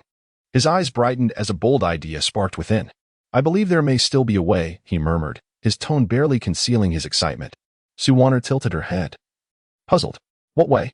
Yichanga did not respond immediately. Instead, he paused, scanning the street for something specific. Chapter 24.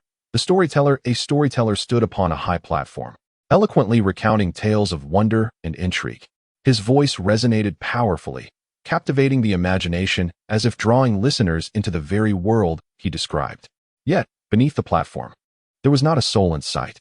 The majority of the palace's inhabitants were gathered in the central square, attending the grand ascension ceremony. Undeterred by the absence of an audience, the storyteller remained focused, his demeanor impassioned, as if he were addressing a throng of eager listeners. Yichanga chuckled softly. realizing that the breakthrough he had long sought had quietly manifested during his initial entry into the city. The Heavenly Mechanism Pavilion, reveling in the alteration of destinies, was fundamentally at odds with the Son of Destiny. Yet, at this moment, he could leverage the pavilion to alter the impending blood sacrifice.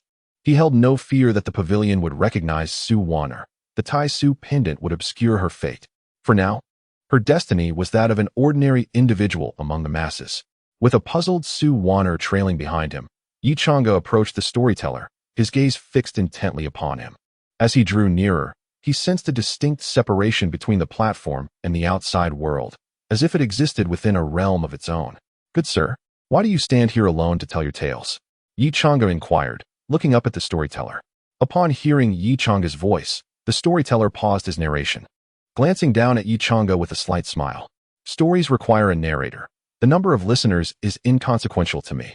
Yet I must ask, why does the esteemed Saint Sun Yi choose to forsake the ascension ceremony to listen to my tales?" A smile danced upon Yi Chang'e's lips as he countered. "Do you know who I am? Who in the world does not know of Yi Chang'e, the saint son of the demon sect? Adopted by its leader in his youth and subsequently taken as a true disciple at such a tender age." The storyteller's words trailed off as he regarded Yi Chang'e with a knowing smile. Su Wanner's eyes widened in astonishment. She had never heard of her master's past. The storyteller, however, seemed to possess an intimate understanding of him. Such knowledge was not common to all. Yi Chang'e could now ascertain that this man was indeed affiliated with the Heavenly Mechanism Pavilion, though his rank remained uncertain. With a respectful gesture, Yi Chang'e decided to be forthright. "I have a request, and I wonder if you might be inclined to assist me." The storyteller raised an eyebrow, his tone tinged with amusement. "Oh, the illustrious Saint Sun seeks aid? What is it you desire?"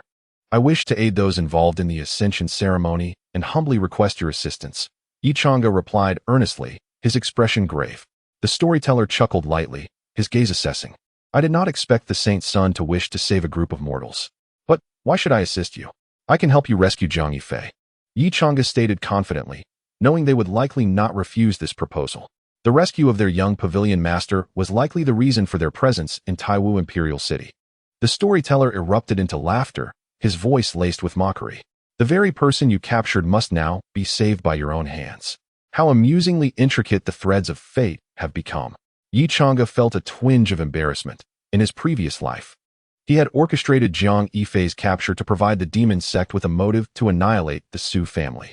Now he found himself needing to rescue Jiang Yifei. After his laughter subsided, the storyteller nodded thoughtfully, a hint of depth in his gaze. "Very well, since you approach this with such sincerity, the Heavenly Mechanism Pavilion shall lend its full support." "Thank you, kind sir. May I inquire your name?" Yi Chang'e sighed in relief. "I am Mo Yunsheng, the Grand Elder of the Heavenly Mechanism Pavilion," he replied with a gentle smile. Upon hearing this name, Yi Chang'e felt a jolt. Mo Yunsheng was a formidable figure in the tribulation stage, astonishingly serving as a storyteller in this setting. "Why do you choose to be a storyteller here, esteemed elder?" Yi Chang'e could not help but voice his curiosity. Mo Yunsheng remained silent, observing Yi Chang'e intently. He was certainly not here merely to amuse himself. He awaited someone, and that moment had now arrived. However, he could not disclose this per the pavilion leader's instructions. Seeing Mo Yunsheng's reticence, Yi Chang'e chose not to press further. His objectives had been met, and he needed to prepare for the challenging task of rescuing Jiang Yifei. "Thank you for your assistance, senior. I shall take my leave now." Mo Yunsheng inclined his head slightly, a note of anticipation in his voice. "Go forth, Saint Sun Yi. I look forward to your future endeavors." Yi Chang'e nodded solemnly. "I shall not disappoint your expectations." With that, he turned to depart with Su Wanner at his side. As they walked, Su Wanner, filled with curiosity, tugged at Yi Chang'e's sleeve and whispered, "Master, who is he?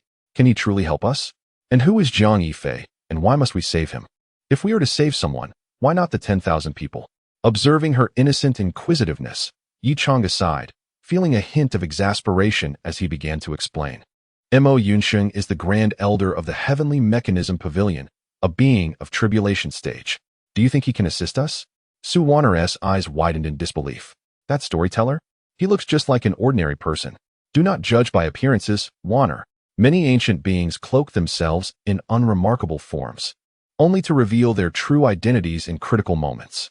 Yi Chang'e paused before continuing. As for Jiang Yifei, he is the young master of the Heavenly Mechanism Pavilion. Only by rescuing him can we compel the pavilion to assist us. Otherwise, they have no obligation to help us. Do you think they would assist me simply because I am handsome? Su Wanner glanced at Yi Chang's profile, contemplating. Well, you are rather handsome. However, she still nodded in partial understanding. If we are to save someone, why not just go and rescue those 10,000? Yi Chang sighed deeply, bemused by her naivety. Yet, he patiently clarified. Have you considered that even if we forcibly disrupt the formation, then what? How would we extract those 10,000 people? I can barely protect you as it is. Upon hearing this, Su Wanner finally grasped the situation. I understand now. Yi Chang smiled gently, ruffling her hair. That's good. Our next step is to devise a plan to rescue Jiang Yifei. Su Wanner clenched her small fists, her voice resolute. Master, I will do my utmost to cooperate with you. Seeing her determination warmed Yi Chang's heart. Having her by his side was perhaps the wisest decision of his life.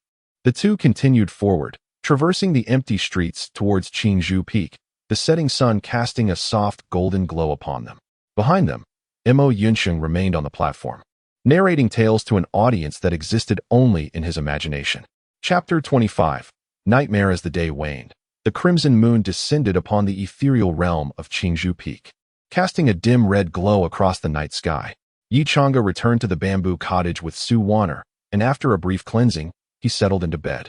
Preparing for rest, Su Wanner, nestled on the bed, quickly succumbed to slumber. However, after a while, she sleepily crawled onto Yi Chang'e's chest, curling up like a languid kitten. Yi Chang'e wrapped one arm around her, while the other tenderly stroked her hair. Seemingly relishing the gentle caress, Su Wanner occasionally nuzzled against his chest, mumbling indistinctly in her dreams. Observing her peaceful slumber, Yi Chang'e couldn't help but reflect. She merely needed to rest comfortably, while he bore the weight of countless considerations. His gaze drifted beyond the window, into the obsidian night. Su Wanner could depend on him without a care, yet he must rely solely on himself. His thoughts wandered, contemplating how to rescue Jiang Yifei. First, he needed to establish a timeline for his plan, ideally when most of the inhabitants of the secret realm would be absent, facilitating his actions. Secondly, he required a disguise. For now, he did not wish to sever ties with the demonic sect. A complete rupture would leave him besieged by both righteous and demonic forces, rendering him an enemy to the entire world. With only a small golden core and a dependent by his side, survival would become exceedingly arduous. Then came the challenge of extricating Jiang Yifei from the demonic sect's prison. This would be the simplest task, for as the son of the sect's leader, he frequently escorted a variety of captives in and out of the jail. The elder in charge of the prison had long deemed him a nuisance and had conveniently entrusted him with a set of keys. As he pondered the future, Su Wanner suddenly stirred restlessly in his embrace, her small hands flailing as she murmured in distress, "No, no." Noticing her furrowed brow, it was evident she was having a nightmare. Gently ruffling her hair, he spoke in a soothing tone, "Do not fear, I am here." His voice seemed to possess a certain magic. Gradually, Su Wanner's tightly knit brow relaxed, and her breathing steadied. As he calmed her, a wave of tenderness surged within Yi Chang'e. A child of such tender age should not have to endure such turmoil. She deserved a joyful life. The guilt weighed heavily upon him, as his conscience was perpetually tormented. Her interruption caused his thoughts to veer off course, and he found himself questioning, am I truly deserving of forgiveness? The Su family has Wanner to grant me atonement, but what of the families without survivors? Who shall I turn to for redemption? This night, he could no longer contemplate how to rescue Jiang Yifei. Guilt ensnared his thoughts, rendering further reflection impossible. Closing his eyes, he forced himself to abandon these troubling matters, resigning to take life one step at a time. Perhaps, after raising Wanner, suicide as a means of atonement might not be a poor choice? This notion flashed unexpectedly through his mind before he fully succumbed to slumber. As the sun rose high, Su Wanner awakened languidly, having dreamt of that fateful blood-soaked night. In her dream, Yi Chang'e stood amidst a sea of corpses, sword in hand, his gaze cold and indifferent. He cast her a fleeting glance before turning away, leaving her terrified at the thought of losing him, her sole anchor in this world. In desperation, she chased after him, calling out, "No, don't leave me." Yet, no matter how fast she ran, she could not catch up, watching helplessly as his figure faded into the distance, ultimately vanishing. Just as despair threatened to consume her, a gentle hand caressed her head. Turning around, she found Yi Chang'e standing behind her. his gaze warm and resolute as he softly reassured, "Do not fear, I am here." Upon awakening, Su Wan'er instinctively longed to embrace Yichanga, realizing she could not bear to be apart from him. As for the vengeance against her family's enemy, she would seek out the demonic sect's leader. And as for Yichanga, she wished for him to remain by her side eternally for atonement. Yet, she found herself clutching at emptiness. The once warm embrace had vanished, leaving her alone on the now cold bed. In a flurry, she leapt from the bed, urgency propelling her to seek him out, the haunting dream still fresh in her mind. Bursting from the cottage, she spotted Yichanga deep in thought in the courtyard, and she dashed towards him, leaping into his arms. Yichanga, still immersed in strategizing Jiang Yifei's rescue, was suddenly knocked to the ground by the force of her impact. Shaking his head in confusion, he found Su Wan'er clad only in her undergarments, her bare feet resting on his abdomen, eyes glistening with unshed tears, as though she might weep at any moment. His mind raced with questions. He could not comprehend the sudden turn of events. Why had he been assaulted while peacefully contemplating? To whom could he voice his grievances? However, upon witnessing her pitiful state, he straightened up and gently cradled her in his arms, ruffling her hair. Softly, he inquired, "Who has upset our Wan'er? Why the tears?" Burying her face in his embrace, Su Wan'er said nothing, clinging to him as if terrified he might vanish at any moment. Noticing her silence, Yichanga ceased his inquiries, continuing to hold her, his hand gently patting her back. After a considerable time, Su Wan'er finally lifted her head, her eyes still slightly red. But the initial panic had receded. At that moment, a rush of modesty enveloped her, and her cheeks bloomed with a soft blush, reminiscent of clouds kissed by the evening glow. Suddenly, she extricated herself from his embrace, lowering her head in a hurried escape back into the bamboo cottage. Yichanga was left bewildered by her swift departure, pondering what had just transpired. One moment, she had appeared so vulnerable, and the next, she had vanished without a trace. Shaking his head, he lamented that he, a lifelong recluse, could never fathom the intricacies of a young girl's heart. Deciding to dismiss the matter, he rose, righted the chair, and resumed his contemplation of the plan to rescue Jiang Yifei. He had formed a preliminary strategy, but would require Su Wan'er's assistance to implement it. Furthermore, it was time he fostered her abilities. Allowing her to remain blissfully unaware would only cultivate a naive and unprepared young woman in the future. He could not always be by her side. She needed to develop the strength to stand on her own. Only then could he retire from this tumultuous life. In his previous existence, he had sought a life of ease as a web novelist, content to remain indoors, living a leisurely existence. Now, he felt like a puppet, driven by his sense of morality. If he could resolve these issues one day, Su Wan'er would no longer need to hide beneath his protective wing.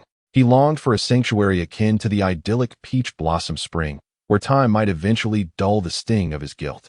After a moment of waiting in the courtyard, Su Wan'er finally emerged from the cottage, now dressed. Her cheeks, though no longer as flushed as before, bore a lingering hint of rosy warmth, suggesting her emotions had yet to fully settle. Yichanga glanced at her with a gentle smile, retrieving a chair from his storage ring, inviting her to take a seat. Chapter 26. The Plan in the Courtyard. Su Wan'er sat across from Yichanga, her expression one of confusion. "Master, is there something you wish to discuss?" Yichanga pondered for a moment before slowly speaking. "I would like to hear your thoughts on the plan to rescue Jiang Yifei." Su Wan'er was momentarily taken aback, shaking her head as she contemplated his words, then glanced at Yichanga and replied, "I have no thoughts of my own. I shall follow your lead." Upon hearing this, Yichanga rubbed his forehead in exasperation, realizing that this little disciple had indeed become quite dependent. He steeled his expression, attempting to appear more serious, and asked, "Do you truly have no ideas of your own?" Su Wan'er blinked, seemingly perplexed by her master's sudden gravity, but she smiled and said, "With you by my side, master, I only need to follow you." Yichanga's stern facade crumbled, and he sighed inwardly, lamenting, "This little disciple is utterly hopeless." He earnestly said, "Wan'er, have you ever considered what you would do if one day I were no longer by your side?" To his surprise, Su Wan'er reacted strongly. Vivid memories of a dream where Yichanga turned away flooding her mind. Her complexion paled instantly, and her eyes glistened with unshed tears as she plaintively asked, "Does master no longer want me?" Yichanga was taken aback, struggling to comprehend how their conversation had taken such a turn. What was the connection between these two matters? With a deep sigh, he looked at her pitiful expression and his heart softened. He spoke gently. How could I ever wish to be rid of you? I merely hope that you can cultivate your own thoughts. You are not a puppet to be manipulated. Why didn't you say so earlier, master? I thought you no longer wanted me, she replied, finally grasping his intent and lowering her head in contemplation. After a brief moment, she raised her gaze, her eyes sparkling with determination. Master, I believe we need to first determine the timing of our actions. Yi Chang'e nodded, pleased that their thoughts aligned. And when do you think this should be? With a glimmer of insight in her eyes, Su Wanner replied, I believe the day of the holy sacrifice is most suitable, as the majority of the demonic sect will likely leave the secret realm to participate in the ceremony. Excellent. You truly are my disciple, Yi Chang'e exclaimed with a hearty laugh, ruffling her hair as a reward. However, he continued, shifting his tone, I am the host of this holy sacrifice, and I too must depart the secret realm on that day. Su Wanner's expression changed as she recalled that Yi Chang'e was the host of the ceremony, her spirits dipping as she realized she had no way to resolve this issue. Her initial idea had been thwarted before it even took shape. Noticing her despondence, Yi Chang'e gently patted her head and reassured her, Wanner, your thoughts are valid. There is no need for self-reproach. Your inability to resolve this issue stems from a lack of information, not from any fault of yours. He then slowly revealed his plan. The host of the holy sacrifice can be replaced. Do you remember the man we encountered outside the Ascension venue? Su Wanner nodded. The image of the man in black, with an unforgettable and disreputable demeanor, vivid in her mind, especially his lascivious gaze. His name is Yi Chi, the eldest disciple of the Grand Elder of the demonic sect. He has long coveted my position as the Holy Son and will undoubtedly seize any opportunity to claim the role of host during the holy sacrifice. Upon hearing this, Su Wanner tilted her head, puzzled. But how can we create an opportunity for him to act? Yi Chang'e smiled knowingly, looking at Su Wanner. It is quite simple. I sustained severe internal injuries during my last battle with Wang Qiyang, and I am still recovering, making it difficult for me to fulfill the role of host. Su Wanner's eyes brightened as she grasped his intent. Master intends to feign injury to lure Yi Chi into making a move for the hosting position? Yi Chang'e nodded approvingly. Precisely. As long as we spread the word that I am still injured, Yi Chi will be unable to resist the urge to challenge me. At that point, I will intentionally lose, allowing him to assume the role of host, and I shall remain in the secret realm under the pretense of recuperating. Excitement bubbled within Su Wanner as she clapped her hands. Master, you are truly brilliant. When shall we commence our actions? Yi Chang'e smiled gently. There is no rush. First, we must go to Taiwu Imperial City to gather some supplies in preparation for any unforeseen circumstances. Su Wanner nodded eagerly, her eyes sparkling with anticipation. When shall we depart? Right now. With that, Yi Chang'e produced a token from his sleeve, and with a flash of light, the two vanished from their location. In the alleys of Taiwu Imperial City, a flash of white light heralded the quiet appearance of Yi Chang'e and Su Wanner. The bustling crowd around them seemed oblivious to their arrival. Su Wanner surveyed her surroundings with curiosity and asked, Master, what do we need to prepare? Yi Chang'e chuckled. No need to hurry, it is still early. We can take a leisurely stroll through the city. Su Wanner's eyes sparkled at the prospect. She had never had the chance to shop with Yi Chang'e before, and what girl does not enjoy a good shopping spree? Following closely behind him, Su Wanner's eyes darted from one fascinating sight to another. The wonders of Taiwu Imperial City were entirely new to her, unlike anything she had seen in Moon City. In the past, she would often stroll with her mother in Moon City, who would buy her delicious treats, filling her with carefree laughter.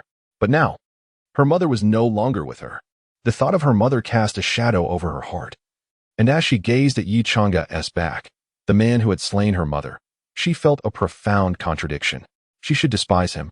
Yet her body and heart instinctively yearned for his presence, leaving her feeling shameful and self-loathing. He had only done a few good deeds, and yet she was already inclined to forgive him. Su Wanner, you are truly the most despicable person in the world, she scolded herself in her thoughts. Yet she found it impossible to harbor hatred for the man before her. This internal conflict filled her with shame, even disgust towards herself. Yi Chang'e walked ahead, entirely unaware of the turmoil brewing within Su Wanner. His familiarity with Taiwu Imperial City was limited. He usually rushed straight to the secret realm of the demonic sect upon his returns. As they strolled, he suddenly spotted a pastry shop, and his eyes lit up. He remembered that Su Wanner's favorite treat was osmanthus cake. Whenever she visited the market with her mother, she would always receive a box of it. Surely, giving her this would bring her joy, he thought. Entering the shop, he ordered 10 boxes of osmanthus cake, storing 9 in his spatial ring to present to Su Wanner later. Holding the osmanthus cake, he turned to offer it to Su Wanner, only to find her gazing at him with an expression he had never seen before, one of struggle, guilt, helplessness, and pain, along with emotions he could not decipher. "What's wrong, Wanner?" he asked softly. Su Wanner snapped back to reality and gently shook her head. "It's nothing, master." Her voice was subdued, as if concealing a burden. Yet since she chose not to elaborate, Yichanga decided not to press. "Here, try this," he said, gently extending the osmanthus cake towards her before continuing down the street, allowing her the space to process her emotions. Su Wanner accepted the cake, opened the box, and took a bite. The familiar flavor melted in her mouth, nearly identical to the ones her mother used to buy. Her eyes misted over as a flood of mixed emotions washed over her. Looking up at Yichanga's retreating figure, Su Wanner found herself overwhelmed by conflicting feelings. The more he showed concern for her, the more her internal struggle intensified. She should despise him, yet her heart yearned to draw closer. She felt like a drowning child, desperately grasping at the fleeting straws of hope he carelessly tossed her way. Chapter 27. Heart not on the bustling streets. The crowd emitted a cacophony of sounds. 2 individuals, each harboring their own secrets, walked one behind the other, seemingly enveloped in a transparent barrier that separated them from the surrounding environment. Yichanga had already begun to suspect the nature of Su Wanner's unease. Yet he refrained from voicing his thoughts. This was her matter to unravel, and he would accept whatever choice she ultimately made, be it forgiveness or vengeance. His affection for her would not wane due to her attitude. Upon arriving at a tavern, the sign above the entrance, adorned with elegant script, proclaimed the name Drunken Immortal Pavilion. Within its walls lay what he sought, the coveted immortal's wine. Yichanga halted his steps and turned to observe Su Wanner. Her demeanor had evidently calmed, though her gaze towards him was tinged with evasion, desire, and a hint of distance. He gently placed his hand on her shoulder and softly urged, "Let us enter." Su Wanner nodded and followed him into the establishment. As they crossed the threshold, a cheerful attendant greeted them with a smile. "Esteemed guest, what would you like to order?" However, the matter Yichanga wished to discuss was beyond the attendant's authority. "Summon your manager. I have business to discuss with him," he replied, his tone calm, yet commanding. The attendant, taken aback by his demeanor, scrutinized him and, recognizing his distinguished presence, hastily acquiesced. "Please wait a moment. I shall fetch the manager at once." With that, he hurried towards the back room. Yichanga led Su Wanner to a nearby table, where he poured tea for both of them from a pot he casually picked up. As Yichanga sat in anticipation, Su Wanner cradled her teacup, her gaze cast downward, her fingers unconsciously tracing the rim. Occasionally, she would glance up at him, her thoughts clearly elsewhere. Before long, a middle-aged man clad in a brocade robe approached, a shrewd smile gracing his face. "Esteemed guest, I hear you wish to speak with me?" Yichanga met his gaze and nodded. "Indeed, I wish to purchase a jar of immortal's wine." The manager's expression shifted, revealing a hint of discomfort. "Esteemed guest, this wine is no ordinary drink. It is not sold to mortals." Yichanga smiled slightly, producing a crystal-clear spirit stone from his sleeve and placing it on the table. "Rest assured, I am no mere mortal." Upon seeing the spirit stone, the manager's eyes sparkled with interest, and he quickly nodded. "In that case, it is certainly within my ability to sell it to you.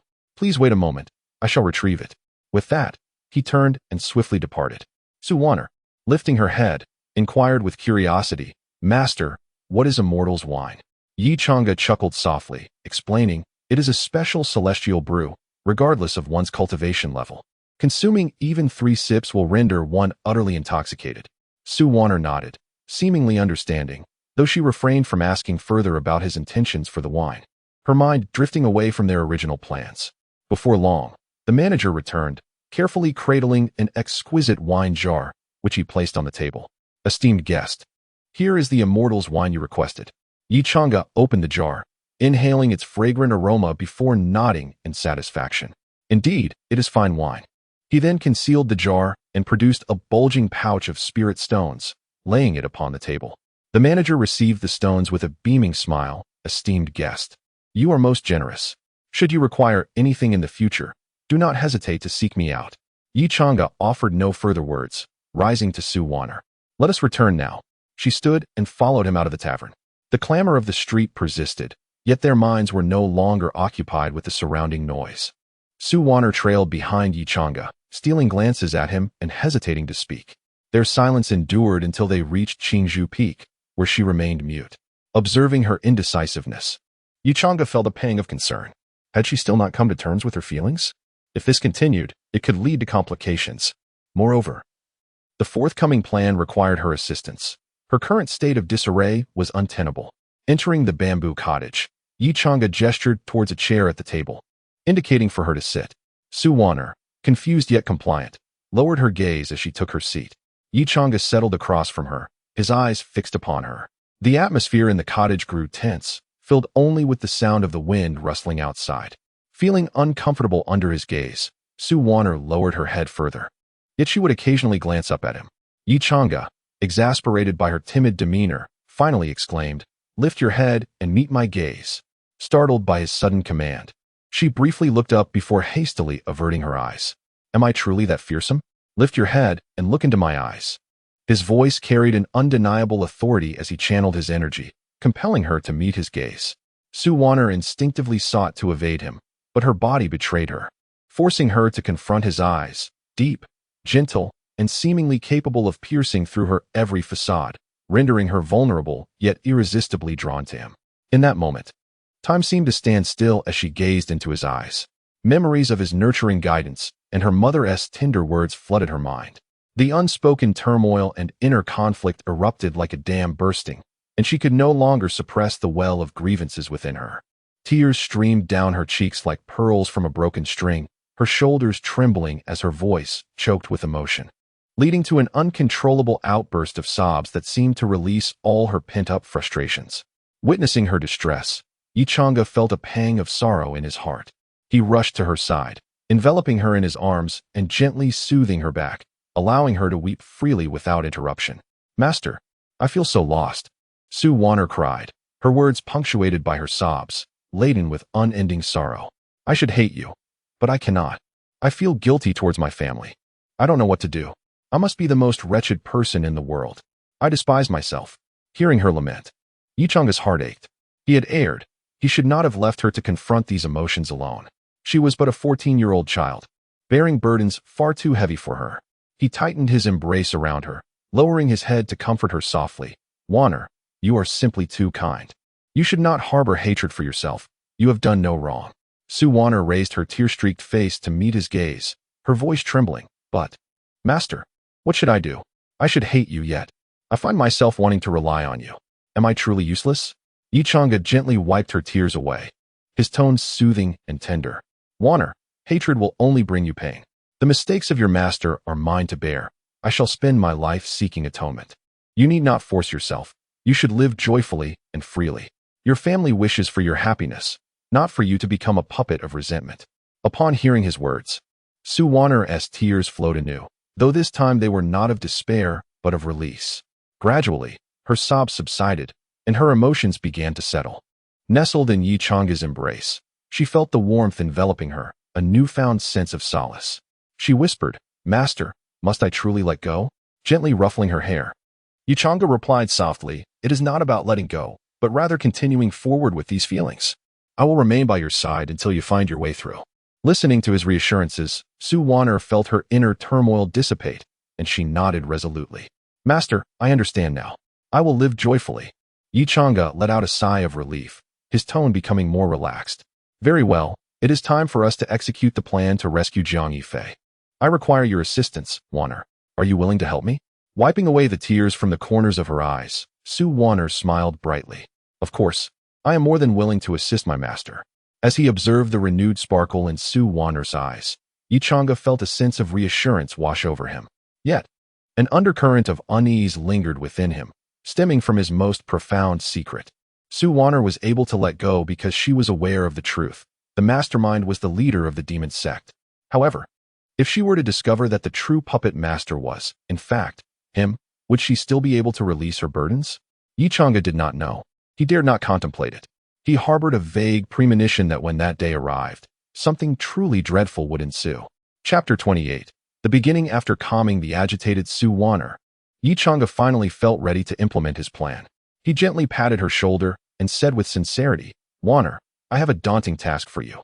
One that only you can accomplish. Are you capable of it? What task? Sue Warner tilted her head, her expression betraying a hint of reluctance. Having just regained her composure, she still felt a strong sense of dependence on Yi Chang'e and was not eager to part from him. I need you to make a trip to the demon sect's Dan Pavilion. You simply need to do this and that, and Yi Chi is likely to believe you. Yi Chang'e murmured softly. Upon hearing this, Sue Warner instinctively wanted to shake her head. The mere thought of being alone in the demon sect's secret realm filled her with dread, and confronting Yi Chi by herself? It was absurd. Just imagining Yi Chi's undisguised, lustful gaze made her feel ill. She was certain that without Yi Chang'e by her side, Yi Chi would surely take advantage of her. However, when she met Yi Chang'e's hopeful gaze, she found herself unable to utter a refusal. Torn for a long moment, she finally nodded. Master, I will do my best. Seeing her agreement, Yi Chang'e felt a wave of relief. He had prepared himself to persuade her with eloquence, but she had acquiesced so readily. He recognized her hesitation and anxiety, yet he had no choice. He didn't want Sue Warner to undertake this task alone. But he certainly couldn't approach Yi Chi and say, I've yet to recover from my last battle. Come and challenge me so I can hand over the position. Moreover, Sue Warner could not remain forever sheltered beneath his wings. She needed to grow. This mission was her first step towards that growth. Observing the fear in her eyes, he decided to offer her some encouragement. Regardless of whether you succeed in this task, Master will grant you one condition. Upon hearing Yi Chang'e's words, Sue Warner's eyes lit up. A myriad of desires racing through her mind regarding what she might ask of him. In an instant, her fear was considerably assuaged. She rose and headed towards the courtyard, eager to secure this condition. Though she had yet to formulate what she would ask of her master, she was now filled with determination. Where are you going? Yi Chang'e asked, somewhat perplexed as he watched her about to leave the courtyard. Sue Warner turned back, her face brimming with excitement. I'm going to complete the task. No. Do you know when Yi Chi will be at the Dan Pavilion?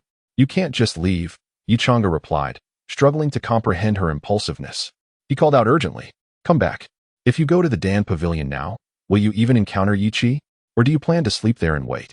Realizing her oversight, Sue Warner turned back, standing before Yi Chang'e and timidly inquiring, Master, when will Yi Chi be at the Dan Pavilion? To be honest, Yi Chang'e did not know. In his previous life, he had merely established that Yi Chi possessed a mysterious constitution that allowed him to grow stronger with medicinal pills. However, he had not meticulously documented when Yi Chi would visit the Dan Pavilion to collect his elixirs.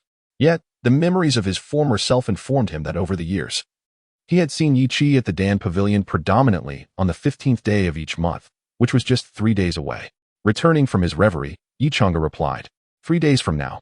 Sue Warner was overwhelmed with joy, having expected to embark on her task immediately.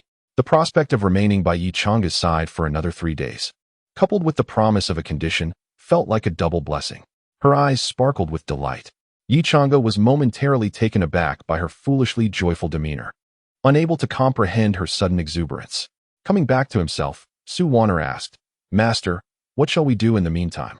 Yi Chang'e smiled faintly and uttered 2 words, practice swordsmanship. 3 days later, Yi Chang'e stood in the courtyard, watching Sue Warner depart, his heart filled with an indescribable sentiment. Akin to a father sending his daughter off to her first day of school. Retrieving his gaze, he turned and entered the bamboo cottage, lying down to sleep. These past 3 nights had been restless, with Sue Warner tossing and turning in his embrace, drooling and staining several of his garments. He was not particularly worried about Sue Warner's safety. He had entrusted her with his Qingxian sword. Any members of the demon sect who laid eyes on it would think twice before causing her trouble. Should Yi Chi attempt to harm Sue Warner in his absence, the sword's intent would erupt with formidable power, rivaling one of his own strongest strikes. Yi Chi would either be gravely injured or worse. Stepping out of the bamboo cottage, Sue Warner could hardly deny her nervousness. This was her first time venturing out alone, especially into the heart of the demon sect, a den of notorious villains. Clutching the Qingxian sword tightly, she felt the lingering essence of Yi Chang'e, as if he were right beside her. With newfound determination, Sue Warner strode towards the Dan Pavilion of the demon sect. Upon arriving at its entrance, she was greeted by a flurry of demon sect disciples, their expressions predominantly cold and their gazes filled with malice, clearly ruthless individuals. Her innocent demeanor starkly contrasted with those around her. Akin to a clear spring flowing into muddy waters, instantly capturing the attention of many. A few unsavory disciples approached, intending to introduce the delicate beauty to her surroundings. However, upon catching sight of the Qingxian sword cradled in her arms, their expressions shifted dramatically, and they quickly retreated. From that moment on, anyone who noticed Su Wanner opted to steer clear. They dared not provoke the embodiment of death. Who knew what connection this girl with the sword had with Yichanga? Initially feeling a twinge of anxiety due to the surrounding disciples, Su Wanner's heart steadied upon witnessing their fearful avoidance. Stepping into the Dan Pavilion, she was met with an array of rare medicinal pills displayed enticingly on the counters, a subtle fragrance wafting through the air that invigorated her internal energy. She surveyed her surroundings, searching for her target, and finally spotted a cloaked figure with a sword on a high platform deep within the pavilion. Yi Qi had his back to her, seemingly engrossed in selecting elixirs. Her heart raced. It was time for her performance. This was her first experience deceiving someone in such a public setting. Confirming that Yi Qi was indeed within the Dan Pavilion, she cautiously approached his vicinity, stopping before an elder of the pavilion not far from him. "I would like a 3-turn blood recovery pill, if I may," Su Wanner asked timidly, her voice soft, yet audible enough for Yi Qi to hear. Elder Qi, taken aback by the sight of a young girl requesting such a high-grade pill, initially intended to dismiss her. However, upon noticing the Qingxian sword she held, he swallowed his words. Realizing he could not afford to offend the promising disciple of the demon sect, he quickly shifted his demeanor, donning an ingratiating smile. "Ah, of course. But why hasn't the Holy Sun come personally? My master has matters to attend to, so he sent me to collect the pills." Surprised by the elder's sudden change in attitude, Su Wanner couldn't help but marvel at her master's formidable reputation. "Very well, I shall fetch it right away." Elder Qi, now anxious about his earlier remark, hurried to the back, his pace quickening. While Su Wanner pondered why Yi Qi had not yet noticed her, a brazen voice drifted from behind her. "My dear, haven't we met somewhere before?" Chapter 29. The performance on the 15th day of every month. Yi Qi would visit the Dan Pavilion to procure elixirs for his cultivation. However, he had not anticipated the delightful surprise that awaited him today. As he meticulously selected his preferred elixirs, a voice he had long yearned to hear reached his ears, the charming and delicate beauty, Su Wanner. Turning around, he found her standing not far behind. Upon hearing the sound, Su Wanner felt her heart constrict. The moment to perform was drawing near. She slowly turned around, feigning an innocent demeanor, as though completely unguarded against the world.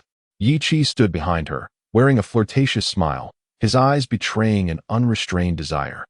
As if he were about to devour her whole, his gaze roamed over Su Wanner with impunity, a signature wicked grin curling at his lips. "My dear beauty, have we crossed paths before? Have we met, senior brother?" Su Wanner blinked innocently, feigning confusion. How could she possibly not recognize this loathsome individual? Yet, for the sake of her master's plan, she had to pretend to have forgotten him. Yi Qi chuckled softly, recalling their recent encounter at the Ascension Conference. He stepped closer, speaking with feigned sincerity. "My lady, we met at the Ascension Conference, and your beauty has been etched in my heart ever since, making it impossible for me to forget." Su Wanner felt nauseated by his words, but maintained her innocent faade, taking a step back and timidly explaining, "Oh, it is you, senior brother. I am merely here to retrieve elixirs for my master. May I ask what you seek?" The seemingly innocent Su Wanner only ignited Yi Qi's desire further. He could hardly contain his eagerness to seize this unsuspecting little rabbit before him. Yet, he had received a more significant piece of information. If she was fetching elixirs for Master Yichanga, why hadn't he come himself? Instead, he sent his naive young apprentice. Feigning concern, he inquired, "You are retrieving elixirs? No one here knows this place better than I. Might I ask which elixir you seek?" A glimmer of realization sparked in Su Wanner's eyes. She finally posed the crucial question. Pretending to suddenly remember, she expressed feigned worry. "It is the 3-turn blood recovery pill." "The 3-turn blood recovery pill?" Yi Qi mused, recognizing it as a miraculous elixir for treating internal injuries. What could Yichanga possibly need it for? His mind raced. Recalling a rumor he had heard a few days prior, Yichanga had battled against the Shantian sect in an unknown valley, slaying their grand elder, Wang Chuyang, before vanishing. At the time, he had dismissed it, incredulous that a late-stage golden core cultivator could escape from a late-stage nascent soul cultivator. Was this a tale spun from fantasy? In retrospect, the rumor held a kernel of truth. Though Yichanga had likely paid a heavy price to achieve such a feat, Yi Qi's heart twisted with disdain. Observing Su Wan'er's genuinely worried expression, he felt his suspicions regarding Yi Chang's serious injuries solidify. Su Wan'er's concern was indeed genuine, but not for Yi Chang's condition. Rather, she worried whether Yi Qi had discerned the gravity of Yi Chang's injuries. Believing he had unraveled the entire situation, Yi Qi's face broke into a wicked smile. Today was a double blessing. With Yi Chang'e gravely injured, he could do as he pleased with Su Wan'er, unimpeded. Feigning concern, he remarked, "The 3-turn blood recovery pill is quite a rare elixir here at Tianji Pavilion. Pray tell, what injuries has senior brother sustained?" Su Wan'er, entirely oblivious to Yi Qi's malevolent intentions, maintained her innocent guise, expressing her worry. "My master was injured by an old man while protecting me, and he has yet to recover." At this, Yi Qi's final doubts vanished. He was now completely convinced of Yi Chang's severe condition. His gaze towards Su Wan'er brimmed with insatiable desire, a crooked smile spreading across his face as he coaxed, "My abode is stocked with numerous elixirs for treating internal injuries. Why not accompany me back to my residence to retrieve one?" As he spoke, he advanced toward her step by step, regardless of whether she agreed or not. He intended to forcibly take her away. With Yi Chang'e incapacitated, no one would dare intervene. "And no, let us not. My master forbids me from accompanying strangers," Su Wan'er stammered, retreating as Yi Qi approached, a flicker of fear igniting within her. This man was truly lawless. Yet, Yi Qi paid her protests no heed, relishing the thrill of her fear as he continued to close the distance. "Ah, Yi Chang'e, after enduring humiliation for so many years, I finally have my chance. Today, I shall collect some interest from your apprentice." As Yi Qi pressed forward, Su Wan'er backed away until, thud, she collided with a cabinet filled with elixirs. There was no path left to retreat, and Yi Qi was still advancing, his lustful gaze making her feel sick. With a grip on her Qingxian sword, Su Wan'er found the courage to confront Yi Qi. Should she unleash the sword's power, his arrogance would vanish in an instant. However, using it would jeopardize her master's plan entirely. "Senior brother, please do not act this way. My master will be angry." Su Wan'er's voice trembled as she decided to stand her ground. Yi Qi burst into laughter at her words. "Angry? He is likely far too preoccupied with his dire state to care. Sister, follow me. I shall introduce you to the pleasures of this world." With that, he reached out to grasp her wrist, eager to revel in his conquest. Clang! The sound of steel echoed as Su Wan'er drew her Qingxian sword, thrusting it toward Yi Qi's outstretched hand. Ding! Yi Qi effortlessly pinched the blade between his fingers, his smile widening. What a fiery beauty. Such a challenge makes it all the more entertaining. Su Wan'er felt a chill run down her spine, realizing that Yi Qi was indeed intent on pursuing her. With a determined bite of her silver teeth, she prepared to unleash the full force of her sword against this loathsome man. Suddenly, a figure appeared before her, effortlessly repelling Yi Qi with a wave of his sleeve. It was Elder Qi, who had come to retrieve elixirs. "Yi Shiji, is this how you conduct yourself in the Tianji Pavilion? Are you not afraid of incurring Yi Xingzi's wrath?" Elder Qi's voice was authoritative, laced with a hint of anger. He had arrived just in time to witness Yi Qi bullying Yi Chang's disciple, eliciting a cold sweat from him. If anything were to happen to Yi Chang's precious apprentice, he would face significant repercussions. Yi Qi laughed heartily at Elder Qi's words. "Elder Qi, are you aware that Yi Chang'e is gravely injured? What is there to fear?" Elder Qi had already suspected Yi Chang's condition, and Yi Qi's statement confirmed his worst fears. However, this did not mean he would allow Yi Qi's behavior to go unchecked. Yi Chang'e was merely injured, not deceased. As long as he lived and retained his talents, he would always be the holy son of the demon sect. Yi Qi dared to oppose Yi Chang'e only because he had the Grand Elder backing him. Elder Qi, a mere elder of the Tianji Pavilion, could not afford to offend Yi Chang'e. Moreover, this presented an opportunity for him. By standing up for Su Wan'er, Yi Chang'e might speak favorably of him before the sect leader, potentially elevating his own status. And as for the Grand Elder seeking retribution, could he possibly be more formidable than the sect leader? With these thoughts in mind, Elder Qi issued an ultimatum. "Yi Shiji, it would be wise for you to take your leave. The elixirs you require will be sent to Zijing Peak by my disciples." Yi Qi glared at Elder Qi, who was defending Su Wan'er, his anger reaching its zenith. His mind, muddled from consuming too many pills, could not comprehend why anyone would defend Yi Chang'e, even in his wounded state. A crowd of disciples had gathered, whispering among themselves about the unfolding drama. The The feud between Yi Qi and Yi Chang'e was hardly a secret within the demon sect. Yet, no one could have anticipated that Elder Qi would boldly confront Yi Qi for the sake of Yi Chang'e's disciple. Yi Qi's expression had darkened to the point where it seemed as if water could drip from it. The incessant whispers around him pierced his ears like sharp thorns, unsettling his mind.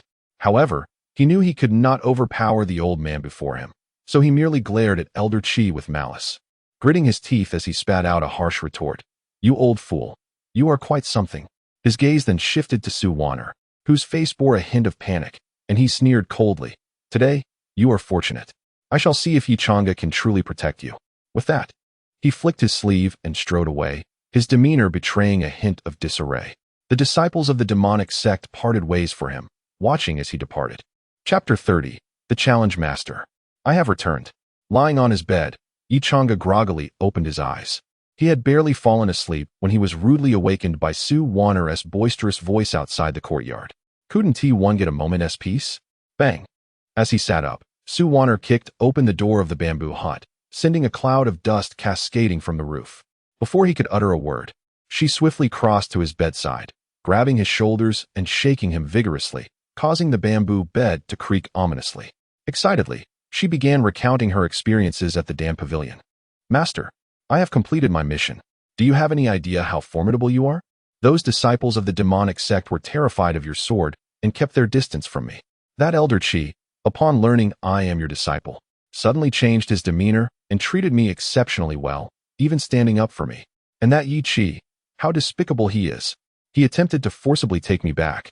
But thanks to Elder Qi's timely intervention, I almost had to teach him a lesson with the Qingxian sword. Master, I have successfully completed my mission. Praise me." Yi Chang'e, still in a daze from her energetic shaking, struggled to regain his composure. He reached out to firmly grasp Su Wan'er's shoulders in an attempt to halt her exuberance. Exhaling a long sigh. "All right, enough of the shaking. If you keep this up, I might just lose my wits entirely." Only then did Su Wan'er cease her antics, sticking out her little tongue in a sheepish manner. "I was just too excited. You won't blame me, will you, master?" Seeing her adorable demeanor, Yi Chang'e's irritation evaporated, and he gently ruffled her hair, smiling. "You are indeed a great contributor. How could I possibly blame you?" Su Wan'er's eyes sparkled with delight at his praise, and she grasped his hand, rubbing it against her head.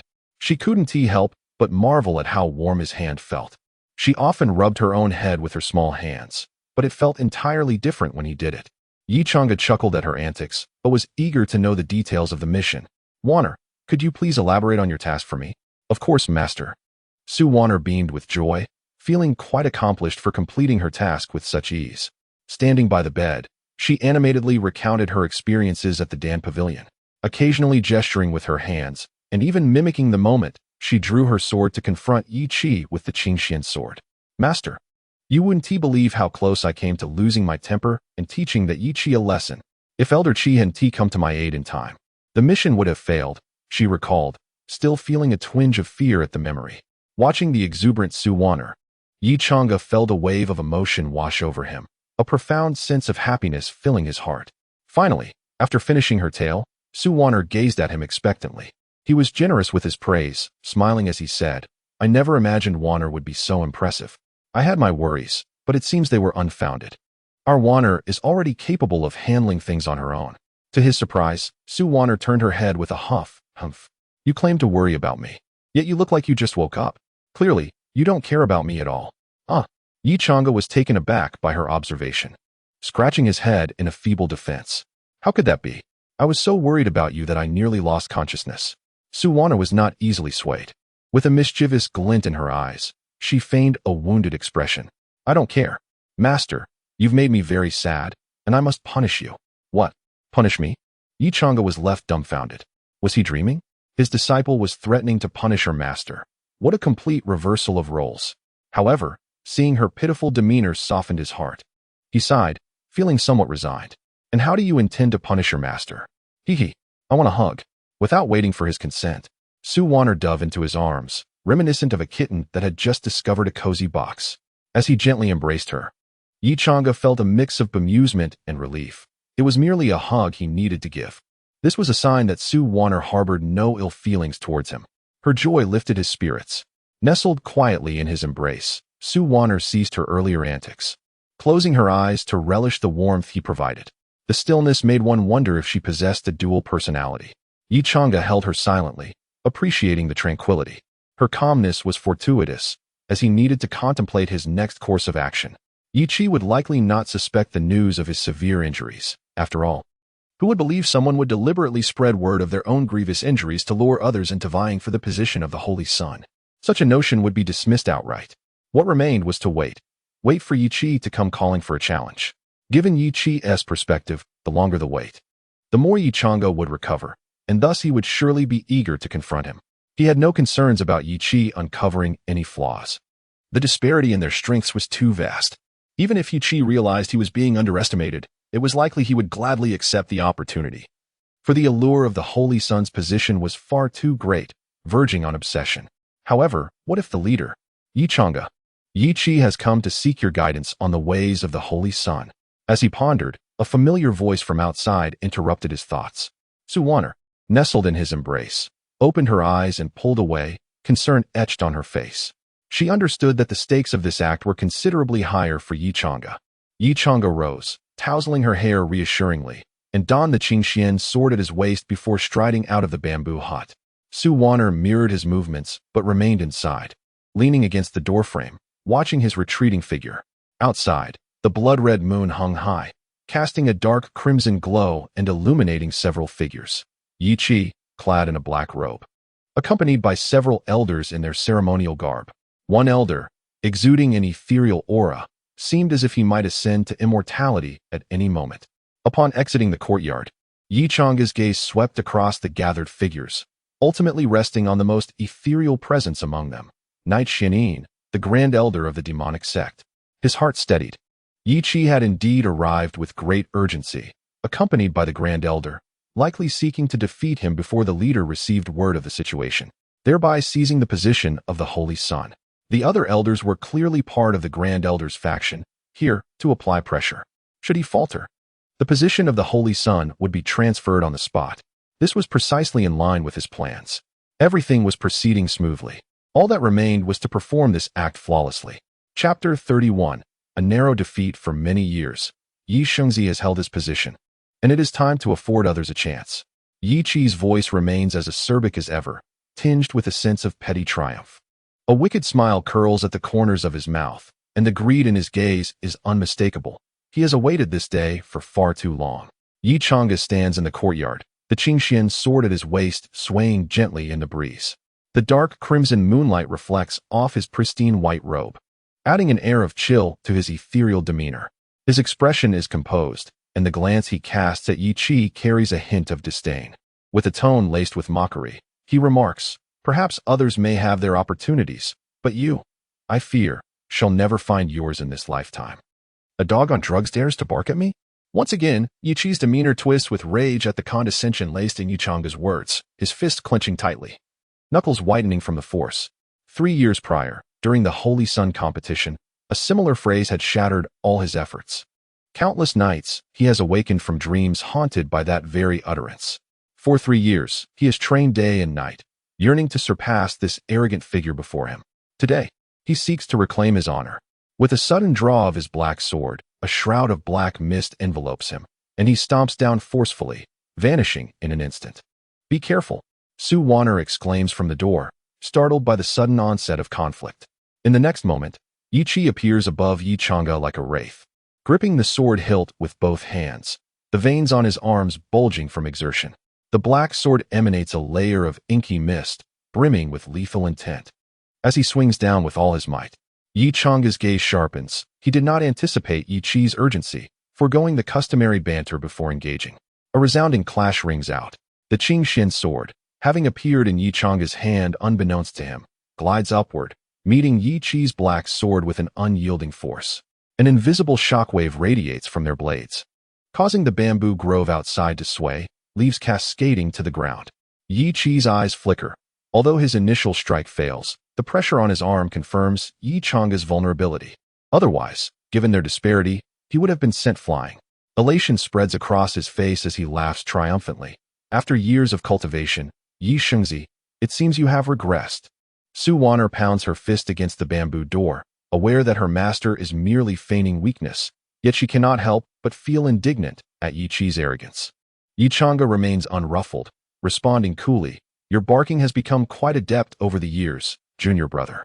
Yi Qi's pride vanishes instantly, replaced by a brooding anger. He cannot fathom why Yi Chang'e, despite his apparent injuries, maintains such audacity. His fingers grip the black sword tighter, determined to strip away Yi Chang'e's facade of indifference. A tendril of black mist snakes from beneath his feet, allowing him to execute an uncanny maneuver in midair. In an instant, numerous phantoms coalesce around Yi Chang'e, each wielding a different technique, some thrusting, others slicing, all converging upon him.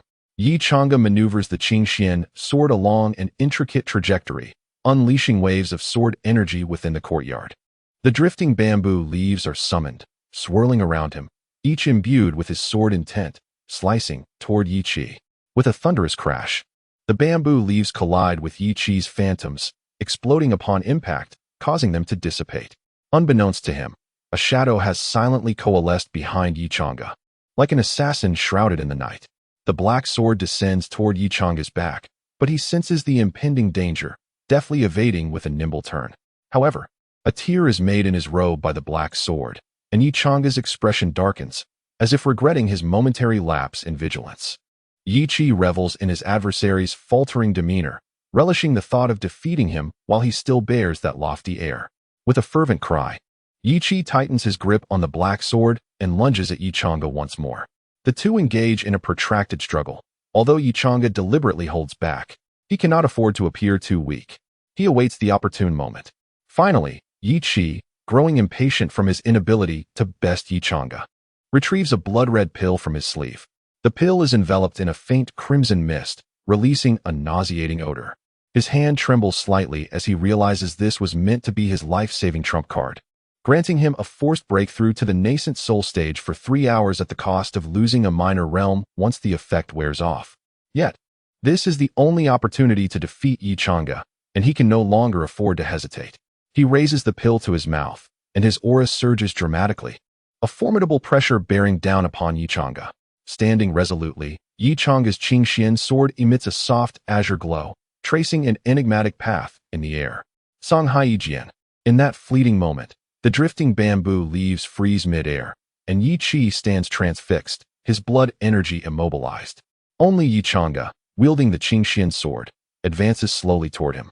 Observing from the sidelines, Yi Xianyin cannot help but admire Yi Chang'e's prodigious talent, contemplating the formidable swordplay he has mastered at such a young age, while glancing at Yi Qi with a hint of concern.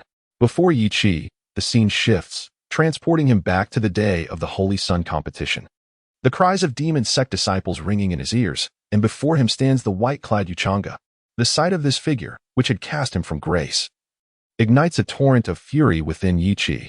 With fervor, he swings the black sword wildly at Yi Chang'e, yet no matter how ferociously he attacks, Yi Chang'e remains as impassive as ever, just as he had been 3 years prior, easily defeating him within 100 moves.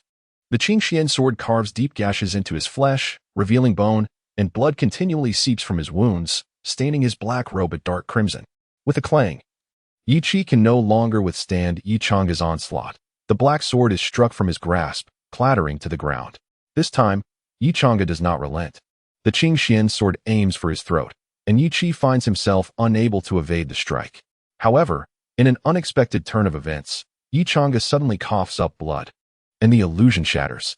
The scene shifts, and Yi Qi finds himself back in the bamboo courtyard, his body riddled with wounds, blood flowing over the black sword, which absorbs it, glowing ominously red. A glimmer of realization dawns upon Yi Qi. He understands now that Yi Chang'e, in his injured state, could not possibly execute such a move. This is his chance. With the black sword charged with his blood energy, he swings violently, unleashing a streak of light that cuts through the night sky, aimed at Yi Chang'e. Blood trickles from Yi Chang'e's lips as he hastily raises his sword in defense, only to be sent hurtling backward by the overwhelming force, coming to a stop only at the threshold of the bamboo cottage. At the entrance, Su Wanner was filled with an overwhelming sense of anxiety. Despite knowing that her master was merely acting, she could not quell her concern. Rushing forward, she supported him, her face etched with worry as she examined his injuries. Yi Chang'e's garments were tattered, his complexion pale, and blood trickled from the corner of his mouth. He gazed at Su Wan'er with a hint of surprise, reflecting inwardly, my disciple's acting skills could rival those of an Oscar contender. Suddenly, his expression shifted, and he coughed up a mouthful of blood, his pallor deepening. Su Wan'er felt a mix of worry and confusion. It was supposed to be an act. So why was he truly spitting blood? Yi Chang'e, you have been defeated. Observing Yi Chang'e's bloodied state, Yi Qi felt an indescribable thrill, nearly moved to tears. Yet he could not afford to appear vulnerable before Yi Chang'e. He yearned to humiliate him, to vent the frustrations of years past. Do you not claim to be the best in the world? How does defeat taste? Who is the dog now? Who is? Yi Chang'e remained silent, merely casting a disdainful glance at Yi Qi, as though he were a mere buffoon. Why? Why do you maintain that expression? Who do you think you are? Yi Qi was driven to the brink of madness by Yi Chang'e's gaze, struggling to comprehend why. Despite his victory, Yi Chang'e still exuded an air of self-importance. Rage surged within him, his eyes turning crimson as he fixated on Su Wan'er beside Yi Chang'e. Do you not care for her? Let us see how you can stop me. With that, he charged towards Su Wan'er. Does this fool not know when to retreat? Yi Chang'e internally lamented. He could not allow Yi Qi to take Su Wan'er, even if it meant risking his own plan. Gripping his sword, Qing Xian, he prepared to act. However, a transcendent figure appeared before Yi Qi, raising a hand to halt his advance. It was the Grand Elder, Yi Xianyin, who shook his head, filled with helplessness toward his foolish disciple. Do you not realize that Yi Chang'e is the disciple of the sect leader, and Su Wan'er is his grand disciple? How could you presume to act against them? Even as the Grand Elder, I find it difficult to safeguard you. Disregarding Yi Qi's furious and perplexed gaze, Yi Xianyin turned to face Yi Chang'e. Master Chang'e, you are gravely injured and likely unable to fulfill the role of the Holy Son. My little disciple has long desired this position. It has become an obsession. May I allow him to temporarily take on the title, to fulfill his regret? Though framed as a question, his tone was authoritative and brooked no dissent. Supported by Su Wan'er, Yi Chang'e nodded gently. This was indeed his intention. Excellent. Yi Xianyin nodded slightly, pleased with Yi Chang'e's astuteness. He then turned, grasping his foolish disciple, and departed gracefully with several elders in tow. Chapter 32. The sacred ritual begins once the Grand Elder was completely out of Yi Chang'e's sight. He could no longer contain himself. With a sudden gasp, he spat out a mouthful of blood, his complexion turning as pale as a sheet. Had it not been for Su Wan'er supporting him, he might have collapsed onto the ground. Master, what has happened to you? Su Wan'er looked at him with deep concern, her eyes reflecting both anxiety and confusion. It was as if he were still performing for an audience that had long since departed. Initially, it was an act, but now it was all too real. Yi Chang'e couldn't help but smile bitterly in his heart. The moment he exchanged the final blow with Yi Qi, he felt a familiar aura materialize atop Qingzhou Peak. Placing his hand on Su Wan'er's shoulder to leverage her strength, he spoke softly. My internal injuries are quite severe. Please assist me into the house. Seeing the pain etched on his face, which seemed genuine, Su Wan'er hurriedly helped him into the bamboo hut. Inside the hut, a shadow had been waiting patiently. It was none other than his master, Mu Yunxiang. Upon seeing Yi Chang'e in such poor condition, Mu Yunxiang swiftly approached, placing a gentle hand on his shoulder to assess his injuries. Several of your meridians are severed. It appears that Xuantianzong has devised a lethal scheme. Mu Yunxiang's brow furrowed, his aura solidifying. He was aware of the severity of Yi Chang'e's injuries, but had not anticipated them to be this grave. Gazing at the pained expression on Yi Chang'e's face, he questioned somewhat reproachfully, why did you not inform me upon your return? With a hoarse and weakened voice, Yi Chang'e replied, disciple did not wish to cause master any worry. He had been unaware of the extent of his injuries at the time. Had he known, he would have told Mu Yunxiang, I have fallen gravely wounded and am unfit for great responsibilities. You stubborn child. Mu Yunxiang shook his head in exasperation. He raised his hand, channeling a gentle stream of vital energy into Yi Chang'e, gradually repairing his damaged meridians. As Yi Chang'e's complexion began to regain its color, Su Wan'er felt a slight relief at the sight of him. Considering Master's position, I shall grant you a complete corpse when the time comes. Su Wan'er thought to herself, as Mu Yunxiang continued, do not blame your master for not supporting you earlier. Although Yi Qi is not your equal, his talents are rare. You are aware of how greatly he was affected by the Holy Son's competition, which nearly became an obsession for him. Now that his fixation has dissipated, He will progress unobstructed on his path of cultivation, and our sect will gain another true genius. Sooner or later, you will need to take my place, and he will inevitably become your right-hand man. Henceforth, the position of Holy Son shall temporarily be entrusted to him. I understand, Master. Yichanga nodded slightly, feeling disinterested in Mu Yunshang's lengthy discourse. All he wanted was to lie down and rest. He put on a respectful demeanor, saying, Master, you are busy with countless matters. It is best not to waste time on my injuries. I only need a moment to recuperate. Mu Yunshang regarded him with a hint of approval. With such an understanding Holy Son, how could the demonic sect not flourish? He left behind a bottle of medicinal pills on the table before vanishing from sight. Once Mu Yunshang departed, Su Wan'er hurriedly assisted Yichanga onto the bed, her eagerness palpable as she asked, Master, what on earth happened to you? Feeling warmth in his heart at her concern, Yichanga weakly explained, I just severed a few of my own meridians. Why? Su Wan'er was perplexed, struggling to comprehend why he would do such a thing if it were merely an act. Yichanga did not respond. Instead, he gestured for her to come closer. Su Wan'er, though confused, complied and approached him. With a swift motion, Yichanga's fingers struck her forehead, causing a small bump to form on her fair skin. Ow! What was that for, Master? She shielded her forehead with her hands, wincing in pain and looking utterly wronged. Yichanga spoke with a mix of frustration and affection. You should consider this. If I hadn't severed my meridians, how could the sect leader have accurately assessed my condition? The plan would have failed. But what about your injuries? How will we rescue Jiang Yifei now? She protested. It is of no concern. Please fetch the medicinal pills from the table. Yichanga waved his hand dismissively, indicating that he was not gravely harmed. Su Wan'er retrieved the pill bottle and handed it to him. Yichanga gently poured out a jade-green pill, its fragrance wafting through the air. Just the scent seemed to ease his injuries somewhat. Sixth order revitalizing pill. The sect leader is quite generous, he remarked, swallowing the pill whole. A surge of pure medicinal energy coursed through him, rapidly healing his internal wounds. As Yichanga's complexion returned to normal, Su Wan'er felt a weight lift from her heart. Unable to contain herself, she embraced Yichanga, burying her head in his chest, her earlier worries still lingering. Sitting on the bamboo bed, Yichanga affectionately rubbed the bump on her forehead and chuckled. See? Master is perfectly fine now. He then gently pulled her away and led her out of the hut into the courtyard. The remnants of his battle with Yi Chi were still visible in the courtyard. The shattered bamboo leaves were strewn across the ground, and the sword marks on the earth had intensified. We only need to wait for the sacred ritual in a few days. For now, let us continue to practice your swordsmanship, Yichanga said lightly, feeling that the most difficult part was behind him, and he could handle the upcoming matters alone. What? More sword practice? I want to go play in the city. Su Wan'er pouted, displeased at the prospect of more training. Of course, you can. Master still owes you a favor, he replied teasingly. Then forget it. I prefer practicing swordsmanship. Her little face was filled with discontent, feeling as though she was being held captive by her master despite him owing her a favor. She silently vowed to extract a significant promise from him later.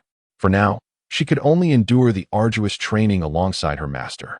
While practicing swordsmanship with him did bring her joy, she still wished for simpler moments, snuggling in his embrace, which would make her even happier. On the day of the sacred ritual, beams of white light flickered throughout the secret realm, resembling twinkling stars. Most of the disciples of the demonic sect had come to participate in the event, hoping to share in the spoils. Standing atop Tianji Peak, Yichanga gazed toward the direction of the sacred ritual, as if attempting to pierce through the hidden realm itself. Master, when shall we act? Turning around, he found Su Wan'er standing behind him, her eyes filled with anticipation. It is not we, it is I. You shall remain at Tianji Peak and await my return, Yichanga stated calmly. This was no trivial matter. One misstep could lead to their discovery, and they would be thrust into a life of fleeing. Seeing her sulking, he gently ruffled her hair and reassured her, do not throw a tantrum. If this mission succeeds, I will take you to Taiwu Imperial City to enjoy osmanthus cake. Upon hearing this, Su Wan'er's expression brightened, only to be quickly replaced with worry. She tightly embraced his waist, looking up at him with big, glistening eyes filled with concern. You must be careful. If it becomes too dangerous, don't force yourself to save anyone. To her, nothing mattered more than her master. She felt a pang of regret for urging him to undertake such a perilous endeavor. Yichanga held her gently, offering soothing words, do not worry. After a long moment, Su Wanner reluctantly released him, waving goodbye as he turned into a streak of red light, speeding toward the demonic sect's prison. On Qingzhou Peak, Su Wanner watched the fading red light, her fingers clasped together over her chest, eyes closed as she silently prayed, "Master, please return safely." Chapter 33. Dawn. The blood moon hung high, casting an eerie crimson light that enveloped every inch of the secret realm like a spectral mist. Between the mountains, the silent peaks appeared particularly profound under the moonlight, resembling a gaping abyss that threatened to devour all, instilling a sense of dread. Yichanga quietly concealed himself behind a massive rock, his gaze unwaveringly fixed on a distant cave occupied by just a handful of individuals. The cave bore no distinctive features, with several disciples of the demonic sect languidly stationed around it, their faces betraying a hint of dissatisfaction. "Perhaps in my past life, I was meant to be an actor," Yichanga murmured with a wry smile, as he swept his hand across his face, transforming his originally striking visage into something rather unremarkable. His white attire subtly morphed into the garb of the prison guards, akin to those of the disciples. The young master practiced his sword daily, and in these recent days, he had not been idle either. He had diligently tracked several disciples guarding the prison and ultimately selected one whose demeanor was most akin to his own for easier imitation. As for this fortunate disciple, he should now be following the river outside Taiwu Imperial City, nearly reaching the borders of Chiyue Kingdom. Emerging from behind the boulder, Yichanga mimicked the movements of the chosen disciple, swaggering towards the cave. The disciples surrounding the cave, upon noticing a dark figure approaching, immediately became alert. Their swords pointed menacingly at Yichanga as they barked, "Who dares to trespass in this secure prison? Ah, brothers, I've brought something delightful. Forgive my tardiness."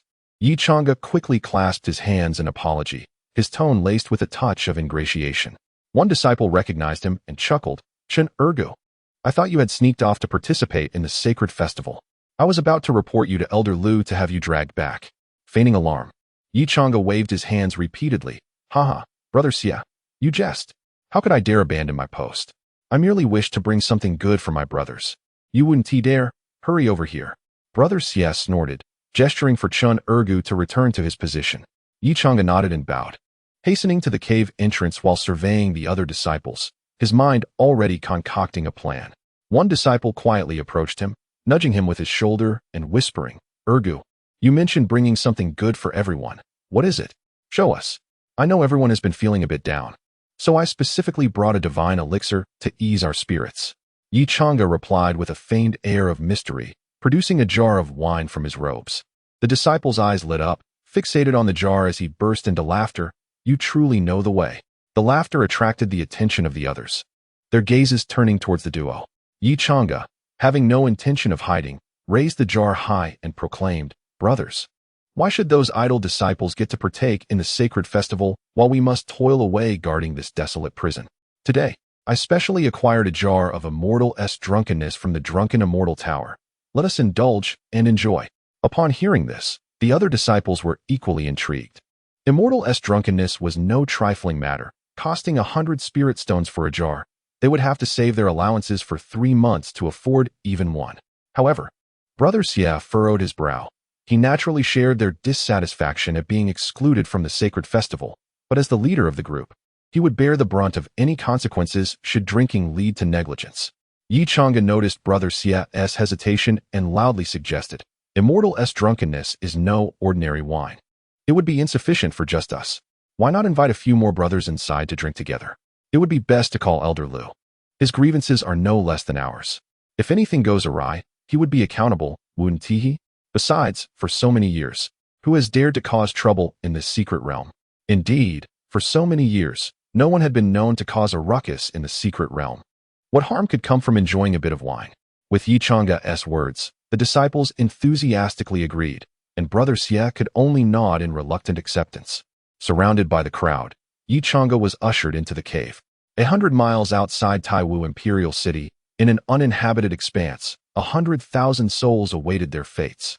Their hopeful gazes were fixed upon a high platform in the center of the plain, where a figure clad in black with a sword on his back stood resolutely, his robes billowing in the wind.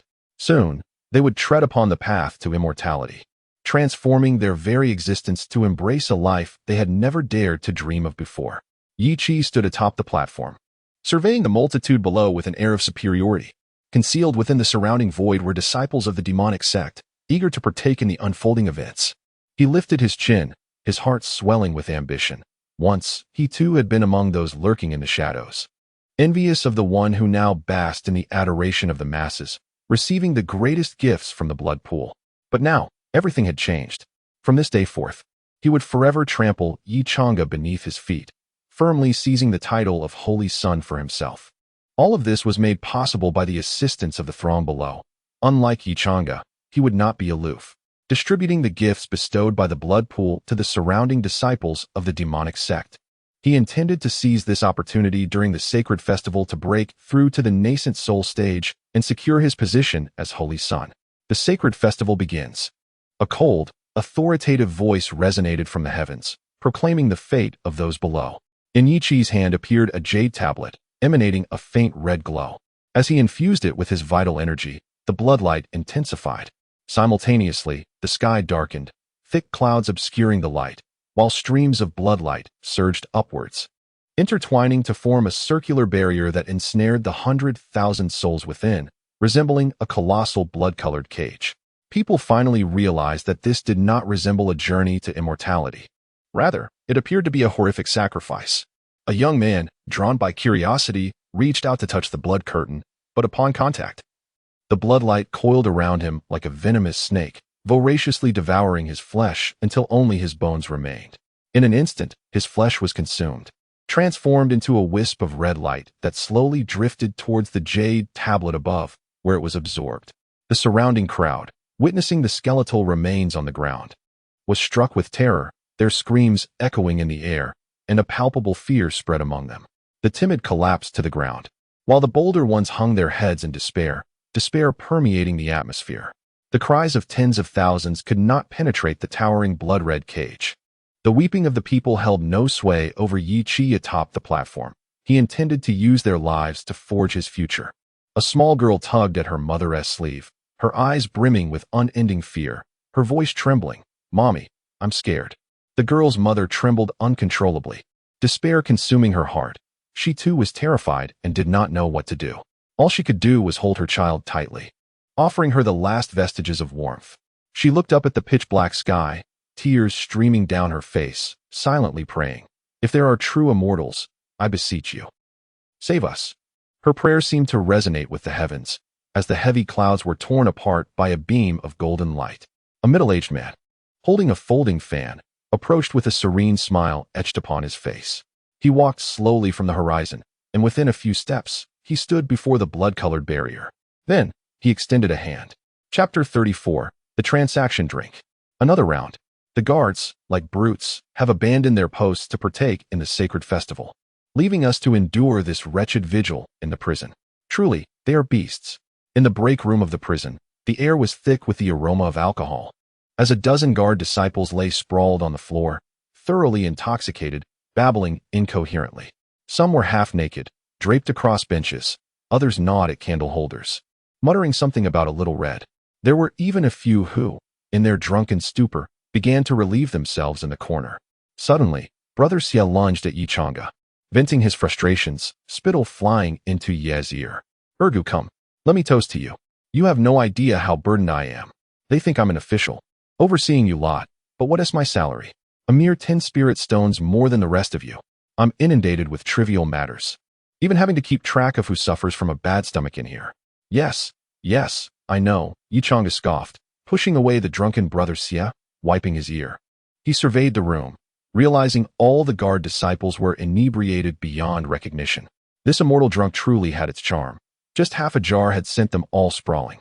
Shaking the half-full jar of immortal drunk in his hand, Yi Chang'e couldn't help but feel a twinge of nostalgia. He decided to stow the remaining liquor in his storage ring for a celebratory drink later, once he had accomplished his mission. Rising to his feet, he strode deeper into the prison. However, after just a few steps, he felt something tugging at his foot. Looking down, he found a drunken guard disciple clinging to his leg, pouting and planting kisses.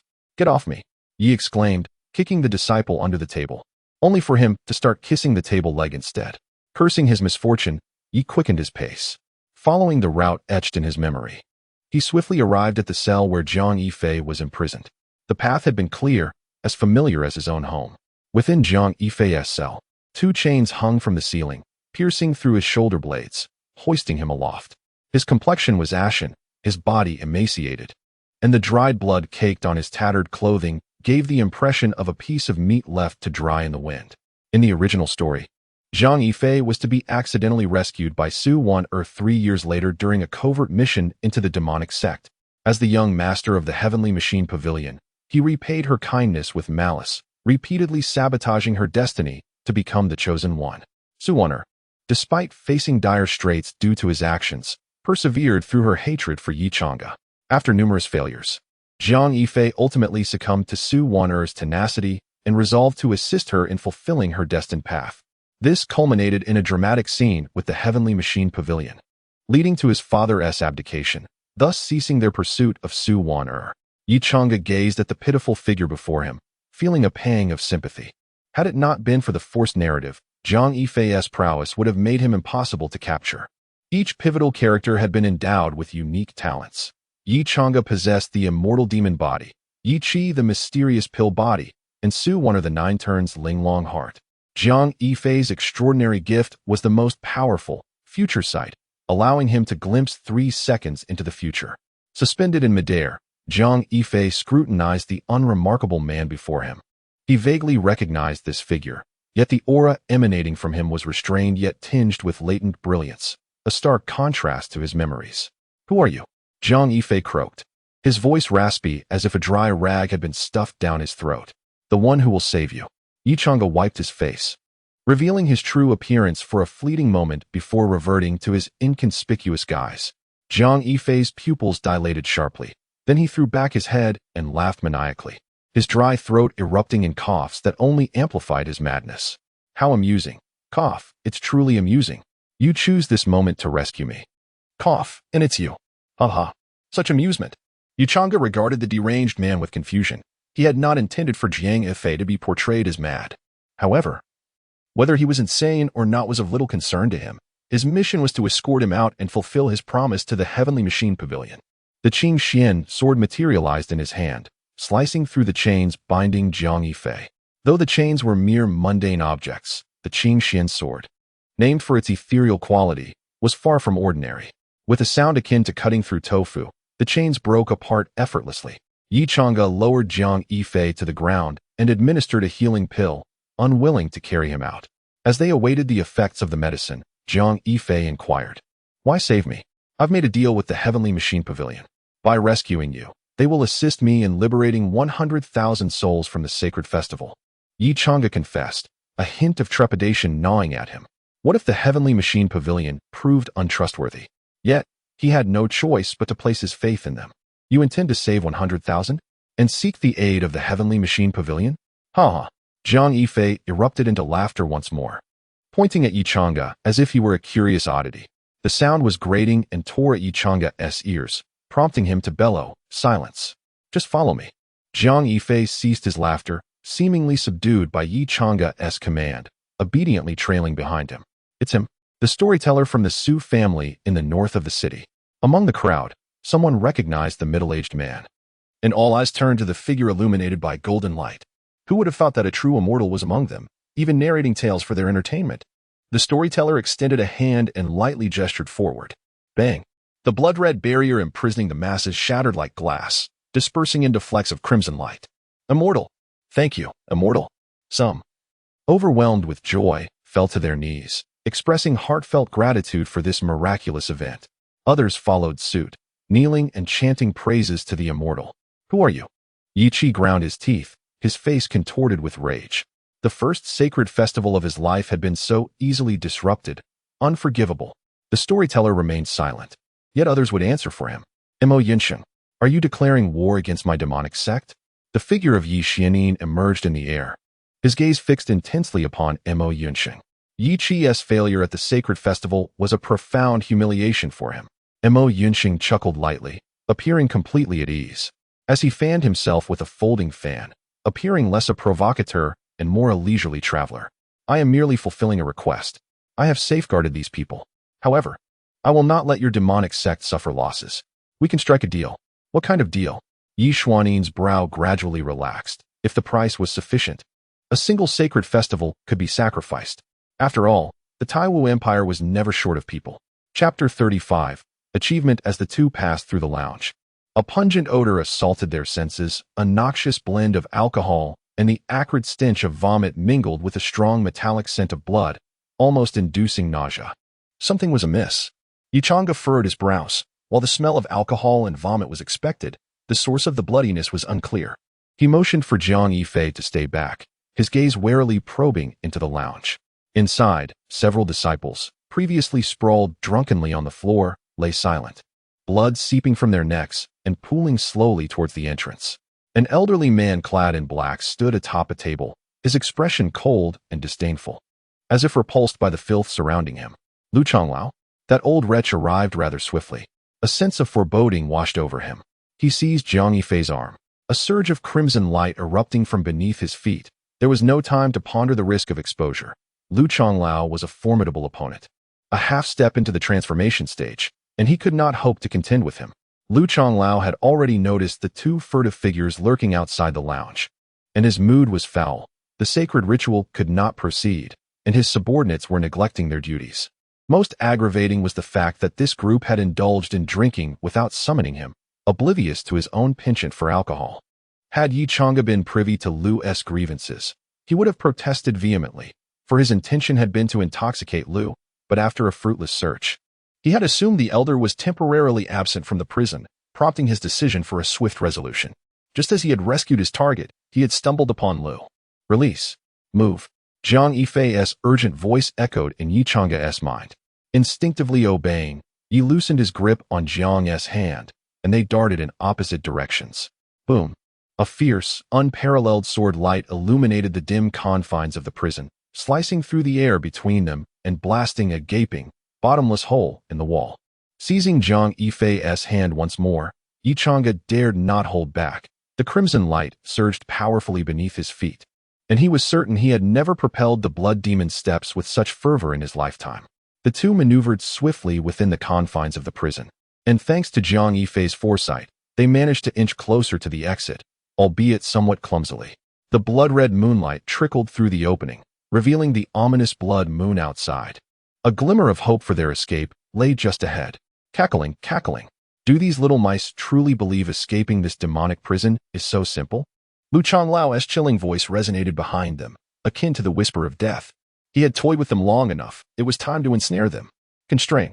With a gesture, a crimson barrier abruptly materialized at the entrance, blocking their path. Simultaneously, dozens of sharp sword lights intertwined, forming an invisible net that lunged towards them. Ha! Old man, watch me stroll right out. Yichanga laughed heartily, his voice laced with mockery. Lu Changlao's ploys inadvertently carved a path for him. Yichanga pulled Jiang Yifei towards the blood-colored barrier, and as the sword net approached, it inexplicably dissipated, allowing them to breach the opening. Lu Changlao's eyes widened in shock and fury. You little thief! What trickery is this? He had not anticipated that the prison's formation would be ineffective against Yi. Old man, we're leaving. No need for farewells. Without waiting for a reply, Yichanga's voice floated from beyond the entrance. Once outside this prison, the vast world awaited them, free as fish in the sea and birds in the sky. You truly think you can escape? Lu Changlao scoffed, leaping through the opening, his half-step transformation stage consciousness enveloping the valley in an instant. Yet, apart from a few startled birds, there was no trace of anyone. Emerging from the hole, Yichanga and Jiang Yifei raced for their lives, their figures weaving through the shadows of the trees like phantoms. In Yichanga's grasp, a pale blue jade pendant strung on a red thread emitted a faint glow. After sprinting for half an hour, Yichanga finally paused, panting slightly, and turned to the silent Jiang Yifei, releasing his grip on the latter's clothing and placing a jade token in his hand. This will enable you to leave the secret realm. With your abilities, you should be able to return safely. Jiang Yifei accepted the jade token quietly. Returning to the Tianji Pavilion was a trivial matter for him, thanks to his foresight. He glanced at the savior before him, acutely aware of the Tianji Pavilion's nature. Yichanga was special and must not vanish without a trace. After a moment's hesitation, Jiang Yifei resolved to offer Yichanga some counsel. Leaving the demonic sect, This place is not safe for you. Understood, I will. Yi Chang'e nodded, having intended to seek an excuse to depart the demonic sect after rescuing the 100,000 souls, planning to journey with Su Wan'er. Seeing him nod, Jiang Yifei ceased further discussion. A flash of white light enveloped the jade token in his hand, and he vanished from sight, departing the demonic sect's secret realm. Once Jiang Yifei had left, Yi Chang'e exhaled deeply. His mission was complete. Although the process had been tumultuous, he had managed to remain incognito, and any attempts to trace him would require time. It was time to return to Tianji Peak. I wonder if my little ancestor has missed me? The thought of the lively and adorable Su Wan'er filled him with warmth. A gentle smile gracing his lips as he imagined her concerned expression. Soaring into the sky, he transformed into a streak of light heading towards Tianji Peak. In such a brief absence, he found himself yearning for the mischievous little ancestor, his speed inadvertently increasing. At Tianji Peak, Su Wan'er sat at the entrance of the small courtyard, her chin resting on her hands, perched on her legs. She furrowed her brows slightly, her gaze fixated on the ants crawling on the ground, appearing somewhat distracted. Why hasn't Master returned yet? Has he encountered some trouble? What if Master doesn't come back? She murmured softly, her tone laced with worry and self-reproach. Su Wan'er, you are truly too weak. If only you were as powerful as Master, you could assist him instead of sitting here, waiting for him to handle everything. Her voice dwindled, her worries transmuting into self-reproach and frustration, akin to a bird trapped in a cage, yearning to soar, yet feeling powerless. Just as she immersed herself in her own world, Yi Chang'e quietly appeared before her, extending a hand to gently ruffle her hair. He hadn't anticipated Wan'er would harbor such thoughts. A complex mix of emotions surged within him, both touched by her words and pained by her self-pity. The warmth of his palm prompted the once lowered head of the young girl to rise. Her eyes sparkled upon meeting the figure she had longed for. Master! Su Wan'er leapt from her seat like a joyful little bird, flinging herself into Yi Chang'e's embrace, greedily inhaling his scent. Feeling the warmth envelop her, the fragile heart of the girl calmed slightly. Yi Chang'e gently hung the tie Su pendant back around her neck and embraced her tenderly. How could he not miss this little ancestor? They stood outside the courtyard, holding each other, savoring the tranquility within their hearts. The gentle breeze rustled the bamboo leaves on the ground, adding a touch of poetic charm to this warm tableau. However, an out-of-place voice shattered the momentary peace. Yi Chang'e, your affair has been exposed. Chapter 36, Escape. Yi Chang'e, come with me at once. A stern voice echoed through the skies above Tianji Peak, belonging to an elder clad in black robes. The sound resonated like thunder, shaking the bamboo forest to its core, causing many stalks to snap and fall. Su Wan'er gently tugged at his sleeve, her once vibrant eyes now filled with terror. She sensed that this individual exuded a far greater aura than Wang Qiang, as deep and unfathomable as the abyss. Positioning Su Wan'er behind him, Yi Chang'e's expression darkened. He recognized the visitor, Wu Changkong, the Grand Elder of the Demon Sect's Law Enforcement Hall, a formidable presence at the peak of the transformation realm. However, he had only just rescued Jiang Yifei. Could it be that despite Elder Lu's relentless reporting, the internal investigations of the Demon Sect required no time at all? Puzzled, Yi Chang'e fixed his gaze upon Wu Changkong in the sky, raising his voice in inquiry. Elder Wu, what transgression has my disciple committed to warrant your personal visit? Yi Chang'e, as the former holy son of the Demon Sect, you have conspired with outsiders to sabotage the sacred rite and unlawfully released a major criminal. Your sins are unforgivable. Wu Changkong retorted with a cold snort.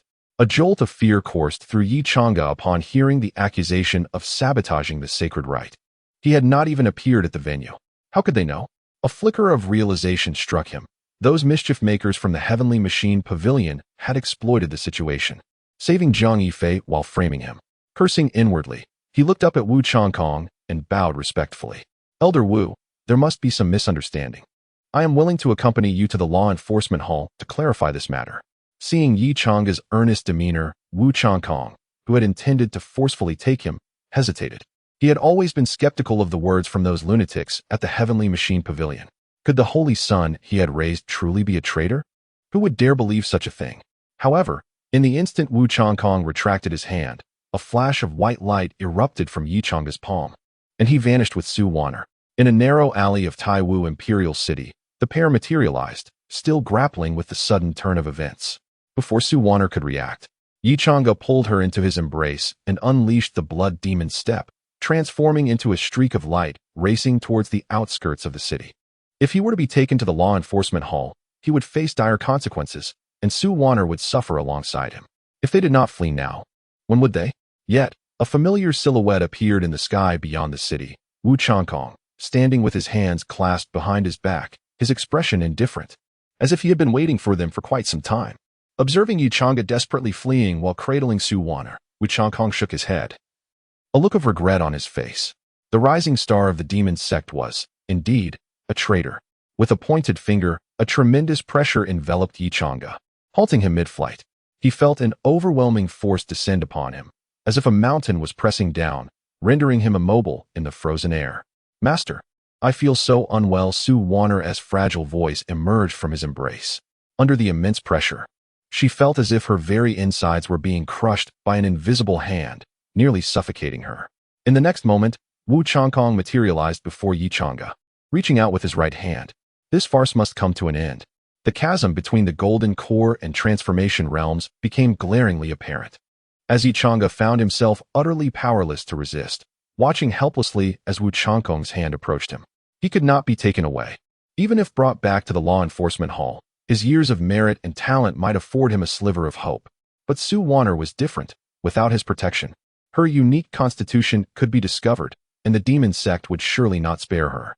With this thought, Yichanga's resolve hardened, with no path left to retreat. He would rather take a gamble.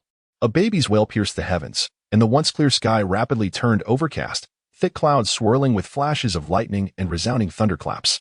The frozen space around Yichanga could no longer restrain him. He drew the Qingxian sword from his waist and struck towards Wu Changkong's hand with all his might. Clang! The sound of metal clashing rang out, causing Yichanga's palm to split, blood oozing forth as he was violently hurled away, a jet of blood escaping his lips. Did you truly believe that breaking through to the nascent soul would allow you to contend with me? Utterly laughable.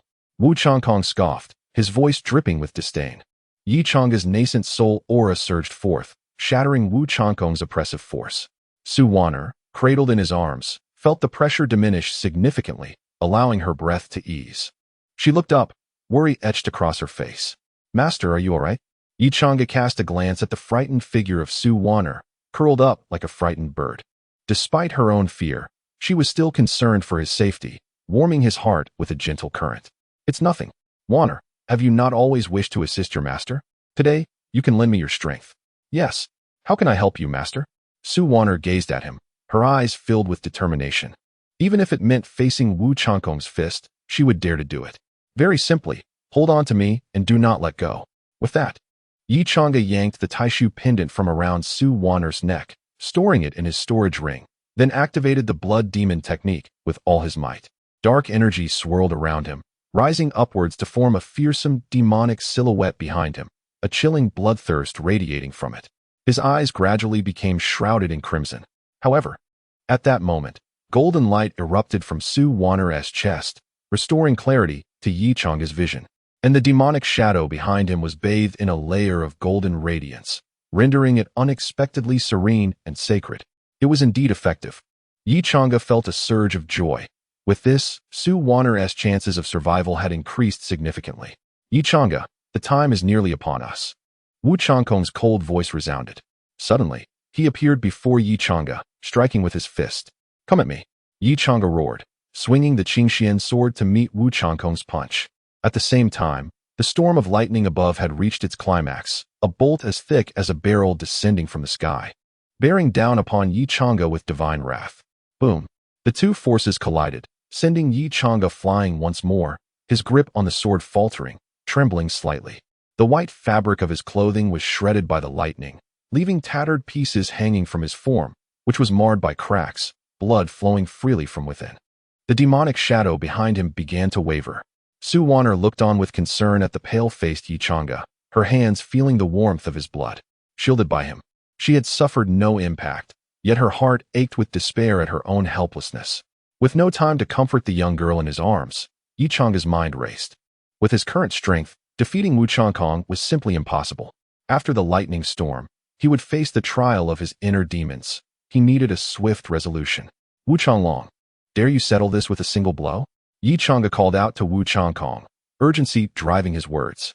Wu Changkong remained silent, refraining from further attacks, curious to observe what kind of power this exceptionally talented Holy Son could unleash.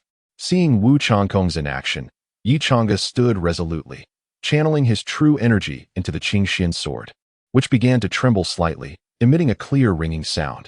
The lightning continued to strike down from above, while the demonic shadow behind him wielded a demonic sword, intercepting the bolts, yet gradually becoming more ethereal. At long last, the Qingxian sword erupted with a brilliant radiance, illuminating the darkened sky.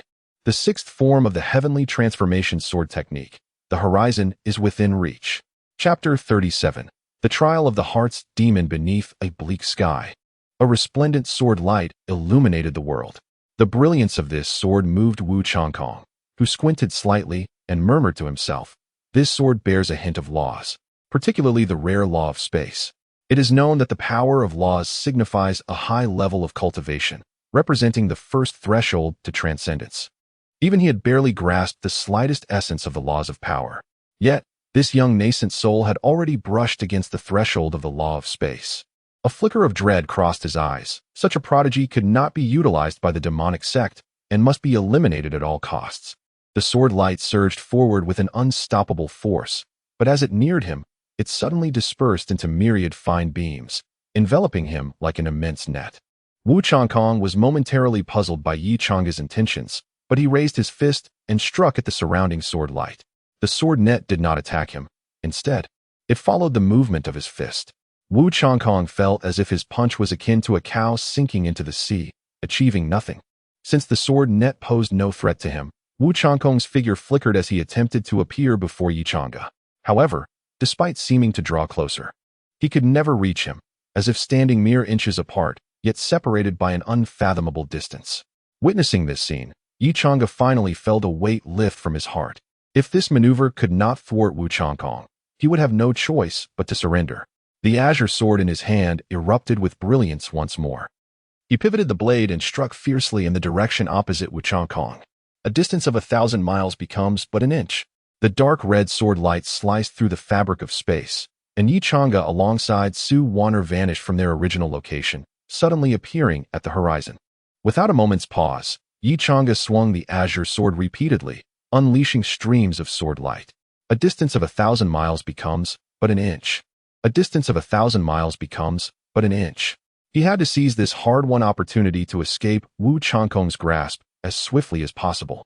With each stroke of the azure sword, they soared hundreds of miles away. However, the fissures on Yi Chang'e's body widened with each movement, blood trickling from his face and dripping onto Su Wan'er's forehead. The heavenly transformation sword technique exacted a heavy toll on him. Each strike voraciously drained his vital energy, and he was now burning his own essence to forcefully execute the technique. Yet, he could not, nor dared to, stop. The thunderous tribulation raged above, while the demonic figure wielded a demonic sword, continuously resisting the onslaught of heavenly lightning. Yi Chang'e, meanwhile, burned his essence and wielded his sword in flight. This bizarre scene left the onlooking cultivators in shock, their mouths agape. The demonic figure gradually became ethereal under the relentless strikes of thunder, and finally, when the last bolt of lightning descended, it could no longer withstand the pressure and dissipated.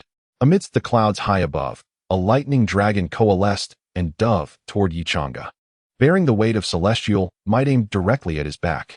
In a desperate flight, Yi Chang'e's essence was almost entirely consumed. This final bolt of heavenly lightning became the last straw that broke the camel's back. Boom! The thunder erupted, and Yi Chang'e's vital energy faltered, causing him to plummet from the sky and crash into an unknown valley. Thud! He tightly cradled Su Wan'er in his arms, his back striking the ground with a resounding impact, creating a pit several dozen feet deep. Coughing, Yi Chang'e could no longer expel blood.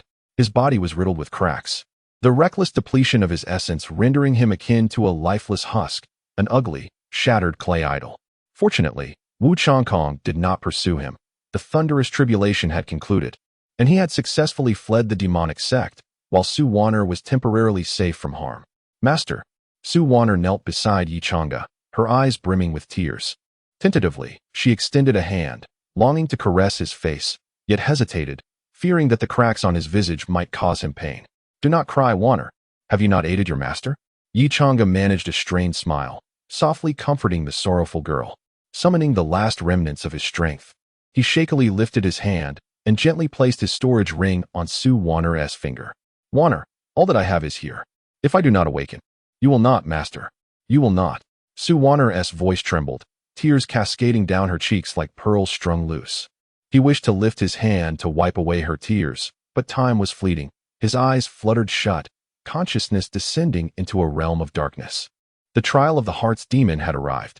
Under the solitary moon, casting its cold light, Yi Chang'e opened his eyes to behold the gazes of thousands awaiting him. Standing upon a high platform, his white robes billowing in the wind. "The sacred rite begins." A chilling, merciless voice echoed from the heavens, proclaiming the fate of those below. Yi Chang'e's heart sank. He yearned to raise his sword to save these individuals, to liberate them from their predetermined fate. Yet, an invisible force bound his body. Mechanically, he raised his hand, and the jade pendant in his grasp radiated with a crimson glow. The sacred ritual array activated, enveloping the world in a sanguine hue. And no miracle transpired. The soaring blood light consumed every soul beneath, their faces contorted in despair, their terrified cries and the wails of children piercing Yi Chang'e's heart, leaving him breathless. He wished to close his eyes to escape this horror, yet his body coldly observed the tragedy unfolding before him, forcing him to confront it. The scene shifted, and he found himself atop a resplendent palace, the imperial palace of the great Zhou. In the vast courtyard, a middle-aged man frolicked with a little girl. "Father, I want to be someone beloved by the people just like you." "Ah, then father shall guide you, for becoming a cherished princess is no simple feat."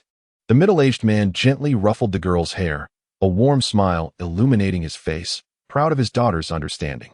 The little girl squinted in delight at her father's affection, a radiant smile gracing her face, as sunlight bathed the father-daughter duo in a soft golden glow. In the next moment, Yi Chang'e appeared before the middle-aged man, his azure sword swift as lightning, severing his head. The man's face remained adorned with a smile even as blood gushed from his neck, staining the ground, and the little girl's eyes red. "Father!" The girl's shriek shattered the heavens, brimming with despair and anguish. She dashed toward the lifeless body, tears streaming down her cheeks, her small hands grasping for something, yet only touching the cold blood. Yi Chang'e stood frozen, his azure sword still dripping with blood, his gaze cold and hollow, resembling a machine programmed solely for slaughter. Yet within, turmoil raged. Pain consumed his heart, tormenting his soul. The scenes continued to unfold, a series of tragedies flashing before Yi Chang'e's eyes. He was a heartless killing machine, yet a tortured spectator at the same time. The images pressed on until his final mission. In the azure mortal realm, at Moon City, the crimson gates swung open. Yi Chang'e remained motionless, yet this time was different. He did not slay Su Wanner. He took her as his disciple, sharing the same bed, teaching her the ways of cultivation, guiding her to discern the world's treachery. He provided her with a source of support, a warm sanctuary. In his own manner, he gradually unraveled the hatred within her heart, soothing her inner wounds. As his bond with Su Wanner deepened, Yi Chang'e's heart began to change as well. In redeeming this unfortunate girl, he found redemption for himself. Each time he beheld the trust and reliance in Su Wanner's eyes, the weight of his guilt lessened incrementally. Her smile became the sole beacon of light in his darkened world. Until that fateful day, when Su Wanner tearfully confessed, "Master, I no longer harbor hatred for you." The scene shifted once more. Yi Chang'e found himself standing amidst a blood-drenched realm, where the ground was a relentless river of crimson, and the surroundings were piled high with corpses. The air was thick with the suffocating stench of blood. As he arrived, the deceased began to rise, each in varying forms, nobles, courtesans, and beggars alike. Yet, without exception, they were all vengeful spirits of Yi Chang'e. There was no trace of hatred in their eyes, only a haunting calm. As they fixated on him with a singular question, "You have attained redemption. What of us?" Yi Chang'e opened his mouth, yet words eluded him. He had found redemption. But what of them? His salvation was but a self-deception. He had taken no actions to redeem them, yet shamelessly believed himself worthy of salvation. By what right? Yi Chang'e questioned himself, seeking an answer, but only met with bewilderment. He whispered softly, "How can I possibly bring them redemption?"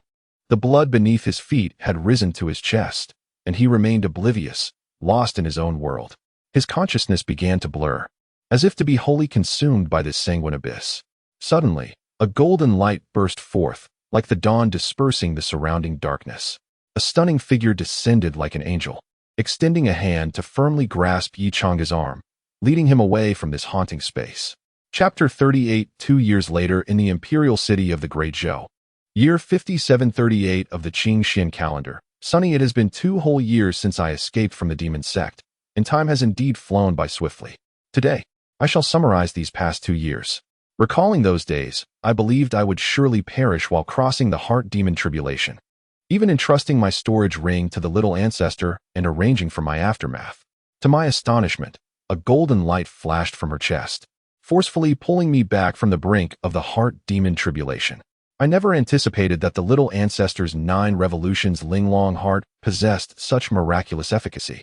It seems this world might harbor settings of which I am still unaware. Regrettably, I still failed to transcend the heart demon tribulation, leaving my nascent soul stillborn within, resulting in a significant drop in my cultivation and severe damage to my foundation. Consequently, I directly bestowed enlightenment upon the little ancestor to help elevate her realm. It was an opportune moment to shift my focus to the Taishu true immortal art, thus alleviating my concerns about demonic influences infiltrating my body. I suspect the little ancestor had long coveted my cultivation. At that time, I was gravely injured and on the verge of death, while she had just reached the latter stage of foundation establishment. A passing golden core cultivator, curious to investigate, sought to take advantage of my predicament. However, the little ancestor produced a long-distance teleportation talisman from her bosom, which left me infuriated as I questioned why she hadn't revealed it sooner. She simply replied that she had forgotten. What could I do? Although she caused me to lose my cultivation, how could I bear to be stern with her? The moment she blinked her pitifully large eyes, my heart melted. For the past 2 years in the imperial city of the Great Zhou, the little ancestor and I have lived incognito, embracing a mundane existence. We rarely interacted with outsiders, save for our neighbors, Brother Zhou and his wife, Lin Yueqian. Brother Zhou and his wife live a life of modest means, yet they radiate happiness and affection. According to Brother Zhou, he was once the scion of a wealthy family, yet fell in love with his wife, who was then merely his servant. His family disapproved, prompting him to elope with her one quiet night, leading them to a life of anonymity in the imperial city. Perhaps such a touching tale is why the little ancestor often visits Brother Zhou's home. Over time, we became quite familiar. I am uncertain what has spurred the little ancestor's change. Once a sweet little girl, she now seems to have developed a rebellious streak. Since arriving here, she has grown more mischievous day by day, akin to entering a phase of rebellion. I initially thought, with the 2-year mark upon us, it was time to embark on explorations of secret realms with her. However, observing her current demeanor, I must reconsider. The little ancestor, emboldened by her high cultivation, increasingly disregards my words. What if she were to wander recklessly in a secret realm and encounter danger? Alas, as I penned the final lines, Yi Chang'e gently closed his diary. Since coming to the imperial city of the Great Zhou, the monotony of daily life had left him ensnared, leading him to develop a penchant for journaling. The reason for our retreat to the imperial city was that, in the original narrative, it was the only location devoid of large-scale operations from the demon sect. Although the demon sect's members are ubiquitous throughout the Qing Xian realm, the imperial city remains relatively safe. Extracting the diary from the hidden compartment of his desk, he intended to rise and breathe in the fresh air outside when a flurry of hurried footsteps approached. Yi Chang'e, bang, before the figure arrived. The voice echoed into the room, followed by a loud crash as the door was forcefully kicked open, causing dust to rain down from the ceiling, some even landing in Yi Chang'e's mouth. Tui, he spat out the dust, casting a resigned glance at the girl who had burst through the door. How many times must I say it? Call me master. And could you please refrain from kicking the door so forcefully next time? A young lady should exhibit poise. You know, he had grown weary of this little ancestor, who, relying on her high cultivation, had become increasingly unruly, disregarding his words, and now brazenly intruding into his room. What if one day he felt inclined to express himself freely within his quarters, only for her to discover it? I'll call you whatever I wish. I'll do as I please. Why should you care? Su Wanner crossed her arms defiantly, turning away with a huff, showing him no respect whatsoever. In light of her retort, Yi Chang'e found himself at a loss, sitting down and softly asking, "What do you need?" "I finished chopping all the firewood you assigned me." With nothing else to do, I came to see if you were up to any mischief. What mischief could I possibly engage in? I am your master. And wait, you've chopped over 1,000 pieces of wood already? Yi Chang'e was thoroughly exasperated with the little ancestor, standing up abruptly. I don't believe it. Show me. Chopping over 1,000 pieces of wood in a single morning is no small feat. I must see what tricks she has employed. Fine, let's go. Su Wana huffed. Stepping out of the room and heading toward the firewood shed, Yi Chang'e followed closely behind, sighing at her retreating figure. How had this once sweet little girl transformed into this? Upon reaching the firewood shed, over 1,000 pieces of wood lay neatly stacked against the wall, while a long sword was carelessly discarded beside a wooden stump. Upon seeing that sword, Yi Chang'e's pupils constricted in shock. Why is my Qing Xian sword with you? And why is it just lying there? I thought the Qing Xian sword was more convenient for chopping wood, so I borrowed it, Su Wana said nonchalantly, showing no sign of remorse. With a flick of her wrist, she retrieved the Qing Xian sword from the ground, and Yi Chang'e's tone grew cold. He was genuinely infuriated by Su Wana's actions. Put away the wooden sword. We will practice today. Su Wana initially intended to refuse, but upon seeing his serious expression, she felt a twinge of fear and nodded in agreement. In truth, she did not wish to oppose Yi Chang'e. However, she had recently found herself feeling flushed and anxious whenever she approached him, a conflicting sensation that frightened her. She could only use this manner to mask her peculiar feelings. Moreover, whenever she acted out, Yi Chang'e would set aside his tasks and focus entirely on her, which left her feeling helplessly drawn to him. Seeing her retrieve the wooden sword, Yi Chang'e's expression softened substantially. At least she was still willing to heed his instructions, whether it was chopping wood or practicing swordplay. She complied, albeit with a hint of uncontrollability. Yi Chang'e refrained from using the Qing Xian sword, instead conjuring a piece of firewood with his mind. Su Wana gripped her wooden sword tightly, her face still showing reluctance, yet also a hint of seriousness. Let us begin, Yi Chang'e said calmly.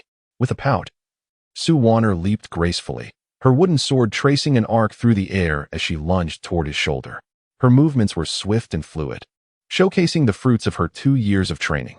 Yi Chang'e, however, remained unperturbed, deftly deflecting her strikes with the piece of wood in his hand. He stood there, calmly neutralizing her attacks. Too hasty, Yi Chang'e remarked as he parried.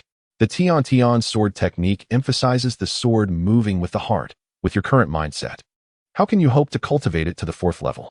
Upon hearing Yi Chang'e's critique, a flicker of defiance ignited in Su Wana's eyes. She quickened the pace of her attacks, her sword light raining down upon him like a storm, yet he effortlessly parried each assault. Shaking his head, Yi Chang'e felt a twinge of disappointment. While Su Wana was still a novice, her mindset would hinder her progress. Sensing his disappointment, Su Wana's emotions became unbalanced. She feared disappointing him, for his opinion held immense weight in her heart.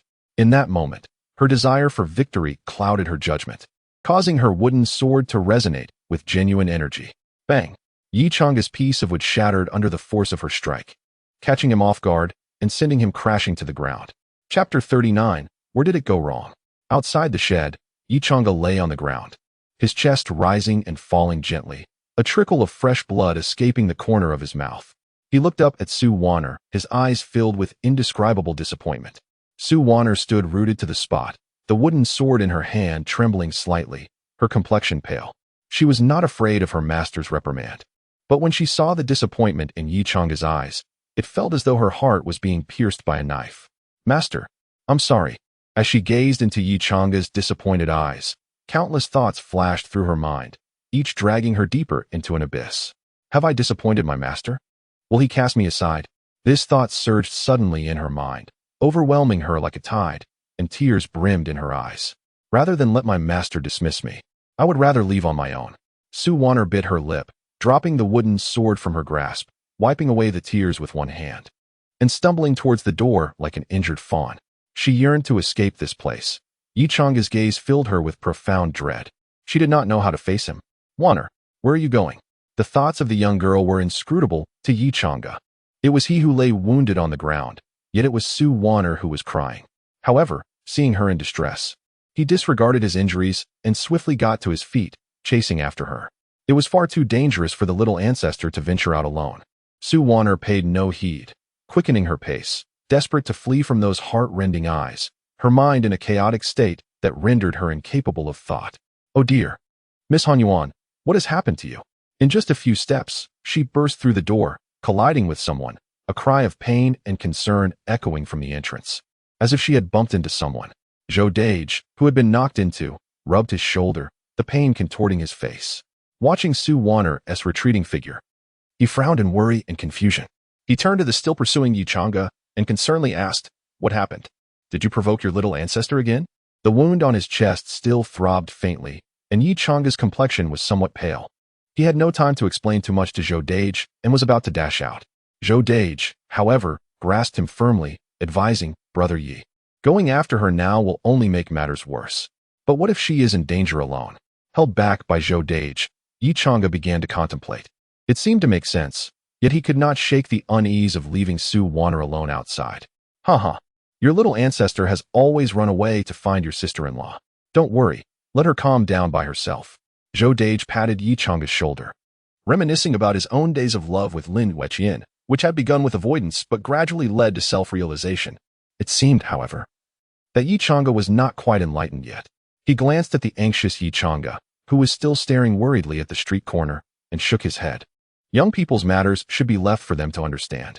In the Zhou family's courtyard. Woo woo woo. Sister Yueqian. Crying. Su Wanner burst through the Zhou family's door. Whenever she had conflicts with Yi Chang'e, she would seek out Sister Yueqian to lament. Sister Yueqian would always listen to her quietly, then gently comfort her and guide her on what to do, and this time was no exception. While hanging clothes in the courtyard, Lin Yueqian suddenly heard the familiar voice and turned to see Su Wanner rushing in, tears streaming down her face. She immediately set aside her task and hurried to meet her. "Little Han Yuan, what's the matter? Did your Yi Gij upset you again?" Lin Yueqian gently took Su Wanner's hand, leading her to a stone bench in the courtyard, softly patting her back and inquiring about the reason for her tears. If Yi Chang'e had been present, he would have vehemently protested his innocence, wondering why everyone believed it was his fault when he was the real victim.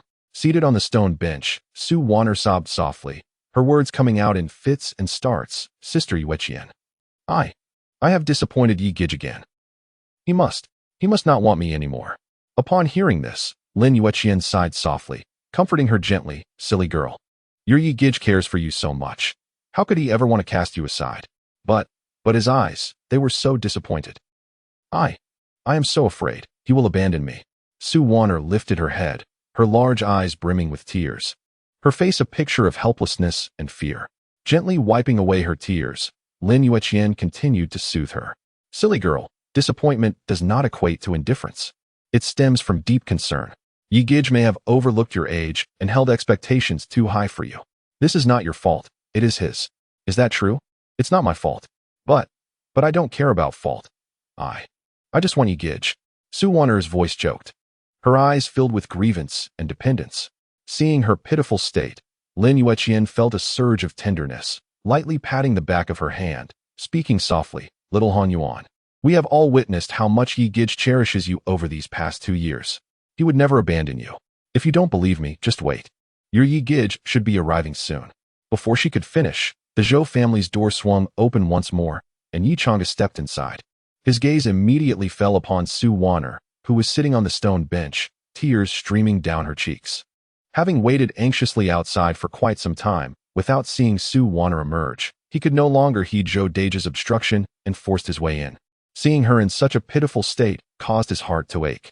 Though he did not comprehend why, at that moment, he felt he was in the wrong. The power of the girl's tears was so overwhelming that it could distort right and wrong. He quickly approached Su Wanner, gently wiping the tear stains from her face. "Little ancestor, don't cry. It's my fault." Looking up at Yi Chang'e, whose face was filled with concern, Su Wanner felt a weight lift from her heart, and her tears ceased. She wanted nothing more than to embrace Yi Chang'e tightly, yet an inexplicable shyness stopped her. Instead, she turned her head, crossing her arms, and huffed softly, "Where did you go wrong?" Yi Chang'e stood dumbfounded. To be honest, he truly did not know where he had erred. He was the one who had been struck, the one apologizing, and now he had to reflect upon himself. Who could he turn to for clarity? Seeing him at a loss, Lin Yueqian quickly intervened. You were wrong for being too harsh on Han Yuan. You need to be more forgiving towards her, understand?" I understand. Just a few days from now, there will be a lantern festival in the Daizhou Imperial City. You should take Han Yuan out to enjoy it. Let her relax a bit. A lantern festival? Perhaps I should. Humph. You say you understand your mistake, yet you clearly do not care about me at all. All right. When Yichanga heard he was to accompany Su Waner to the lantern festival, he instinctively wanted to refuse, as he was not particularly fond of lively scenes. However, Su Waner's gaze was fixed upon him, and she seemed poised to protest should he decline. Reluctantly, he could only nod in agreement. Su Waner was so delighted that she nearly leaped up. Unexpectedly, after a bout of disagreement, she found herself fortunate instead. She stood up, ready to embrace Yichanga, but suddenly withdrew her hands, huffing softly, and without caring whether he followed, she turned and walked out of the courtyard. Feeling somewhat embarrassed, Yichanga retracted his outstretched hands, genuinely puzzled by what the little ancestor was trying to achieve. He had never behaved this way during his own rebellious phase.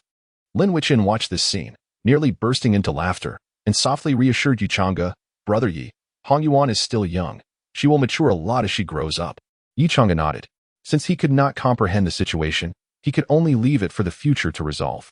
He walked out of the courtyard with Lin Yuqian, following behind Su Waner. Outside the Zhou family's gate, Lin Yuqian and Zhou Dage stood together, watching the big and small figures ahead of them, one in front of the other. Zhou Dage suddenly chuckled softly. Did they not resemble us back in the day? A touch of difference emerged, initially. It was unclear who insisted so stubbornly that I accompany him, threatening to leap into the river should I refuse. Lin Yuqian rolled her eyes and chuckled softly. Brother Zhou grinned and said, "Just tell me, did you go or not?" Lin Yuqian playfully nudged Brother Zhou, yet her face radiated a sweet smile. "If it weren't for your pitiable state, I would never have accompanied you," she replied. Brother Zhou laughed as he wrapped an arm around her shoulder, his gaze lingering on the distant figures of Yichanga and Su Waner, his tone tinged with a hint of nostalgia. "Although my younger brother Yi is currently oblivious, there will come a day when he will understand. That girl Han Yuan is entirely devoted to him. She is merely too young to express her feelings." Chapter 40. Hand in hand as dusk approached, the sun gradually descended, casting a warm glow over the streets of the great Zhou imperial city.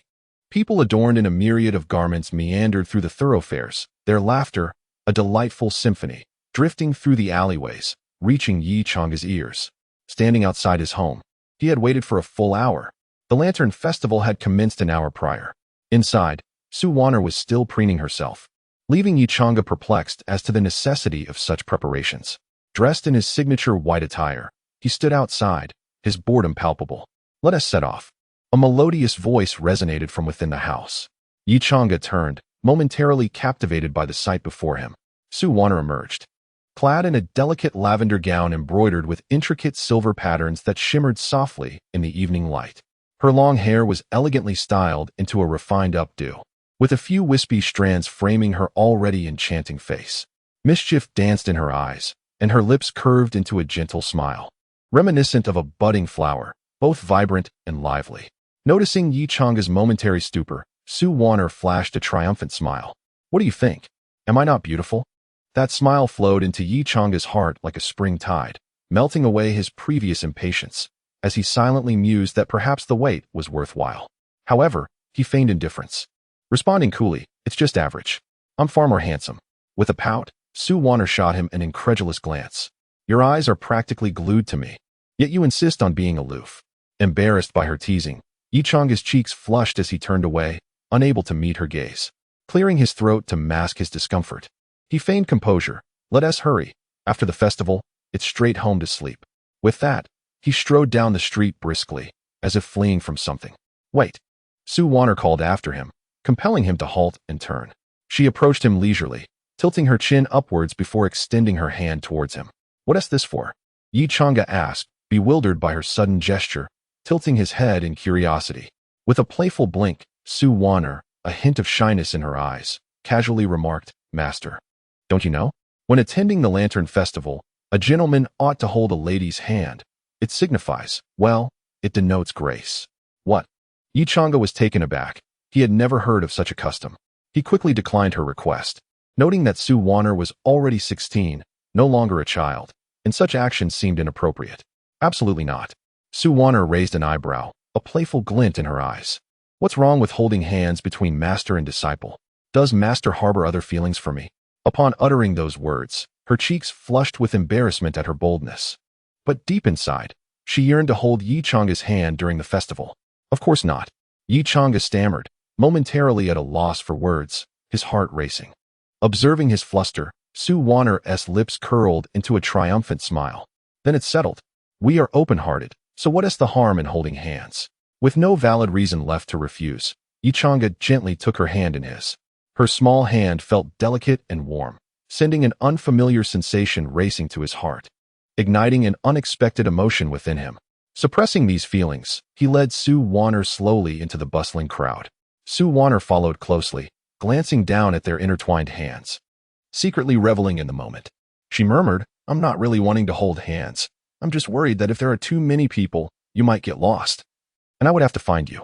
At her words, Yi Chang'e's lips twitched slightly, inwardly resigned. All right, I understand. His palm was warm and soft, enveloping her hand completely.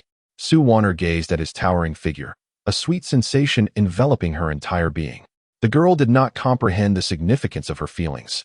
She merely wished that time could freeze at that very moment. Upon reaching the main street of the Lantern Festival, they were greeted by a dazzling display of lights. Various lanterns adorned the sides of the street, their vibrant colors illuminating the faces of passers-by, creating a festive atmosphere. Children with small lanterns laughed as they darted through the crowd, while vendors called out in a cacophony, the air rich with the aroma of delectable street food. Su Wanner, hand in hand with Yi Chang'e, joyfully navigated through the throng, her eyes sparkling at the splendid lanterns.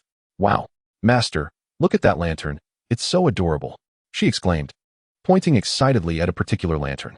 Yi Chang'e followed her gaze to find a charming rabbit lantern hanging at a stall, its rounded body and upright ears, with red paper accents for eyes, giving it a lively appearance.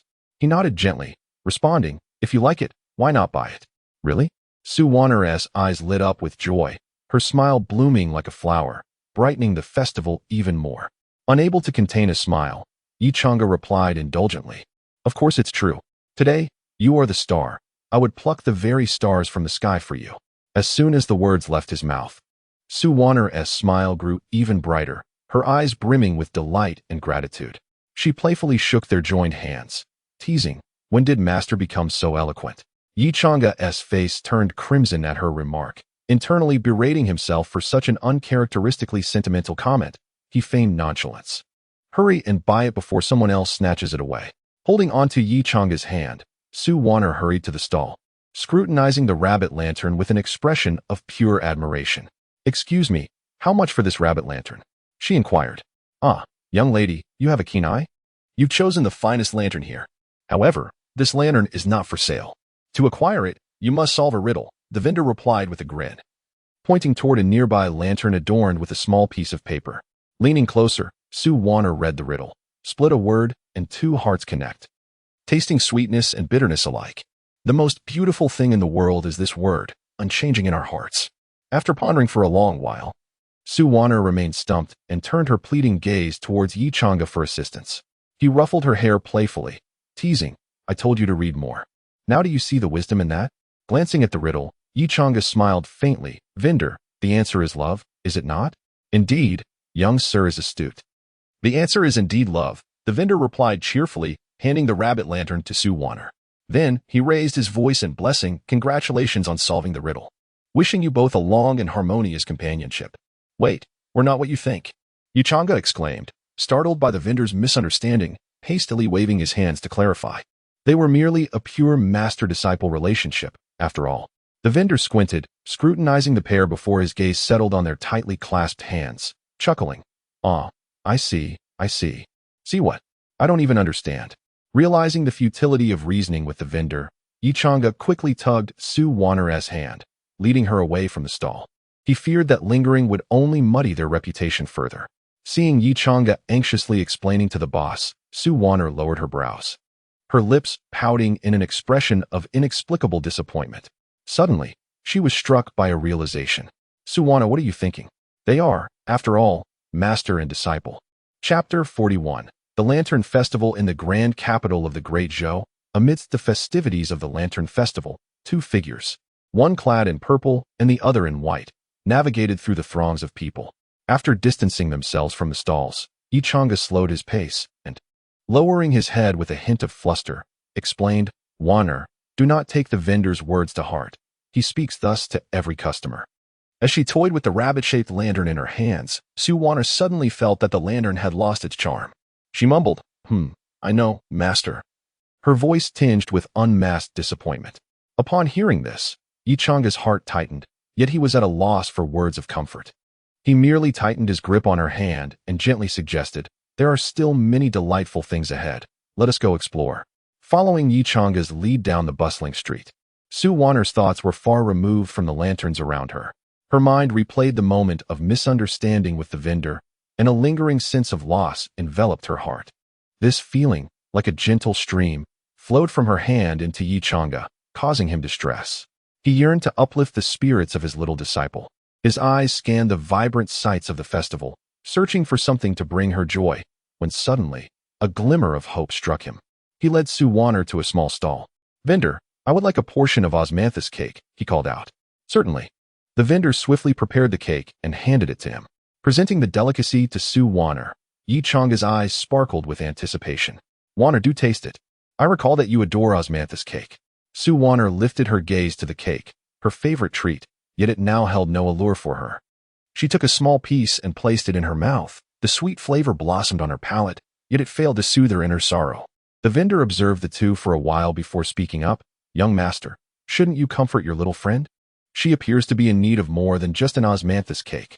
Initially inclined to deny any misunderstanding, Yichanga paused, realizing that such misinterpretations would likely recur throughout the festival.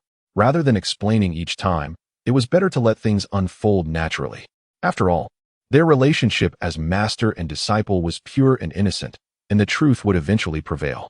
Upon hearing the vendor's words, Sue Warner suddenly smiled, her joy illuminating the street like the stars above. Yichanga, bewildered by her laughter, felt relieved to sense that her disappointment had dissipated, attributing it to the osmanthus cake's effects. "Master, let us explore over there," she proposed, her curiosity rekindled as she began to survey her surroundings with newfound wonder. She led Yichanga to an area dedicated to lantern riddles, where numerous stalls showcased an array of exquisite lanterns, dazzling the eyes of onlookers. Each lantern was accompanied by a slip of paper inscribed with a riddle. Hand in hand, Sue Warner and Yichanga visited each stall. Whenever he successfully deciphered a riddle, the stall owner would bless them with wishes for a harmonious union, and Yichanga, disinclined to explain, observed Sue Warner's beaming smile, which grew ever more radiant with each riddle solved. "Is the osmanthus cake truly this potent? I must ensure we have more in the future," Yichanga mused silently, relieved that such a simple treat could bring joy to his little disciple. At the final stall, an elderly woman presided over a lantern depicting a couple intertwined. The slip of paper bore the riddle: "Left to gaze upon the woods, right to behold the eyes, half shadow follows, gentle as a sigh. Should you inquire what this sentiment conveys, two shall share the years, come what may." After a moment's contemplation, Yichanga spoke slowly. "Madam, the answer is companionship, is it not?" "Indeed." "Young master, you are the first to solve this riddle. This lantern is yours." Yichanga intended to decline, for he relished the thrill of the riddles, not the collection of lanterns. However, Sue Warner's eyes were wide with delight at the lantern, clearly enamored. "What a fickle little girl she is," Yichanga chuckled to himself, shaking his head as he gently handed the lantern to her. "Take it. Your eyes may pop out otherwise." "Not at all," she pouted, yet her hands were steady as she carefully accepted the lantern, gazing at the couple depicted upon it, her affection for it growing, rendering the rabbit lantern somewhat superfluous. The warmth of this scene touched the elderly vendor, who smiled and said, "Young master, cherish those before you." Surprised by her words, which deviated from the usual blessings of longevity, Yichanga nodded earnestly and replied, "Indeed, I shall." After all, it was true that one must treasure those in their midst, regardless of their relationship. Departing the riddle area, the pair continued their quest for amusement along the street. Suddenly, a cacophony erupted in the distance, with people jostling together in excitement, captivated by an unseen spectacle. Following the throng, Sue Warner and Yichanga joined in the revelry, catching glimpses through the crowd, where it appeared a lion dance was underway. The performance was captivating. The artists showcased remarkable skill as the lion danced gracefully atop wooden platforms, occasionally winking at the audience, embodying a lively spirit. In Yi Chang's recollections of past lives, lion dances had always appeared thus, drawing his gaze while his thoughts drifted elsewhere. Master, I cannot see. Su Wanner's voice broke through his reverie, tugging gently at their joined hands. They had arrived too late, pressed against the crowd. While Yi Chang'e could see the performance, Su Wanner could only glimpse the backs of others. I shall carry you to see, he offered, squatting down to indicate she should climb onto his back. However, quick-witted Su Wanner had other ideas. With a mischievous grin, she swung her legs over Yi Chang'e's shoulders, grasping his head as she mounted him. Young lady, what an improper display. Come down at once. Yi Chang'e exclaimed, startled by her sudden action. No. You promised I would be the protagonist. You must listen to me. Su Wanner protested, shaking her head defiantly, refusing to dismount. With a resigned sigh, Yi Chang'e acquiesced, standing up with her perched upon him. Their heights combined. Su Wanner became the tallest person in the crowd, surrounded by bobbing heads while the lion danced within view. In that moment, it felt as if she were the center of the universe, reveling in her newfound prominence. Yet, while she delighted in the experience, Yi Chang'e found himself in a rather precarious position. The closeness of their bodies was somewhat inappropriate, with her legs brushing against his ears, and he could faintly sense her warmth. The sweet scent of youthful innocence wafted around him, stirring feelings he was unprepared for. Most troubling was Su Wanner's complete immersion in her own world, her body shifting restlessly, causing further friction that made it increasingly difficult for Yi Chang'e to maintain his composure. Alas, this is disastrous, Yi Chang'e lamented inwardly, fervently wishing for the performance to conclude. At last, the lion dance came to an end, the crowd began to disperse, leaving only Su Wanner, still clinging to his neck, seemingly unwilling to descend. Are you planning to stay up there until the festival concludes? Yi Chang'e gritted his teeth, forcing the words out. Is that permissible? Su Wanner asked, her eyes sparkling with delight, thoroughly enjoying her elevated position. Of course not. The moment the words left his lips, he swiftly shook off her grip, stepping forward to dislodge her, then pivoted to catch her waist, gently lowering her to the ground to prevent a fall. Let us go. We have had our fill of the Lantern Festival. It is time to release the lanterns. Gently patting the still-dazed Su Wanner, I softly took her hand and led her towards the riverbank, now adorned with an abundance of lanterns. Chapter 42, Wishes by the Riverside. Countless lanterns floated upon the shimmering water, reflecting the light like a myriad of stars. Groups of people stood along the bank, cradling lanterns in their hands, inscribing their wishes before gently releasing them into the flowing current. Two figures approached the riverbank, each holding a lantern. Yi Chang'e with a rabbit-shaped lantern, and Su Wanner with one depicting a pair of figures intertwined. After procuring paper and pens specifically meant for wishes, Su Wanner deliberated for quite some time before inscribing her desire, her cheeks slightly flushed. Yi Chang'e, on the other hand, wrote his wish swiftly, then turned to observe Su Wanner's concentrated expression. Curiosity piqued regarding her wish. Clearing his throat, he playfully informed her, Wanner, did you know? The wishes on the lanterns can only come true if they receive blessings from others. Su Wanner blinked, a hint of a blush gracing her face as she gazed at Yi Chang'e, skepticism evident in her voice. Is that true? Master, you wouldn't deceive me, would you? Feigning seriousness, Yi Chang'e nodded affirmatively, his tone imbued with conviction. Of course it's true. This is a cherished tradition of the Lantern Festival in the Great Zhou Imperial City. After writing your wish, you must exchange blessings to make it come true. After fidgeting with her note for a lengthy moment, Su Wanner's face turned a deeper shade of red, torn between shyness and the fervent desire for her wish to materialize. Finally, she bit her lip and murmured, all right, but Master must show me your wish too. Of course, Yi Chang'e smiled, having fallen into her trap. He handed her his note while retrieving hers, slowly unfurling Su Wanner's paper. He read her wish, to be together with Master, crossed out, to be together with Yi Chang'e forever. The phrase together was understandable, but why had she crossed out Master? Puzzled, Yi Chang'e pondered for a long while, but could not decipher her reasoning. Suddenly, Su Wanner erupted with sharp laughter, having opened Yi Chang'e's note, where she found a line in an unfamiliar script. Realizing she had been teased, her face flushed as she playfully lunged at him, delivering light punches to his chest, hesitant to strike too hard, as if merely tickling him. Wanner, are you attempting to rebel against your master? Yi Chang'e dodged, teasing her. Fuming, Su Wanner glared at him, her cheeks as red as ripe apples, muttering, liar. Master only knows how to bully me. Master is a big deceiver. Yi Chang'e laughed heartily at her antics, unable to resist ruffling her hair, chuckling, Master did not deceive you. It is Wanner who lacks knowledge and cannot read. At this, Su Wanner stomped her foot in frustration, then abruptly squatted down, burying her head in her knees, her voice muffled with a hint of sobs. Woo-woo. Master only knows how to bully me. Realizing he had crossed a line, Yi Chang'e hurriedly approached her, crouching beside her to gently pat her back, soothingly murmuring, Master only wished to jest. I was wrong. Will you forgive me, Wanner? However, as he finished speaking, Su Wanner lifted her head, a mischievous smile replacing her earlier look of distress. Oh no, a fleeting thought crossed Yi Chang'e's mind, just as Su Wanner pushed him unexpectedly.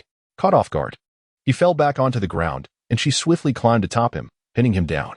Lying there, Yi Chang'e gazed up at the triumphant Su Wanner, chuckling. Are you planning to sing the song of a triumphant serf? Seated above him, Su Wanner beamed with pride, retorting, Humph.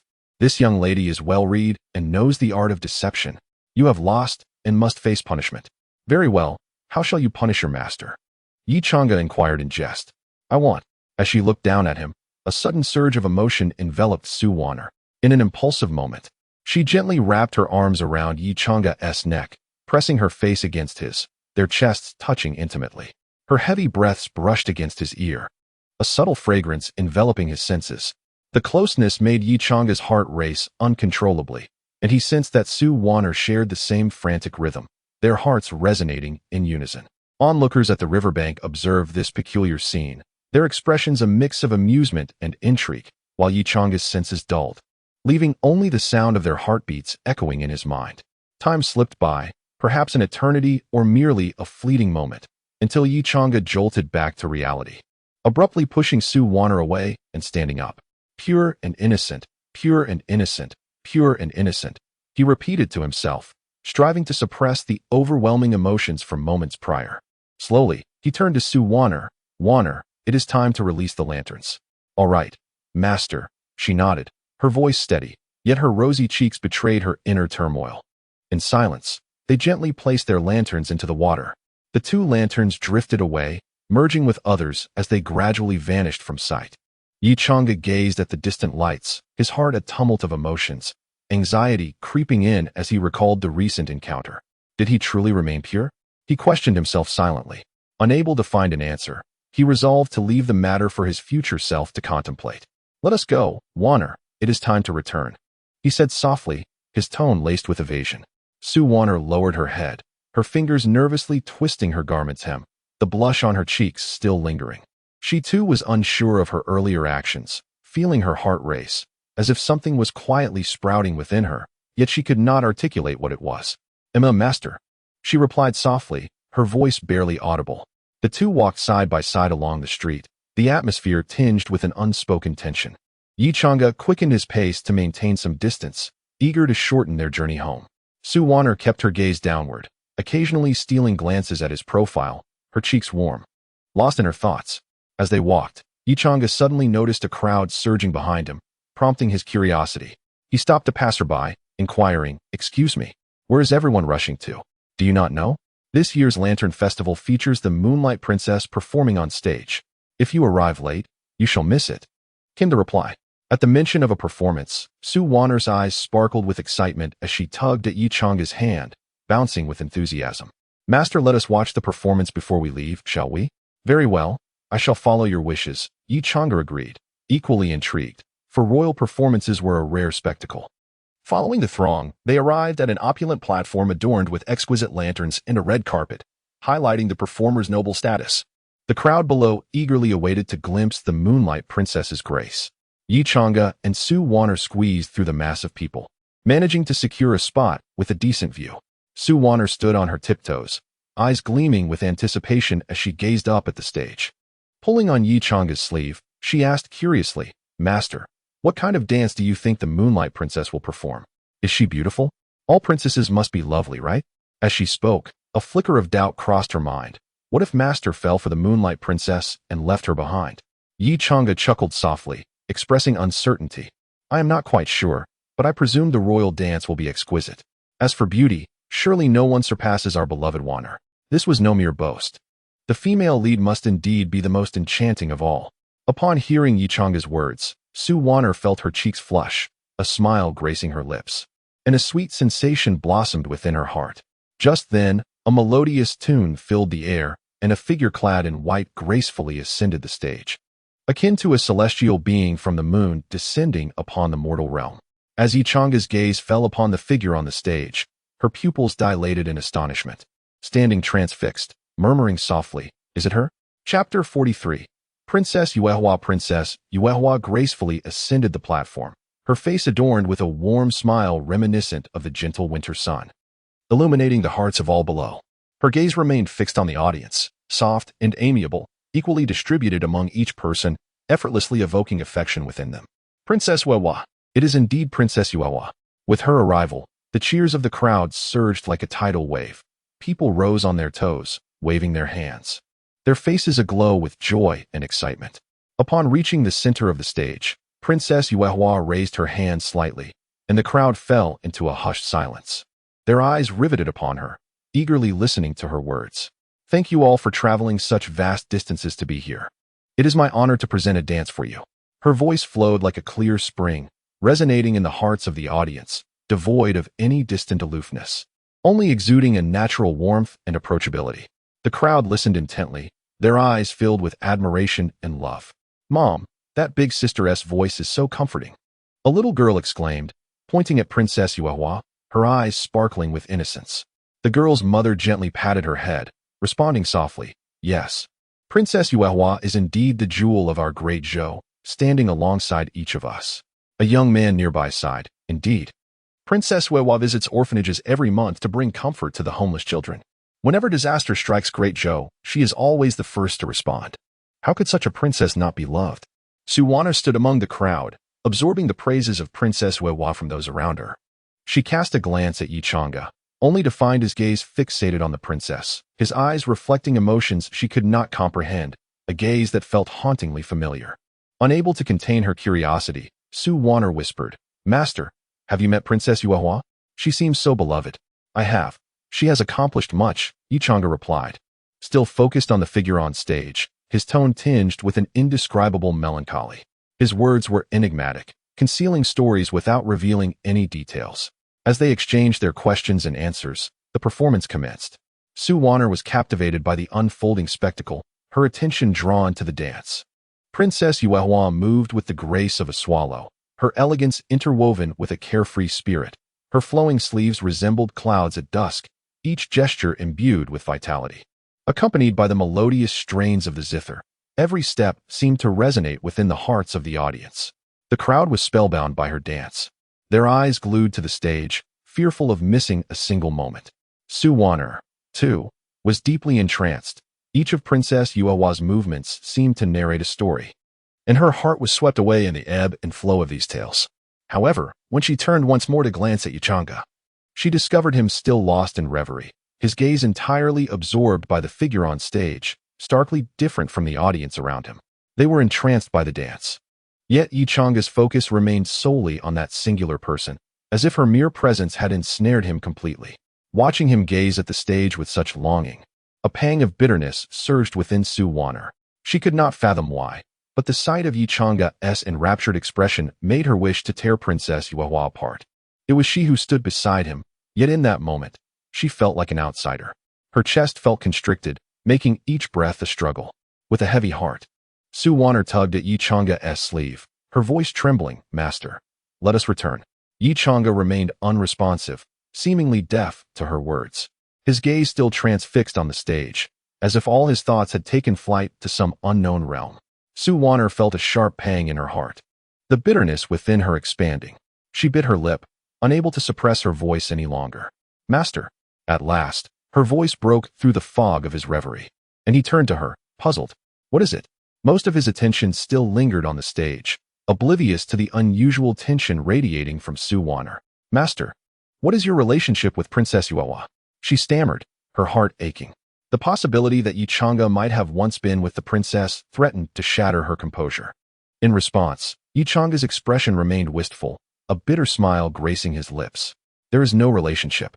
This response did little to soothe Su Wanner. Instead, it ignited the bitterness within her. Though he claimed there was nothing between them, his eyes, his tone, and the sorrow etched on his face spoke of a connection, one that was hidden from her.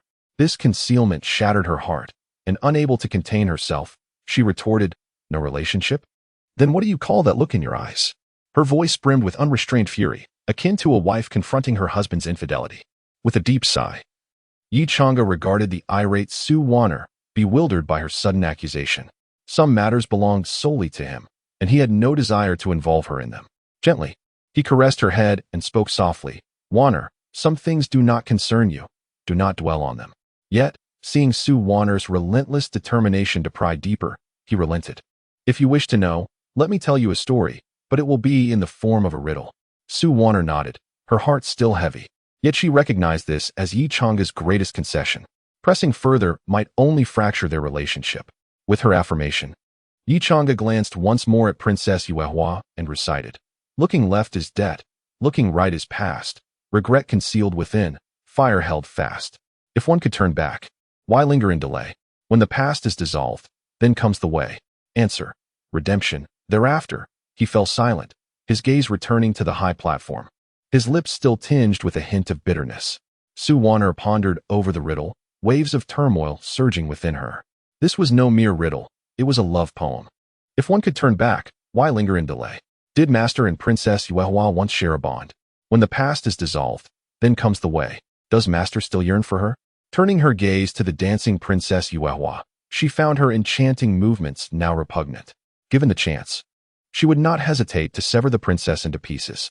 The surrounding crowd continued to cheer. The figure on stage danced undeterred. Yet all of this was rendered inconsequential to Su Wan'er. Her focus remained fixated on Yi Chang'e, while his attention remained steadfastly on Princess Yuehua, his eyes seemingly only accommodating her. "Master." Su Wan'er's voice was barely a whisper, her grip on Yi Chang'e's robe tightening so fiercely that her nails pierced through his white garment, embedding deeply into her palm. "Master," she murmured repeatedly, her sorrow threatening to engulf her. She was at a loss for the reason behind her emotions. But the mere thought of Yi Chang'e possibly having been with Princess Yuehua caused her heart to ache profoundly. At that moment, she regretted attending this wretched performance. Had she not come, perhaps his eyes would still belong to her, rather than the emptiness that now filled them. Still lost in his thoughts, Yi Chang'e suddenly awoke, a sharp pain piercing his heart, an instinctual warning whispering that if he continued to watch Princess Yuehua, something dreadful would soon unfold. Retracting his gaze from the stage, he turned to Su Wan'er, his pupils narrowing in shock. Was this still his innocent and lively little disciple? Before him stood Su Wan'er, her complexion as pale as paper, resembling a soulless zombie. Her bloodied hands left 2 crimson imprints on his robe, while she murmured softly, "Master, Master." A pang of sorrow pierced his heart. Who had reduced his precious disciple to such a state? Wan'er. Yi Chang'e urgently reached for her hands, attempting to pry them away. But Su Wan'er clung desperately to his garment, refusing to let go. Her nails dug into his flesh, drawing forth droplets of blood. "Release your grip. Do not harm yourself." Yi Chang'e dared not exert force, fearing he might injure her. Instead, he sought to coax her to relinquish her hold with words. Yet, Su Wan'er remained oblivious, her grip unwavering, her eyes brimming with despair and sorrow. Her voice, laced with the tremor of tears, intermittently reached him. Do not look at her. Do not look at her. Look at me. Please look at me." This fragmented weeping struck Yi Chang'e's heart like a dull blade, inflicting profound anguish. He gently cradled Su Wan'er's delicate face, locking his gaze into her eyes, and spoke with tender resolve. "Wan'er, focus on your master. I do not see her. I only see you." His words carried a certain enchantment, gradually soothing her turmoil. As despair and sorrow ebbed from her eyes, replaced by confusion and a touch of grievance, her voice, still choked with emotion, cautiously inquired, "Master, do you truly not see her?" Yi Chang'e tenderly held her face, offering gentle reassurances. "Wan'er, my eyes behold only you, not her." His repeated affirmations that his gaze lingered solely on his cherished disciple alleviated the bitterness in her heart, though she still clutched his robe tightly, fearful he might slip away unnoticed. "I am so frightened. Master, please do not leave me." Su Wan'er's voice was barely audible, yet it resonated with deep-seated grievance and unease. Her distress mirrored his own, compelling Yi Chang'e to enfold her in his embrace. He caressed her silken hair, murmuring softly, "Wan'er, how could your master ever abandon you? You and I are the greatest in this world. Chapter 44. The moonlit bond beneath the lofty platform of the Lantern Festival. The jubilant cheers of the crowd resounded, while the performance of Princess Yuehua continued above. In this cacophonous atmosphere, two souls, each harboring their own thoughts, embraced one another. Su Wanner nestled closely in Yi Chang's arms, the steady rhythm of his heartbeat soothing her inner turmoil. Gradually, her grip on his robe loosened. Shifting instead to clasp Yi Chang's hand, she preferred the warmth of her master's hand over the cold fabric. Master, will you hold my hand? Su Wanner's voice carried a hint of pleading. She lifted her gaze, her small face streaked with tears, her large, glistening eyes fixated on Yi Chang'a. Her tone soft and vulnerable. Yi Chang'a met her gaze, a wave of tenderness and dependency washing over him, akin to a small cat yearning for affection, melting his heart. He gently took her small hand, a faint stream of true energy circulating through his touch, a warm current flowing into her body, dispelling her grievances and fears. The wound on her hand healed as if touched by magic. Feeling the warmth within, a smile finally graced Su Wanner's face. A sense of satisfaction unlike any she had known before stemming from Yi Chang's concern. Yet, a flicker of unease remained as she glanced at Princess Yuehua on the platform. Wishing for her master to distance himself entirely from that wicked man, she shook Yi Chang's hand gently, her voice tinged with tentative hope. Master, shall we go home? Yes. Without the slightest hesitation, as if he were not the one who had just been gazing at the platform, Yi Chang'a felt no longing. Gently leading Su Wanner through the throngs of people toward the quiet street. He never once glanced back at the platform, for in his eyes, there was only Su Wanner. Su Wanner gripped Yi Chang's hand tightly, following him through the crowd. She raised her head to gaze at his back, her eyes reflecting only him. His broad and upright silhouette shielded her from the obstacles ahead, his focus unwavering, devoid of any hesitation or nostalgia. This figure brought her solace and joy. On the street, the lights remained vibrant, lanterns swaying gently in the breeze, casting shadows of the two figures. Yi Chang'a held Su Wanner's hand, strolling slowly along the cobblestone path, their footsteps echoing in the stillness. The soft glow illuminated Yi Chang's profile, revealing a countenance that radiated an inexplicable gentleness.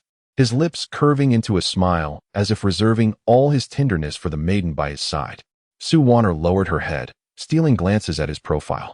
Her mind still preoccupied with thoughts of Princess Yuehua. Fear gripped her heart. She dreaded that her master might be merely pretending, that he could be taken away by the princess. Princess Yuehua had already devised a plan for revenge. A flicker of harshness crossed Su Wanner's mind before she was startled by her own thoughts. Su Wanner, how can you think this way? You cannot harm the innocent. Yet, the fear lingered. She might usurp her master. No, she is beloved by many, a good person. But Yi Chang's gaze was so peculiar. He could be lured away by her. Two conflicting sentiments clashed within her.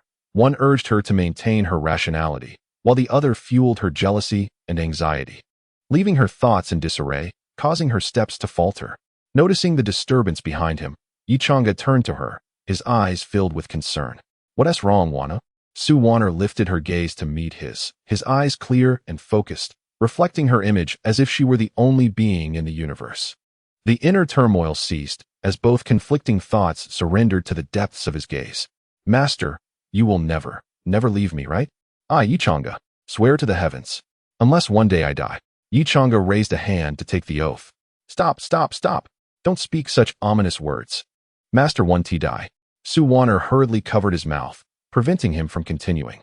Yi Chang'a's eyes sparkled with amusement as he gently removed her hand and placed it in his palm, speaking softly. All right, Master won't say it. I will always be with Wanner. His gentle demeanor shattered the remnants of Su Wanner's unease, and a radiant smile returned to her face. I believe in you, Master. Ruffling her hair, Yi Chang'a sighed in relief, finally managing to pacify this little ancestor. Upon returning home, they washed up briefly before retreating to their respective rooms. Su Wanner lay on her bed, unable to sleep as the scenes from the Lantern Festival replayed in her mind, particularly the image of Princess Yuehua, which lingered stubbornly. If Master won't speak, I shall investigate myself. She was determined to uncover the relationship between Princess Yuehua and Yi Chang'a, though she had no leads at present. She was certain that any action from Yi Chang'a would leave traces behind. Meanwhile, Yi Chang'a did not immediately retire to bed. Instead, He approached his desk, opened a hidden compartment, and retrieved his diary, slowly recording the events of the day. Today, I attended the Lantern Festival with my little ancestor. It was the first time in 2 years that I have seen her so joyful. Yet, during the performance, I was inexplicably lost in thought, as if something had stirred within me, fearing she might feel abandoned. Perhaps seeing Princess Yuehua made me somewhat neglect her, which was indeed inappropriate. I must seek to make amends. Zhou Ruoxi is Princess Yuehua. What a surprise. 5 years ago, I witnessed the moment I took her father's life. I remember, just before I struck, she and her father had pledged to become a beloved princess. Today, she has indeed fulfilled that promise. Her gaze is gentle, but I can discern the sorrow concealed within, a burden of my own making. Her dance was exquisite. It was evident she had put in considerable effort. Yet, despite her graceful movements, there was occasionally a mechanical quality to them. There might be an underlying issue with her body. I intended to observe closely, but my little ancestor's sudden emotional outburst forced me to exit early to comfort her. Zhou Ruoxi's condition may very well relate to that fateful day 5 years ago. When she touched the corpse of the third prince, the residual sword intent may have affected her. Zhou Dage has spent more time in the Dazhou Imperial City than I. He may possess some insider information. I shall inquire tomorrow. Yichanga set down his pen, gently closing the diary. His gaze drifting out the window towards the solitary moon hanging high in the sky. The appearance of Zhou Ruoxi seemed to suggest it was time for him to begin his penance. Letting out a long sigh, he placed the diary back in its compartment and settled onto the soft bed. The night deepened, the moonlight spilling into the room like water. Yet Yichanga found it difficult to drift into slumber as memories from 5 years ago resurfaced in his mind. Zhou Ruoxi sprawled over her father's corpse, her head raised, her gaze filled with hatred piercing straight into Yichanga's heart, reminiscent of Su Wanner's fury from the past. He was not one to practice double standards. Su Wanner was exceptional, but that did not diminish the importance of others. Determined, Yichanga resolved to do everything in his power to make amends to Zhou Ruoxi, though he had yet to devise a plan. Should he keep her by his side like his little ancestor? Setting aside whether Zhou Ruoxi would agree, his little ancestor would surely create a scene. It was not inconceivable that by the next day, Zhou Ruoxi's body could be found floating in the moat outside the Dazhou Imperial City. Yichanga chuckled bitterly at the thought, realizing the extent of his little ancestor's possessiveness. Everything shall be left for tomorrow. With another sigh, he suppressed the chaotic thoughts in his mind, closed his eyes, and forced himself to sleep. Chapter 45. The Dawn Nightmare in the early morning, as the sun gently rose. Soft rays of light filtered through the window, casting a warm glow within the room. On the bed by the window, Yichanga's hands flailed about chaotically, his expression one of torment and profound fear, his mouth uttering desperate cries. No, no, let me go. No. With a sudden jolt, Yichanga sat upright, beads of sweat glistening on his forehead, his chest rising and falling in shallow breaths, his hands gripping the bedding tightly, knuckles turning white from the strain. I am fine. His heart still racing from the nightmare, he scanned the room, seemingly trapped in the remnants of his dreadful dream. During the night, he had experienced a terrifying vision of being confined in a cold, damp basement, his limbs shackled by chains, suspended helplessly in midair. Before he could comprehend his predicament, a sharp pain coursed through him as someone lashed him with a whip. Upon focusing his gaze, he saw Su Wanner standing before him, wielding a long whip, a sinister smile adorning her face. He pleaded with her to free him from the chains, but the little ancestor responded with a mocking tone. Master wants to escape? Not obedient, must be punished.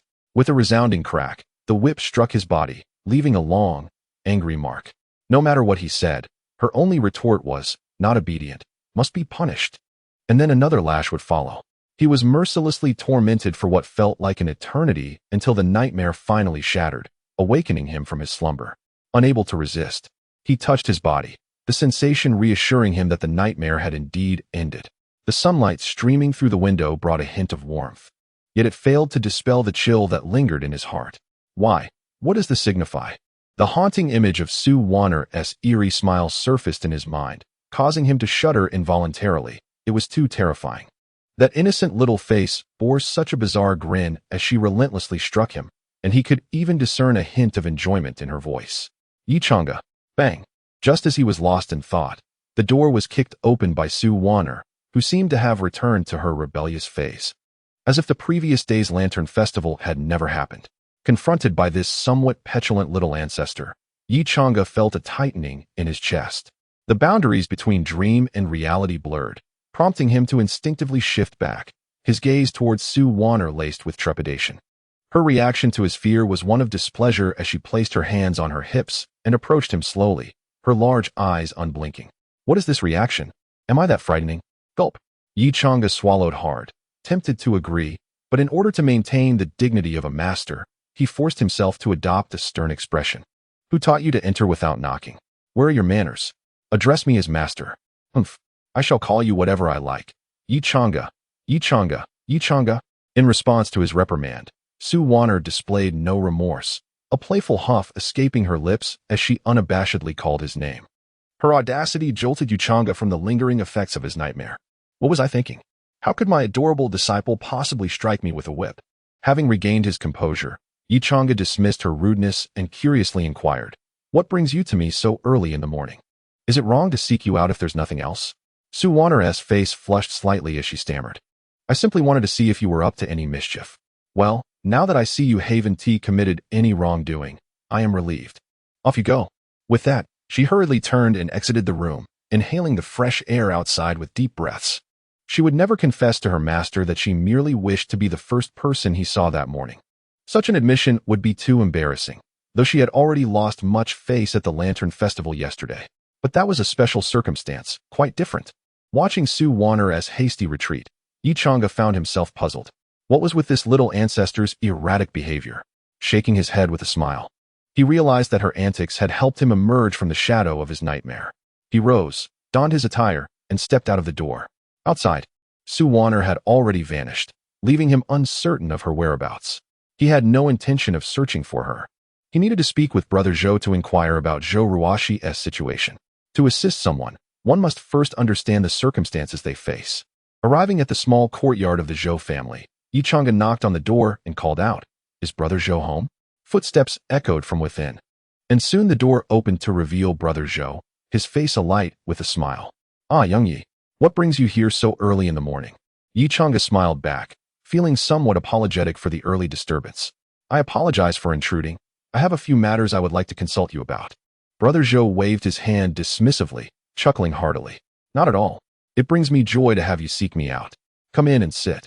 Following Brother Zhou into the courtyard, Yi Chang'e glanced around but noticed the absence of Brother Zhou's wife, prompting him to ask with curiosity, "Is sister-in-law not at home?" "She went to the market to buy some groceries. Let me tell you, my wife is an exceptional cook. Today, you must dine with us. I'll have her showcase her culinary skills." "Very well, then I shall graciously accept your invitation." Yi Chang'e responded with a smile as the two made their way to the stone table in the courtyard. Brother Zhou lifted the teapot and poured a cup of tea for him, presenting it with a warm smile. "Here, young Yi, enjoy some tea and speak at your leisure." After savoring a sip of tea, Yi Chang'e pondered for a moment before slowly articulating, "Brother Zhou, I have come today to inquire about someone." Upon hearing this, Brother Zhou raised an eyebrow, aware that Yi Chang'e had kept to himself for 2 years, rarely engaging with others aside from his little ancestor. Today, he was seeking information about someone? Hee, young Yi, you have come to the right person. In the grand capital of Dezhou, there is no one I do not know. Who is it that occupies your thoughts? Yi Chang'e's expression turned serious as he replied, "Princess Huehua, Zhou Ruoxi." A flicker of intrigue danced in Brother Zhou's eyes, his smile dimming slightly as he placed the teacup down, his gaze growing contemplative. "What has piqued your interest in the jewel of Dezhou, young Yi? Though she is approachable, it does not mean that just anyone can inquire about her." Yi Chang'e felt a pang of disappointment, his voice tinged with disheartenment. "I suppose I have been thoughtless." Noticing his disappointment, Brother Zhou quickly waved his hand. No. While others may not know, you have come to the right person. I shall not speak of her deeds, for even a child on the street could recount a few. Since you are asking, it must be for something more obscure. This Princess Huehua, while seemingly radiant, has a rather tumultuous background. 5 years ago, an assassin infiltrated the Dezhou palace in broad daylight and successfully attacked the third prince. The most devastating part is that the third prince's daughter, the very Princess Huehua, witnessed it firsthand when she was merely 14 years old. It was a terrifying ordeal for her. Listening intently, Yi Chang'e's lips curled into a bitter smile. He was already aware of this, as he was the one responsible. What concerned him was not this history. Interrupting Brother Zhou, he inquired, "Brother Zhou, I wish to ask if she has any health issues? You are already aware of this?" Brother Zhou appeared surprised, realizing that Yi Chang'e was not as simple as he seemed. Indeed, Princess Yuehua has been afflicted with a peculiar malady since the assassination of the third prince 5 years ago. She frequently faints without warning and even coughs up blood. It is said that the royal family has consulted numerous renowned physicians, yet none have been able to cure her. At this moment, Yi Chang'e was nearly certain that the lingering sword intent he had left behind was the cause of Princess Yuehua's strange illness. "I merely wish to ascertain the truth, and it is preferable to meet in person." After a moment of contemplation, Yi Chang'e spoke again. "Brother Zhou, I yearn to meet this Princess Yuehua, not from a distance, but up close. Do you have any means to facilitate this?" This abrupt request rendered Brother Zhou's expression serious. He furrowed his brow and replied, "Brother Yi, why are you so fixated on Princess Yuehua? Although she is approachable, she is not someone of our humble status that we can easily engage with. Brother Zhou, to speak candidly, I possess a modicum of medical knowledge. Having spent 2 years in the Great Zhou, I have developed a sense of belonging and wish to contribute to its welfare." Yi Chang'e's tone was sincere, devoid of pretense. Brother Zhou did not question his medical expertise, as he held a degree of understanding regarding Brother Ye's capabilities, which could indeed be described as extraordinary. After a long pause, Brother Zhou finally spoke. "In 3 days, Princess Yuehua will be at the Qian Temple outside the city to offer prayers and pay a visit to the orphans. You may wish to take a chance there." A glimmer of joy flickered in Yi Chang'e's eyes as he hastily expressed his gratitude. "Thank you, Brother Zhou, for your guidance." He refrained from inquiring how Brother Zhou came to know such secrets. Just as Brother Zhou never questioned his origins, everyone harbors their own mysteries. After exchanging a few more pleasantries, Yi Chang'e took his leave. Upon exiting the small courtyard of the Zhou residence, his spirits lifted somewhat. Preparations for the upcoming day were in order. Chapter 46. The Master-Disciple Game. 3 days later, at dawn, before the sun had risen, the small courtyard lay in tranquility, with only a gentle breeze rustling through the leaves, creating a soft, whispering sound. A shadow stealthily pushed open the door, treading lightly towards the courtyard gate, fearful of making even the slightest noise, akin to a thief in the night. If the little ancestor were to discover this, one could only imagine the ensuing chaos. Yi Chang'e murmured to himself, the image of Su Wanner's spoiled little face flashing through his mind, quickening his pace. Cautiously, he opened the courtyard door, wary of the creaking hinges. Fortunately, all remained silent, devoid of any sound. "Truly, I excel at stealth," he thought, wiping the cold sweat from his forehead, feeling a surge of smugness. However, just as he crossed the threshold, a familiar figure suddenly appeared before him. Yi Chang'e's smile froze on his face, his voice tinged with awkwardness. "Wanner, you are up so early too?" Su Wanner, with her hands behind her back, bore a half-smile, her eyes sparkling with mischief, clearly having awaited this moment for some time. Tilting her head slightly, she teased, "Yi Chang'e, are you up early to engage in some nefarious deeds?" What? Of course not." Yi Chang'e chuckled nervously, beads of cold sweat forming on his brow, his speech faltering. "I merely wish to rise early for a morning run, to breathe in the fresh air of the great Zhou imperial city." Seeing him still attempting to feign innocence, Su Wanner suddenly stepped forward, gripping his collar and pinning him against the door, her expression one of fury, her voice elevating several octaves. "Yi Chang'e, do you think this young lady is easily deceived? Are you planning to sneak out to meet with the Princess of Yuehua?" Pushed against the door, Yi Chang'e's mind raced. A sudden flash of inspiration struck him, and he hastily explained, No, I intended to go to Qian Temple to pray for a talisman of safety for you, a surprise." Upon hearing his explanation, Su Wanner's grip softened, her anger dissipating, replaced by a hint of shyness. "Oh really? Of course, more genuine than pearls." Yi Chang'e nodded eagerly, thinking he would simply ask for one when the time came. "Then why didn't you say so earlier?" "I thought." Su Wanner lowered her head, her small hands fidgeting, her body swaying slightly, radiating an air of bashfulness, her voice barely audible. Seeing her demeanor, Yi Chang'e believed he had successfully evaded the crisis, and he sighed in relief, gently patting her shoulder, speaking softly, "Stay at home and wait for my return." However, to his surprise, Su Wanner suddenly lifted her head, her eyes glinting with mischief, her lips curving into a teasing smile. "Since you're aware, why not take this young lady along? I've never been to Qian Temple." Yi Chang'e's expression shifted, Taking the little ancestor along would certainly lead to chaos. Noticing his hesitation, Su Warner narrowed her eyes, her tone suddenly sharp, imbued with a hint of danger. Is it troublesome to take this young lady along? Speak. Is there some secret you are hiding? As she spoke, she moved closer, her small hand gripping his collar. How could that be? I was merely momentarily excited. I would be delighted to take you to Qian Temple. Yi Chang'e forced a laugh, hastily agreeing. If he refused this little ancestor again, he would likely spend the day in bed. That's more like it. Let us go. Su Warner released her grip, nodding with satisfaction, her lips turning up in a broad smile, clearly reveling in having the upper hand over Yi Chang'e. Casting a glance at the self-satisfied little ancestor beside him, Yi Chang'e inwardly lamented, steeling himself as he stepped out of the courtyard, leading her towards Qian Temple. He dared not imagine what would transpire when Su Warner encountered the princess of Yuehua. The Su Warner beside him was akin to a ticking time bomb, liable to explode at any moment. When they arrived at Qian Temple, the morning sun had just begun to rise, and a light mist enveloped the steps leading to the temple. Yi Chang'e surveyed the surroundings, noting the absence of royal carriages, indicating that the princess of Yuehua had yet to arrive. Beside him, Su Warner gazed at the towering temple gate, exclaiming, "Is this Qian Temple? It looks magnificent." Yi Chang'e nodded, his thoughts entirely occupied with how to prevent the little ancestor from encountering Zhou Ruoxi. He needed to find a way to discreetly separate her, creating an opportunity for him to be alone with Zhou Ruoxi. As he pondered, he allowed Su Warner to lead him further into the temple.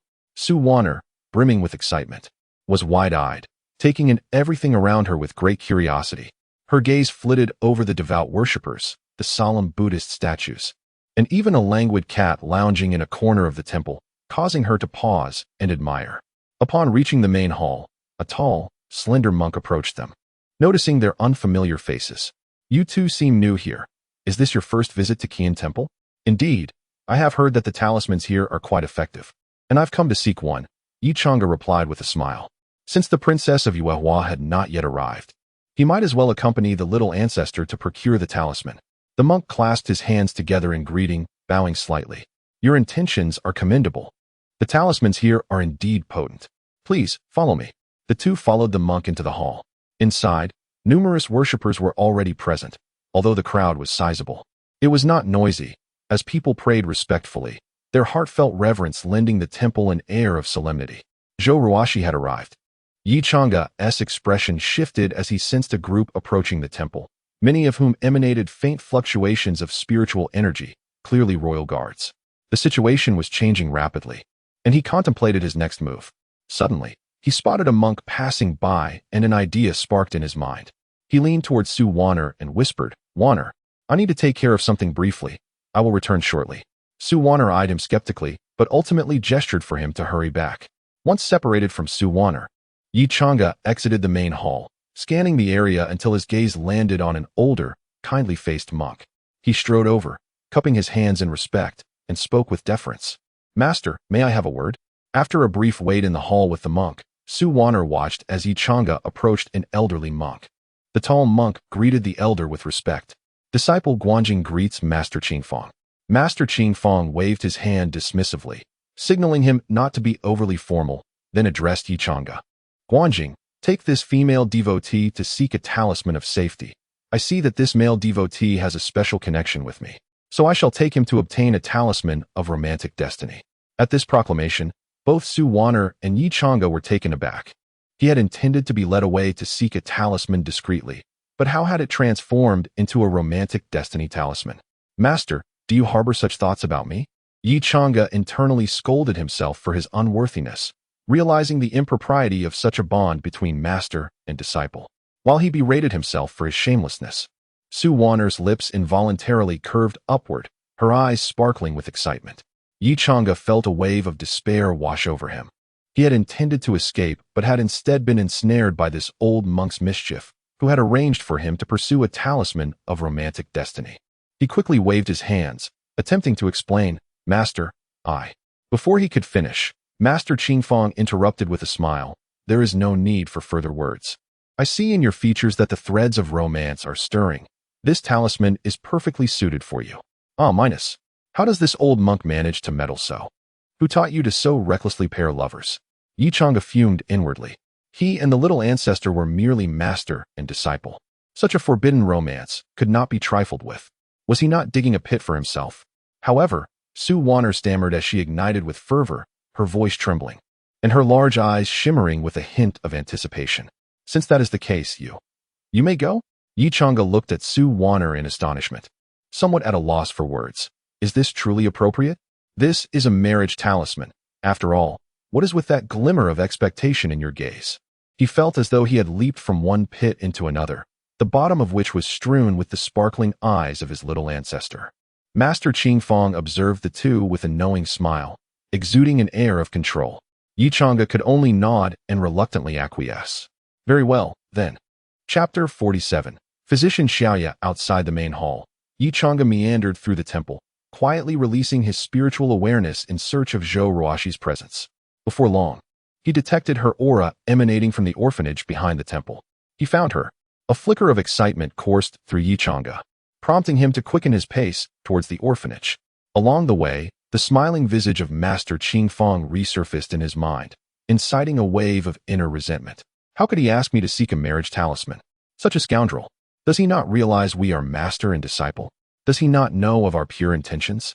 Yi Chang'e felt an overwhelming urge to confront the abbot who had set him up for this folly. Shaking his head, he suppressed his turbulent thoughts. The priority now was to locate Zhou Ruoxi. Inside the orphanage, Zhou Ruoxi was joyfully playing with a group of children, dressed in a simple, elegant gown. Her face radiated a gentle smile as she knelt to speak softly with the children, occasionally ruffling their hair. The sunlight bathed them in warmth, rendering the moment profoundly heartwarming. From a distance, Yi Chang'e observed this scene, a wave of guilt washing over him. Zhou Ruoxi's strength only deepened his sense of shame.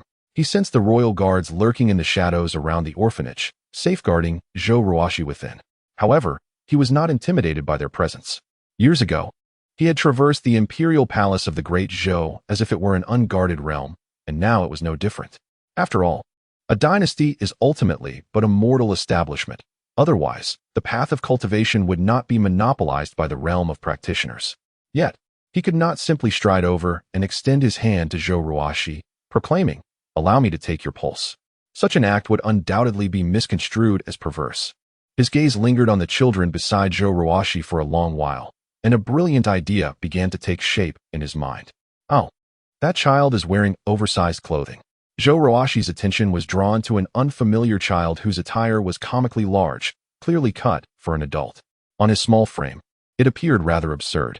As the child stumbled over his excessively long trousers and fell to the ground, Zhou Ruoxi stood, approached him gently, and brushed off the dust from his clothes. Her curiosity piqued. "Little friend, what is your name? Why are you wearing such large clothes?" The child looked up, revealing a cherubic face filled with innocence, his laughter as bright as blooming flowers. "My name is Zaiwaizi, because I want to grow up quickly." Zhou Ruoxi chuckled at the child's naivety, playfully pinching his cheek. "Zaiwaizi, growing up is not as simple as wearing a big outfit, you know. Would you like me to take you to change into something more fitting?" However, Zaiwaizi shook his head vehemently, his face set in stubborn determination. "I don't want to. I want to wear this." His little hands clutched the oversized garment tightly, refusing to let Zhou Ruoxi assist him. With no way to persuade him, Zhou Ruoxi laughed helplessly. "If you truly do not wish to change, then let me help you roll up your pant legs, all right? That way, you won't trip." "Okay." Zhou Ruoxi knelt down, meticulously folding the pant legs, her movements light and focused, careful not to cause him discomfort. As Yi Chang'e watched her intent profile, his guilt intensified. Her kindness was unconditionally bestowed upon everyone, even a child of unknown origins.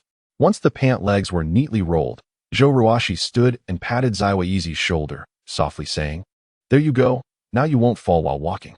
Zaiwaizi looked up at her, blinking, and suddenly asked, "Sister, aren't you curious why I want to grow up quickly?" "And why is that, Zaiwaizi?" His innocent eyes sparkled with hope as he replied, "Because I want to be a physician. Only by growing up quickly can I help sick people." He paused, then added, "Would you like to be my first patient?" The earnestness of his words deeply touched Zhou Ruoxi. She knelt to meet his gaze, gently asking, "Do you truly wish to be a physician, Zaiwaizi?" Zaiwaizi nodded vigorously, his voice resolute. "I will ensure every suffering person receives their rightful healing." Zhou Ruoxi's heart warmed at his determination, and she could not help but stroke his head. Responding softly, You are such a kind child, but I am not sick at the moment. How would you help me? Xiaoizi tilted his head, then stretched out his small hand, mimicking a serious demeanor. The medical book says that taking one's pulse can determine if someone is ill. I can take your pulse. Zhou Ruoxi stifled a laugh, but extended her wrist. Then I shall trouble physician Xiaoizi to take my pulse. Seeing her outstretched arm, Xiaoizi's heart leaped with joy. It was finally happening. Just as he was about to touch her wrist, suddenly, an unforeseen event transpired. A hand grasped the nape of his neck, lifting him high into the air. How infuriating. I was so close. Xiaoizi cursed inwardly at the interruption, turning to see the source of his dismay. It was Su Wanner. A forced smile appeared on his face, one that resembled a grimace. Sister, why are you holding me? With Xiaoizi suspended in her grip, Su Wanner's lips curled into a cold smirk, her eyes glinting dangerously as she remained silent, simply staring at him. Zhou Ruoxi, observing the scene, felt a twinge of confusion. Miss, do you know Xiaoizi? What is your relation to him? Huh, why not tell her who I am to you? Su Wanner replied, shaking Xiaoizi playfully in her grasp. Yichang's hands covered his face, barely managing to utter a few words. His esteemed reputation had suffered a grave blow today. She is my sister. Seeing him stubbornly deny the truth, Su Wanner chose not to expose him. She feared that if Yichang's identity were revealed, Princess Yuehua might recognize him, and their old feelings could rekindle, leaving her to weep in despair. Turning her gaze to Zhou Ruoxi, her hostility was palpable. Miss, my Xiaoizi is still very young and naive. If he has offended you, I hope you can forgive him. Feeling the animosity radiating from Su Wanner, Zhou Ruoxi remained perplexed, but replied with a smile, It's quite all right. Xiaoizi is very understanding and adorable. I quite like him. At her words, Su Wanner's eyes nearly ignited with fury. She tightened her grip, shaking Xiaoizi with more force as if to impart a silent reprimand. Suspended in midair, Yichang showed no reaction. His eyes were tightly shut, limbs curled within his robes, having completely surrendered to the situation, evidently adopting the role of a thorough coward. His cowardice only fueled Su Wanner's anger, prompting her to lift him higher, leaning close to his ear to whisper menacingly, We'll settle this later. Yichang trembled slightly, his heart heavy with bitterness. He kept his eyes shut, adopting a demeanor of utter submission, internally lamenting, a disciple reprimanding his master. This world is utterly absurd. Noticing his continued silence, Su Wanner's fury escalated, yet she refrained from unleashing it in front of Zhou Ruoxi. Casting a cold glance at Zhou Ruoxi, she spoke curtly. Since there is nothing further, we shall take our leave.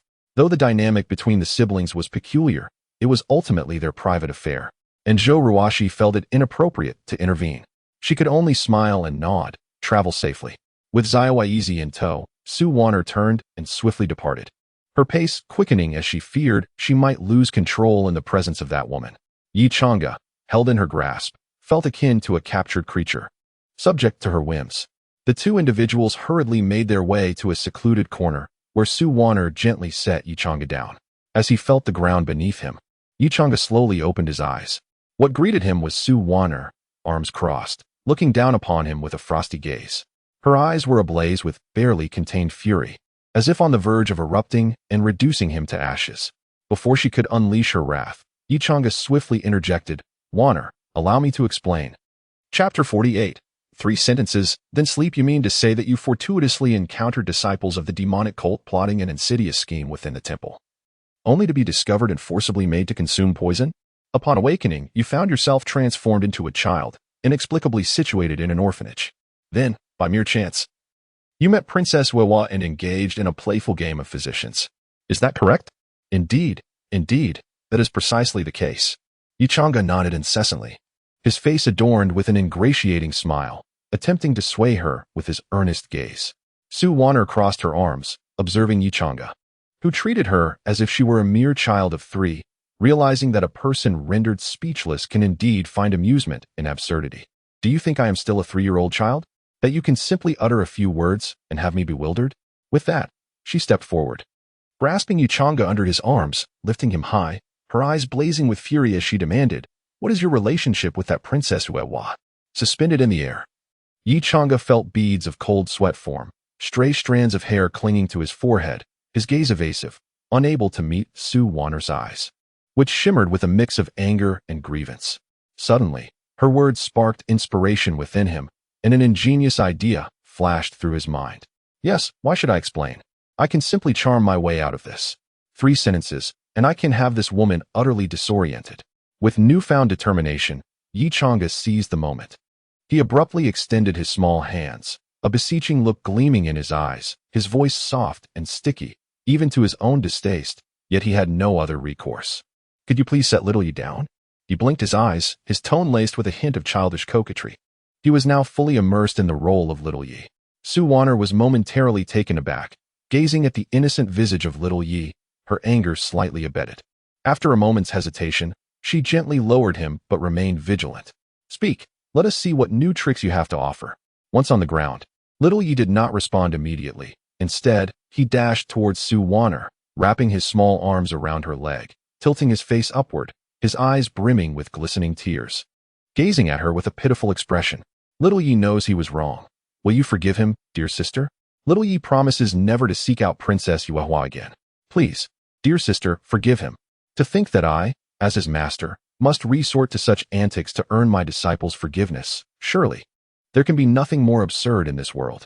You believe I. Su Wan'er intended to chastise him vocally. Yet the sight of this childlike Yi Chang'e was irresistibly charming.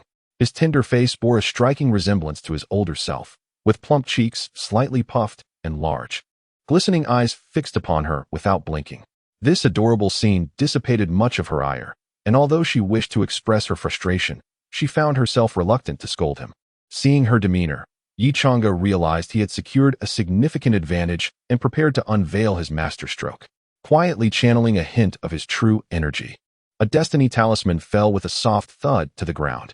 The fallen talisman swiftly captured Su Wan'er's attention, prompting her to bend down and retrieve it. Staring at it in astonishment, disbelief flickering in her eyes. What is this? Seizing the opportunity, Yi Chang'e continued in his syrupy voice. This is a long-lasting talisman that little Yi specially requested from a master for dear sister, hoping that she may find everlasting happiness. Gazing at the talisman in her hand, then at little Yi clinging to her leg, Su Wan'er's expression softened. Suddenly, a thought struck her, and she let out a cold laugh. For me, you say? I suspect this was meant for that Princess Yuehua instead. Do you think I would fall for your ruse? Though she spoke thus, her hands obediently tucked the talisman away. A woman of contradictory words, Yi Chang'e inwardly scoffed, while outwardly displaying a woeful countenance. He earnestly defended, this is indeed what little Yi sought for sister. Little Yi despises Princess Yuehua. She cannot compare to you even in the slightest. Su Wan'er nodded approvingly, clearly pleased with his words. She relished Yi Chang'e's disparagement of Zhou Ruoxi, which filled her with immense satisfaction. Gently ruffling little Ye's hair, she lifted him into her embrace, playfully pinching his cheek. For the sake of how adorable little Yi is, sister shall forgive you this time. Yet, a glimmer of coldness flashed in her eyes, her voice laced with a threat. Should I discover that little Yi has secretly sought out Princess Yuehua again, sister will ensure you understand the true meaning of cruelty. Cradled in her arms, Yi Chang'e felt the warmth of Su Wan'er's chest, yet a chill coursed through him, a wave of trepidation washing over him. Is this truly my once sweet and obedient disciple, now daring to threaten his master? What horrors lie ahead? Inwardly lamenting his plight, Yi Chang'e squirmed restlessly in Su Wan'er's embrace. Seeking a comfortable position, to be held like this, no wonder little ancestors loved to be cuddled. With eyes half closed in bliss, Yi Chang'e began to succumb to the embrace.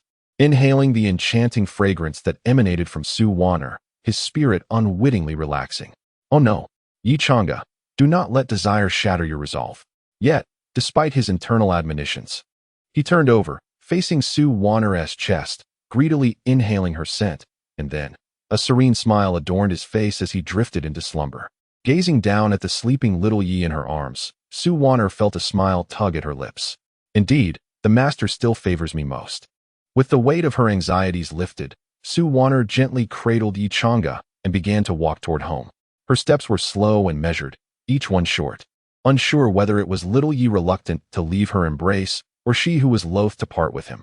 Upon returning to their small courtyard, Su Wan'er pushed open Yi Chang'e's door, laying him softly upon the bed. Tenderly covering him with a blanket, she sat by his bedside, her gaze lingering on his serene sleeping face, her fingers unconsciously caressing his cheek, the sensation causing her heart to flutter. "Master, what is your relationship with Princess Yuehua?" Yi Chang'e was willing to cast aside his pride to obscure this connection, revealing the significance he placed on Princess Yuehua. This intensified Su Wanner's sense of urgency. She despised the thought of her master's affections being directed toward another. Though their time in the demonic sect was fraught with danger, her master's thoughts were solely of her. Yet now, the emergence of Princess Yuehua shattered her sense of exclusivity, a reality she could not bear. As she gazed at the slumbering Yi Chang'e, a bold idea took root in Su Wanner's mind. Perhaps there lies a clue hidden within her master's room. Resolute, she stood and surveyed the chamber, ultimately focusing on the writing desk. Yi Chang'e's room was exceedingly simple. Apart from the bed, there was only a desk, greatly narrowing her search. Approaching the desk, Su Wanner began to explore, and at last, she discovered a concealed compartment. Found it, her master's secret. The ease with which she unearthed her master's secret made her laugh in delight. Inside the compartment lay a weathered notebook, quietly awaiting her discovery. Eagerly, she seized the notebook and opened it, only for her smile to freeze in place. Chapter 49. Affection cursed Yi Chang'e. The notes were densely filled with small characters, written in a language she could not comprehend. How infuriating! A wave of frustration surged within Su Wanner, blocking her chest and rendering her unable to express her feelings. The truth lay before her, tantalizingly close, yet an insurmountable chasm separated them, driving her to madness. The notes in her hand flitted restlessly as she sought familiar symbols, but found none. Apart from punctuation, every word was indecipherable. On the bed, Yi Chang'e let out a soft groan, as if awakening. Su Wanner swiftly tucked the notes into her bosom, restored the desk to order, and hurried to his bedside. Sitting there, she cradled her face in her hands, quietly observing his sleeping visage, waiting for him to awaken, her heart murmuring, "Master, what are you hiding from me?" As Yi Chang'e slowly opened his eyes, he was met with the sight of Su Wanner's face, so near. Her eyes were beautiful, yet now bore a hint of grievance, fixed on him unwaveringly. To be stared at upon waking was undeniably an unsettling experience, leaving him feeling quite vulnerable. However, this little ancestor obviously warranted a different response. He paused for a moment, puzzled. "Wanna, why are you here? Yi Chang'e, have you forgotten? You fell asleep in my arms, and I brought you back." At her words, Yi Chang'e felt a pang of embarrassment, his ears turning crimson. He indeed remembered dozing off in the embrace of the little ancestor, but he hadn't anticipated her keeping vigil over him. Noticing his awakening, Su Wanner resolved to confront him directly, although it might tarnish her image in his eyes. The existence of Zhou Ruoxi was a thorn in her heart that could not be ignored. "Yi Chang'e, could you explain what this is?" She spoke, pulling out the notes from her bosom and waving them before him. As Su Wanner held the diary, Yi Chang'e's expression remained unchanged. He was unperturbed. If the little ancestor could decipher the diary, he would gladly call her master from then on. It was merely a diary, after all. A faint smile graced his lips, and his tone was calm, as if there were no secrets to unveil. Su Wanner was taken aback by his nonchalant demeanor. This was not the reaction she had anticipated. He should have exclaimed, "It's nothing," and attempted to snatch it back. Why was he so composed? Furrowing her brow, Su Wanner opened the diary, pointing at the characters with a frown. "Why is this diary written in such a script? I wrote it for myself. I can use any script I like. You are deliberately keeping me in the dark. You do not trust me. What would you have me do?" Yi Chang'e replied, a hint of exasperation in his voice. It seemed unreasonable that writing a diary in an incomprehensible script was a crime. Su Wanner flipped to the last few pages and tossed it at him, her tone resolute. "Translate it for me." "Very well." Without hesitation, Yi Chang'e nodded and began to translate. "Today, Wanner is exceptionally adorable. Her wish has deeply touched me, and I shall help her realize it." Yi Chang'e spoke earnestly, weaving a tale as if the diary contained nothing but praises and promises for Su Wanner. As he continued, a blush crept onto Su Wanner's cheeks, her previous discontent dissipating into the ether, a smile threatening to break free, which she struggled to suppress. "So, I am so cherished in my master's eyes." While he spoke, Yi Chang'e stole a glance at Su Wanner, secretly reveling in his own delight. "You cannot understand it. How do you know what I am translating?" The little ancestor was still too young. It was not until Su Wanner felt shy from his words that he closed the diary, turning to the flushed Su Wanner, teasingly asking, "How does my diary read?" It's quite good, I suppose." Keep up the good work next time. Sue Warner lowered her head, a warm flush radiating from her cheeks. Unable to meet Yi Chang's gaze. Was it necessary to be so stubborn when she was clearly overjoyed? Yi Chang'a shook his head in amusement, then performed a hand gesture, restoring his adult form as he swung his legs over the side of the bed.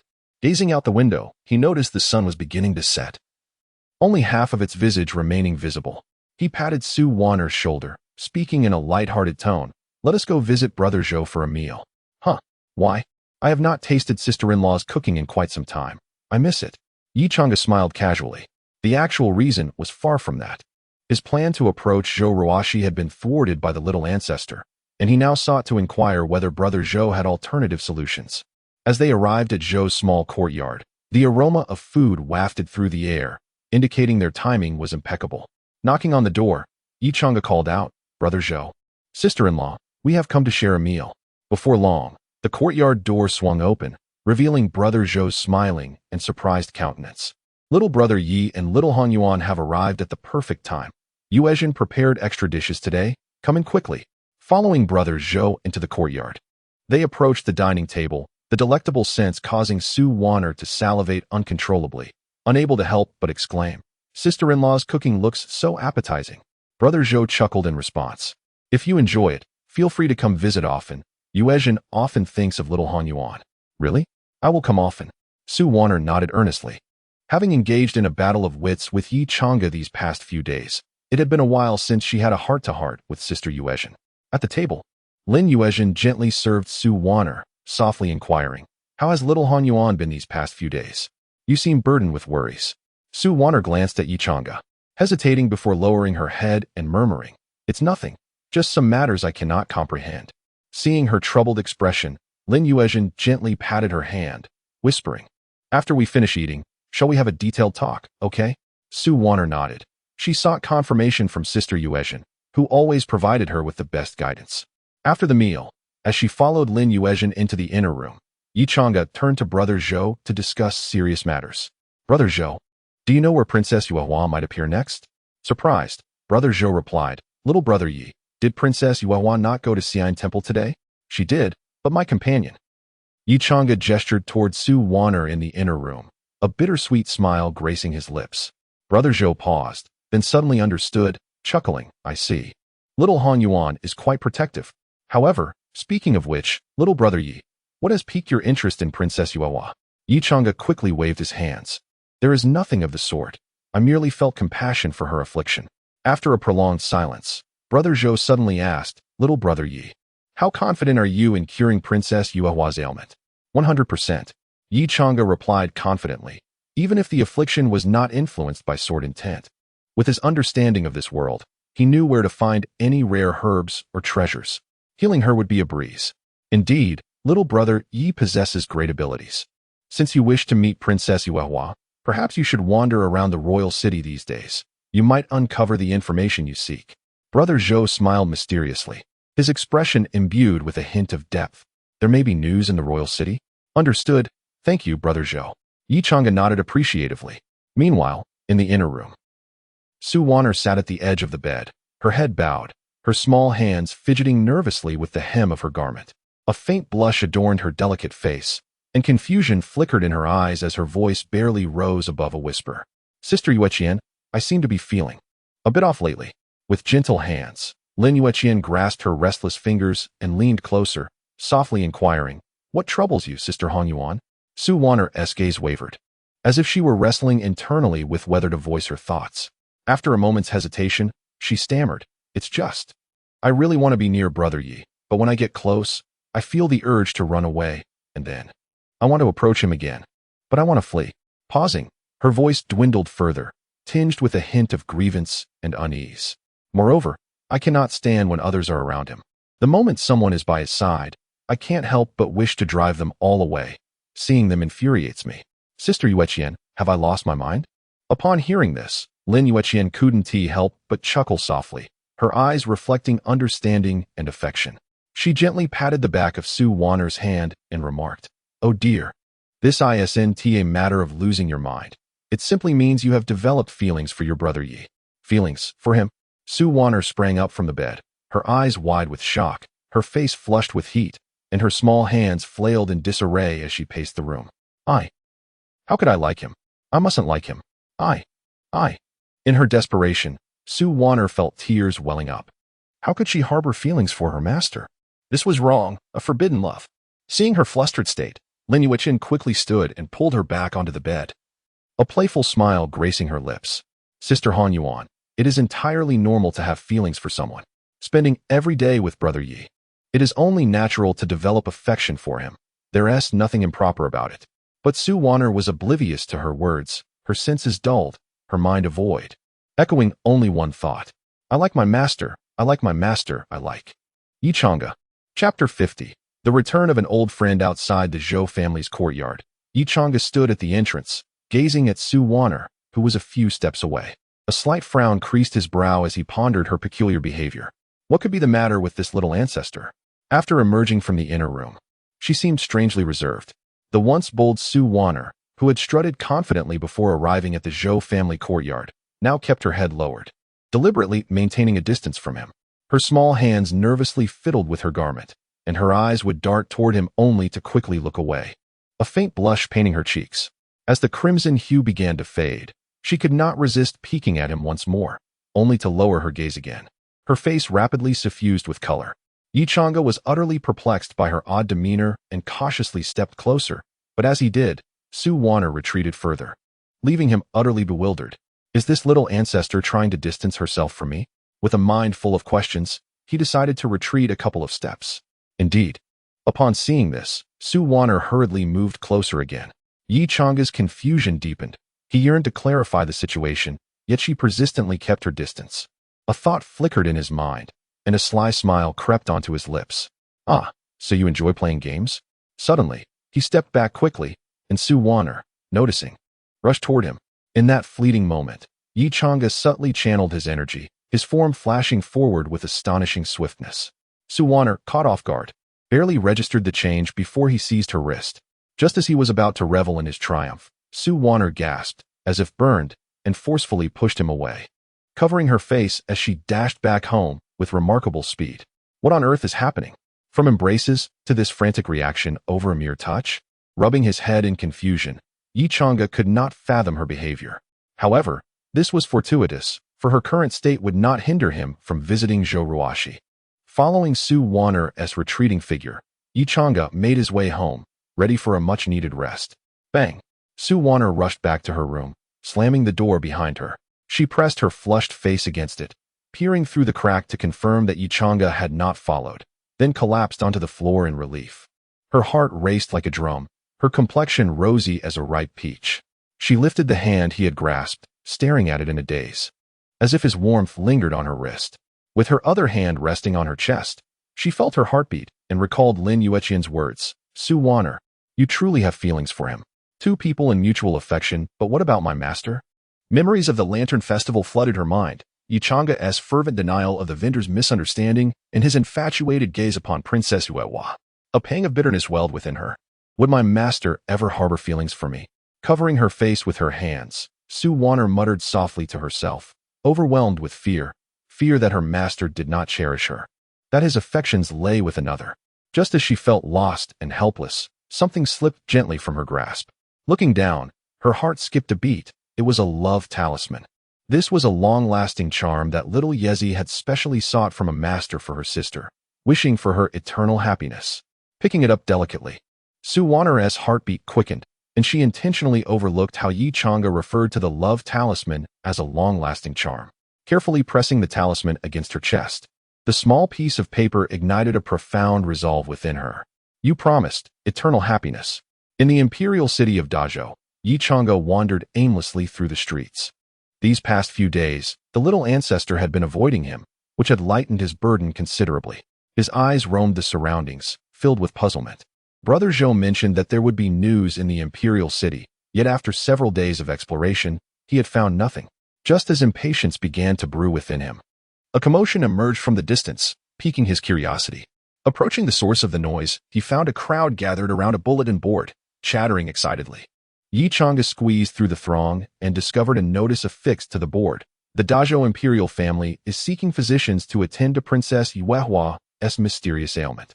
Those capable of healing her will be handsomely rewarded. Seeking physicians? This seems tailor-made for me. Yichang's heart leaped with joy, envisioning the solution to his dilemma. At that moment, a group of young men adorned with fiery embroidery pushed their way into the gathering. With their arrival, the temperature noticeably rose, indicating they were disciples of a prominent sect. Brother, who would have thought that while waiting for the Dreamland secret realm to open, we would stumble upon such a spectacle? One disciple chuckled, a hint of mockery glimmering in his eyes. Another, referred to as brother, laughed lightly, his tone dripping with sarcasm. Oh, I've heard of the princess's peculiar affliction. The royal family has been silent for ages, yet now they seek physicians. They must feel the impending opening of the secret realm and wish to attract some gifted individuals. A nearby disciple could not resist teasing. Brother, it is said that the Princess Yuehua possesses stunning beauty. If you were to apply a little charm and cure her, who knows? You might even win her favor. Laughter erupted among them, heedless of the glaring stares from the surrounding crowd. What nonsense! The Princess Yuehua is not someone you can belittle. A burly man could no longer contain his anger and swung a punch at the leading disciple. However, how could an ordinary man contend with a cultivator? The disciple merely raised a hand, summoning a flicker of flame at his fingertips. Before the man could even touch his robe, an invisible wave of energy sent him crashing to the ground. With a disdainful smile, the disciple surveyed the crowd, sneering. Who else dares to defy me? He was confident that these mortals would not challenge him, yet he gravely underestimated the princess's esteemed position in their hearts. Rather than fearing his power, the crowd surged closer, shouting in unison, "Can cultivators insult people at will? Apologize. Yes, apologize to Princess Yuehua." The crowd's fervor darkened the disciple's expression, surrounded by so many mortals. Where could he hide his face? His countenance hardened, and he suddenly unleashed his energy, a blazing wave rising around him, prepared to forcefully disperse the gathering. Such a disregard for the lives of mortals? Hidden among the throng, Yichang's gaze turned icy. If this man were allowed to act unchecked, the surrounding crowd would surely suffer grave injuries. Subtly channeling his energy, he prepared to teach this arrogant fool a lesson. Yet, just as the disciple was about to strike, a clear voice rang out from afar, interrupting his movements. Does the fire sect wish to forfeit entry into the Dreamland secret realm? Yichang retracted his energy and turned to face the source of the voice. Upon recognizing the figure, his pupils constricted in disbelief as he murmured, "It's her?" Chapter 51. The ideal partner. Yichang's gaze traversed the crowd, settling on a figure approaching from behind. A woman clad in ethereal white walked gracefully towards them. Her beauty was striking, yet her demeanor was frigid. Her expression appeared frozen in time, devoid of any visible emotion. Trailing behind her were several disciples, similarly attired in white. Their expressions solemn and their steps synchronized, emanating an aura of sharpness. As they drew near, the throng instinctively parted, creating a pathway for them. The foremost woman stepped forward, her indifferent gaze sweeping over the once arrogant senior brother of the Yuehua sect. The haughty figure now appeared somewhat diminished, bowing slightly and wearing a fawning smile as he said, "Ah, it is the celestial maiden of the Tianji sect. I beg your pardon for my transgressions."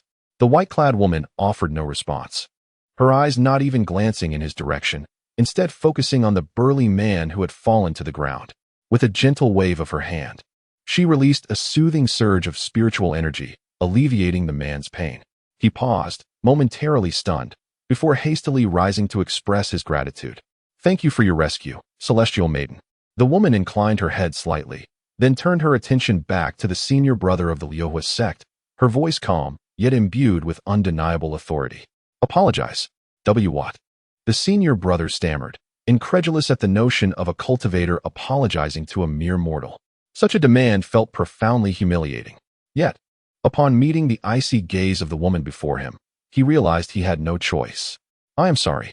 He gritted his teeth, forcing the words through clenched jaws, never having experienced such degradation. However, the identity of this person left him devoid of any thoughts of vengeance. He could only lower his head and leave in disgrace. Accompanied by a few disciples, amidst the crowd, Yichang silently observed this scene, his heart churning with tumultuous emotions. How could this be possible? Qing Wanyue has become a disciple of the Tianji sect. Am I dreaming?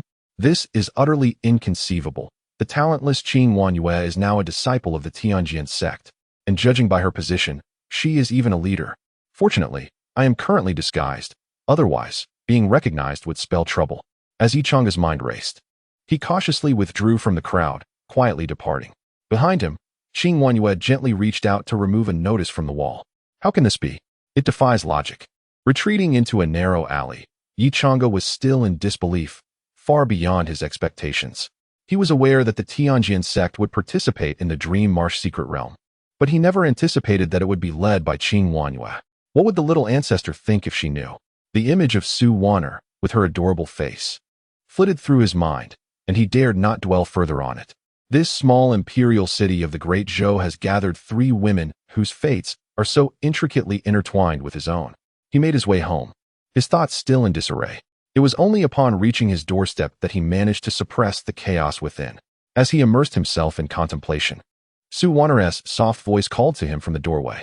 Yichang, I have something to ask you. Her tone was gentle, tinged with shyness.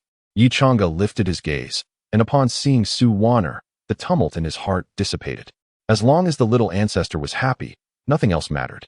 What is it? He inquired kindly. This isn't the best place to discuss this. Let us go inside, Su Wanner suggested, her cheeks flushed with a hint of embarrassment. Yichang nodded and followed her indoors, taking a seat and patiently awaiting her question.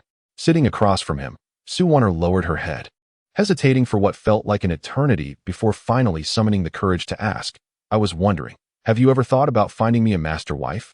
She had pondered this question for several days, hoping to gauge her master's feelings without revealing her own hidden thoughts. What? Yichang was momentarily taken aback, clearly unprepared for such a question. He then ruffled her hair with a smile, saying, We're currently being pursued by the demon sect. When would we have time for that? What are you thinking about every day? Enjoying his affectionate gesture, she pressed on, What if we settle down? Will you find me a master wife then? Her voice carried a hint of anticipation. The question caught him off guard. Yichang withdrew his hand, contemplating for a long while. He had never considered this before, having only thought about retiring in seclusion. Yet now, it seemed sensible to seek a partner. After all, he had been single in his past life, and it would be unwise to remain so in this one. However, the choice of that partner. Yichang's gaze instinctively drifted towards Su Wanner, only to be quickly averted. That was out of the question. Blood from the Su family still stained his sword, and he bore too many sins. After a lengthy silence, he finally spoke. Perhaps it may happen. Upon hearing this, Su Wanner inquired further. What kind of master wife do you desire? Yichang looked at her with a hint of amusement. Why are you so concerned about this? Su Wanner blinked innocently, forcing a light-hearted laugh. Hee, I just don't want any master wife to bully me. I need to ensure you're not deceived. Well, someone beautiful and graceful, kind-hearted, who can share a mundane life with me would suffice. He yearned for an ordinary existence. Yet his life was destined to be anything but ordinary. Beautiful and graceful, kind-hearted, Su Wanner murmured softly, her mind wandering to the image of Princess Yuehua. The gentle and approachable princess perfectly fit her masteress ideal. Her fingers clenched tightly around her clothing, knuckles whitening as a tumult of emotions, sourness, resentment, and helplessness overwhelmed her, almost suffocating her. So, is the ideal partner for my master still Princess Yuehua? Her voice was barely audible, her gaze dimming as if all light had vanished.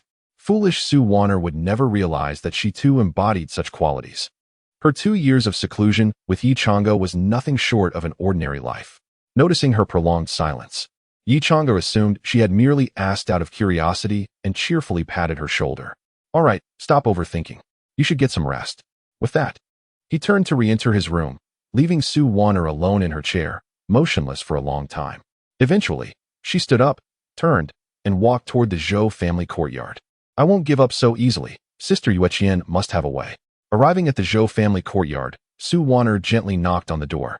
The door swung open swiftly, revealing Lin Yueqian, who noticed Su Wanner's despondent expression and inquired with concern, Sister Han Yuan, what troubles you? Yueqian, I have something I wish to discuss with you, Su Wanner said, pouting, her face painted with a look of distress, her eyes glistening with unshed tears. In front of Lin Yueqian, she always shed her facade of strength. Seeing her in this state, Lin Yueqian took her hand and led her into the room, sitting beside her on the bed. She gently patted Su Wanner's back. Speaking softly, have you faced some grievance? Burying her head against Lin Yueqian's chest, Su Wanner spoke with a quivering voice. I asked Brother Yu what kind of person he likes.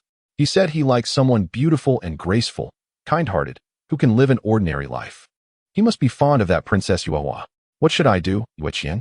As she spoke, she could no longer contain herself, collapsing into Lin Yueqian's embrace and sobbing uncontrollably. Listening to her tale, Lin Yueqian could not help but chuckle. Haha, Sister Han Yuan, how could you be so naive? Have you considered that the person Yi is referring to might actually be you? Are you not beautiful and graceful? Are you not kind-hearted? For the past 2 years, have you and brother Yi not been leading a life of utter ordinariness? Su Wanner's tears abruptly ceased, and she lifted her head, blinking her eyes in astonishment as she asked, Is it truly so? Is brother Yi speaking of me? Yet, a lingering unease clouded her tone as she pondered the possibility that brother Yi might indeed be referring to Princess Yuehua. Observing her anxious demeanor, Lin Yueqian resolved to administer a potent suggestion. She leaned in closely to Su Wanner's ear and whispered, As long as you offer brother Yi. Before she could finish her thought, Su Wanner's face flushed a deep crimson, her eyes widening in disbelief. This is absolutely unacceptable. No, no, no. In a flurry, she sprang from the bed, her cheeks aflame, and darted away, leaving no trace behind. Chapter 52. The first collision as the sun ascended to its zenith. Casting a warm glow, the small courtyard lay in serene silence, with only the gentle rustle of leaves stirred by a soft breeze. Su Wanner remained nestled in her bed, clutching her pillow tightly, her lips occasionally murmuring and smacking in her sweet slumber. Yi Chang'e delicately pushed open the door, peering cautiously into her room, and sighed with relief upon confirming that his little disciple was still deep in sleep. Today, he was to attend to the medical needs of Princess Zhou Ruoxi at the Great Zhou Imperial Palace. To prevent any mischief from his little disciple, he had discreetly added a special ingredient to her dinner last night, ensuring she would enjoy a restful night. I apologize, my little disciple. I shall make it up to you when I return, Yi Chang'e murmured softly, a blend of helplessness and affection curving his lips into a smile. Adjusting his attire, he stepped outside, where the sunlight bathed his face in warmth, lightening his mood. The streets bustled with life, teeming with people. Merging into the crowd, Yi Chang'e made his way towards the palace. At the palace entrance, individuals entered intermittently, clearly summoned to treat the ailing Princess Yuehua. Yi Chang'e approached the gates but was halted by the guards. Halt. What is your purpose? I am here to treat Princess Yuehua, he replied. The guard furrowed his brow, scrutinizing him from head to toe. Dressed in plain white and carrying nothing, his suspicion deepened. Where are your medical tools? Yi Chang'e smiled gently, his tone calm. For I am no ordinary practitioner. You need only observe. With that, he pointed toward the guard, and a surge of pure spiritual energy flowed from the heavens into his being, cleansing him of fatigue. The guard felt as if a refreshing spring had coursed through him, revitalizing every fiber of his being, even alleviating long-standing ailments. Realizing he had encountered a celestial master, he promptly bowed in apology, inviting Yi Chang'e inside. Please, esteemed master, enter. Upon entering the palace, a beautiful maid guided Yi Chang'e towards the waiting hall. Today, an overwhelming number of healers had come to attend to Princess Yuehua, necessitating a queue.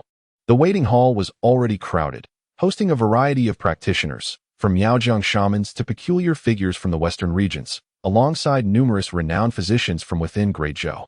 Among them, one individual stood out, an elegant woman clad in white, bearing a sword on her back. Unlike the others, who brought various odd instruments and jars, she carried nothing but her sword, exuding an air that suggested she was not there for healing but for combat.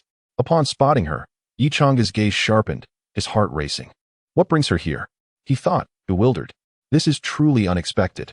Though tumultuous thoughts swirled within him, he maintained an outward calm as he stepped into the waiting hall.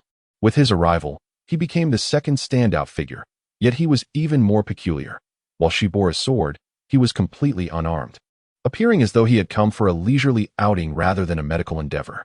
The crowd's attention lingered on him for a moment, yet none approached to provoke him. Everyone was there for healing, not rivalry. However, the unusual sight did capture the attention of the woman, Qing Wanyue. Casting a fleeting glance his way, a flicker of curiosity crossed her features before she closed her eyes, resuming her quiet anticipation. Thank goodness my disguise is unparalleled. Otherwise, recognition would spell disaster, Yi Chang'e thought, feeling a pang of anxiety as he hurriedly sought a secluded corner to sit, striving to appear inconspicuous. After a while, a maid approached, holding a list to record the order of physicians. Qing Wanyue was second to last, while Yi Chang'e was at the very end. Yi Chang'e mused to himself. The masters always make their entrance last. As the list circulated, physicians began to depart the waiting hall sequentially for their consultations. However, upon their return, their conditions varied drastically. Some appeared as pale as a blank sheet of paper, devoid of color, while others bore traces of blood on their lips, shaking their heads in despair and resignation. Despite their lack of success, the maid attending to them remained cheerful, graciously offering each physician a generous reward while softly thanking them for their earnest efforts, even in failure. Finally, it was Qing Wanyue's turn. Rising, she followed the maid out of the waiting hall. Watching her retreating figure, Yi Chang'e's gaze flickered with contemplation. The maid led Qing Wanyue to Princess Yuehua's chamber, opening the door and gesturing for her to enter. Upon stepping inside, Qing Wanyue observed the simplicity of the room, which bore little resemblance to royal quarters, instead resembling the humble abode of an ordinary citizen. On the bed lay Zhou Ruoxi, frail and pallid, her cracked lips and wan complexion starkly contrasting her previous vibrant performance at the orphanage. "Are you here to treat me as well?" she rasped, hope kindling in her eyes. The woman before her exuded an extraordinary aura, markedly different from the other physicians. Perhaps she could indeed bring hope. Qing Wanyue nodded gently. Yes, despite her royal lineage. Zhou Ruoxi chose to humble herself among the common folk, striving to do good for her people, earning Qing Wanyue's admiration. This was precisely why she had come to heal her. Good people deserve good fortune, while the wicked must face retribution, she thought. Seating herself beside the bed, Qing Wanyue extended a hand, gently resting it on Zhou Ruoxi's wrist as she sent a stream of true energy coursing through her body, searching for the root of her affliction. As her energy flowed through Zhou Ruoxi's meridians, a strange aura suddenly emerged, surging like a ravenous wolf, swiftly consuming her true energy. Zhou Ruoxi's complexion grew even more pallid, nearly devoid of color. Sword intent. Yi Chang'e's presence. Qing Wanyue's eyes widened with realization. If her initial motivation to assist Zhou Ruoxi stemmed from admiration, she now had a compelling reason. This was yet another innocent victim of Yi Chang'e's malevolence. During her time at the Heavenly Sword Sect, Qing Wanyue had perused countless records regarding Yi Chang'e. The sins of this demonic sect's scion were countless, his hands stained with blood sufficient to fill a river, the souls lost to his sword numbering in the millions. Recent intelligence from the sect indicated that the demonic scion had defected, his whereabouts unknown. Though she did not comprehend his reasons for leaving the sect, without its protection, he was merely a solitary figure, significantly increasing her chances for vengeance. Recollecting her thoughts, Qing Wanyue unleashed another wave of true energy, this time infused with her sword intent. As her true energy clashed with Yi Chang'e's residual sword intent, she initially believed it would be easily overpowered by her overwhelming force. However, she was mistaken. Though Yi Chang'e's sword intent was faint, its quality was astonishing, and upon collision, a fierce struggle ensued.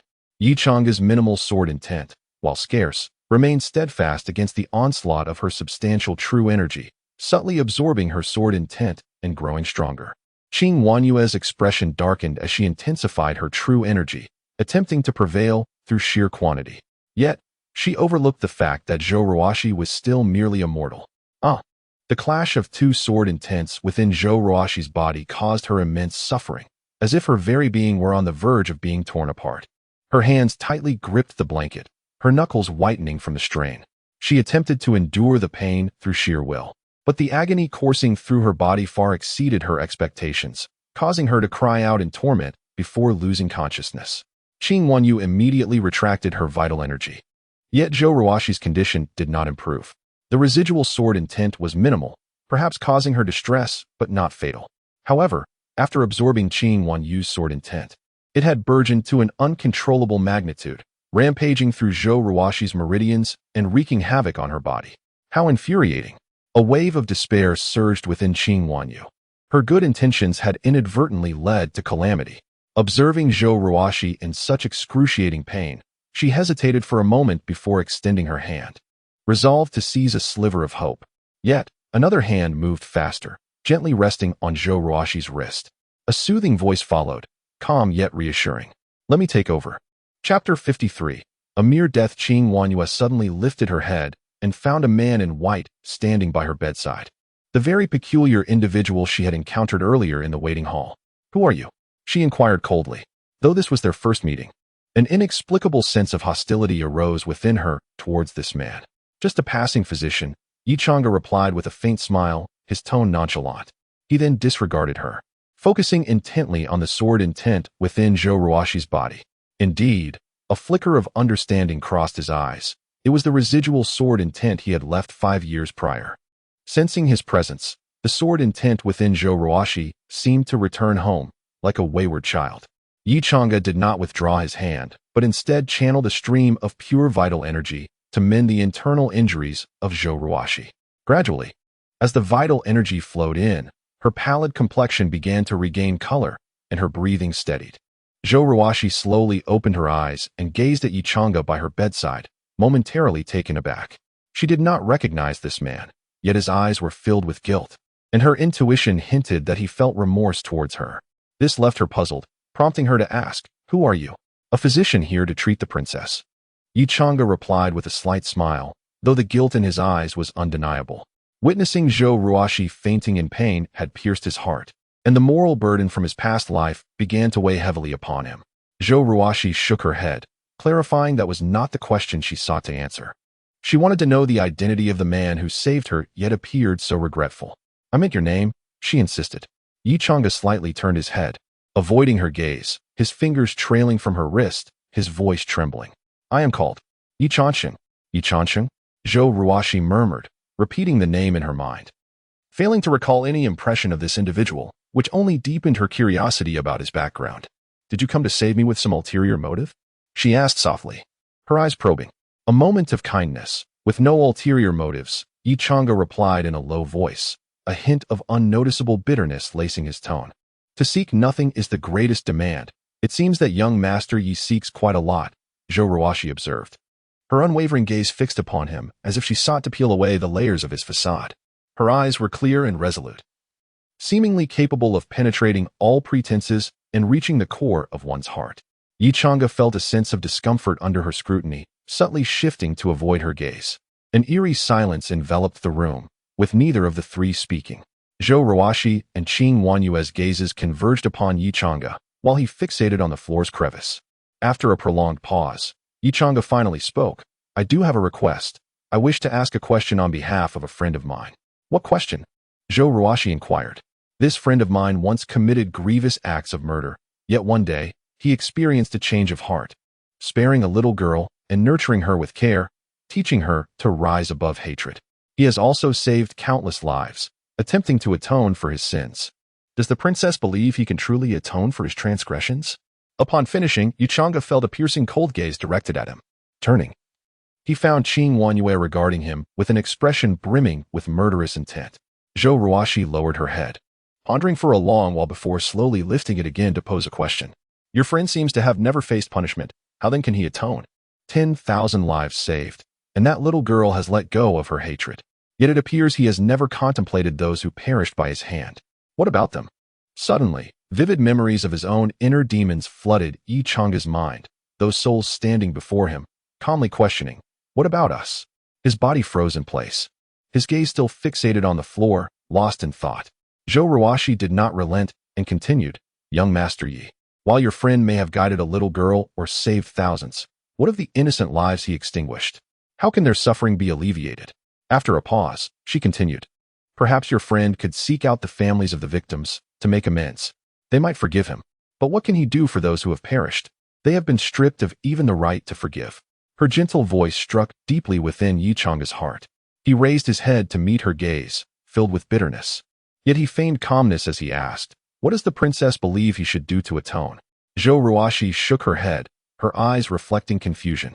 She had come to a realization. Perhaps she too was among the victims of his friend. "I do not know. Perhaps only death could suffice." With that, she fell silent, her eyes fixed intently on Yichanga, waiting for his response. Outside the room, the sun shone brightly, a gentle breeze rustling the leaves with a soft whisper. Inside, Yichanga stood still, resembling an isolated island, as he raised his gaze towards Zhou Ruoxi. "Is death truly the means of atonement?" he seemed to inquire.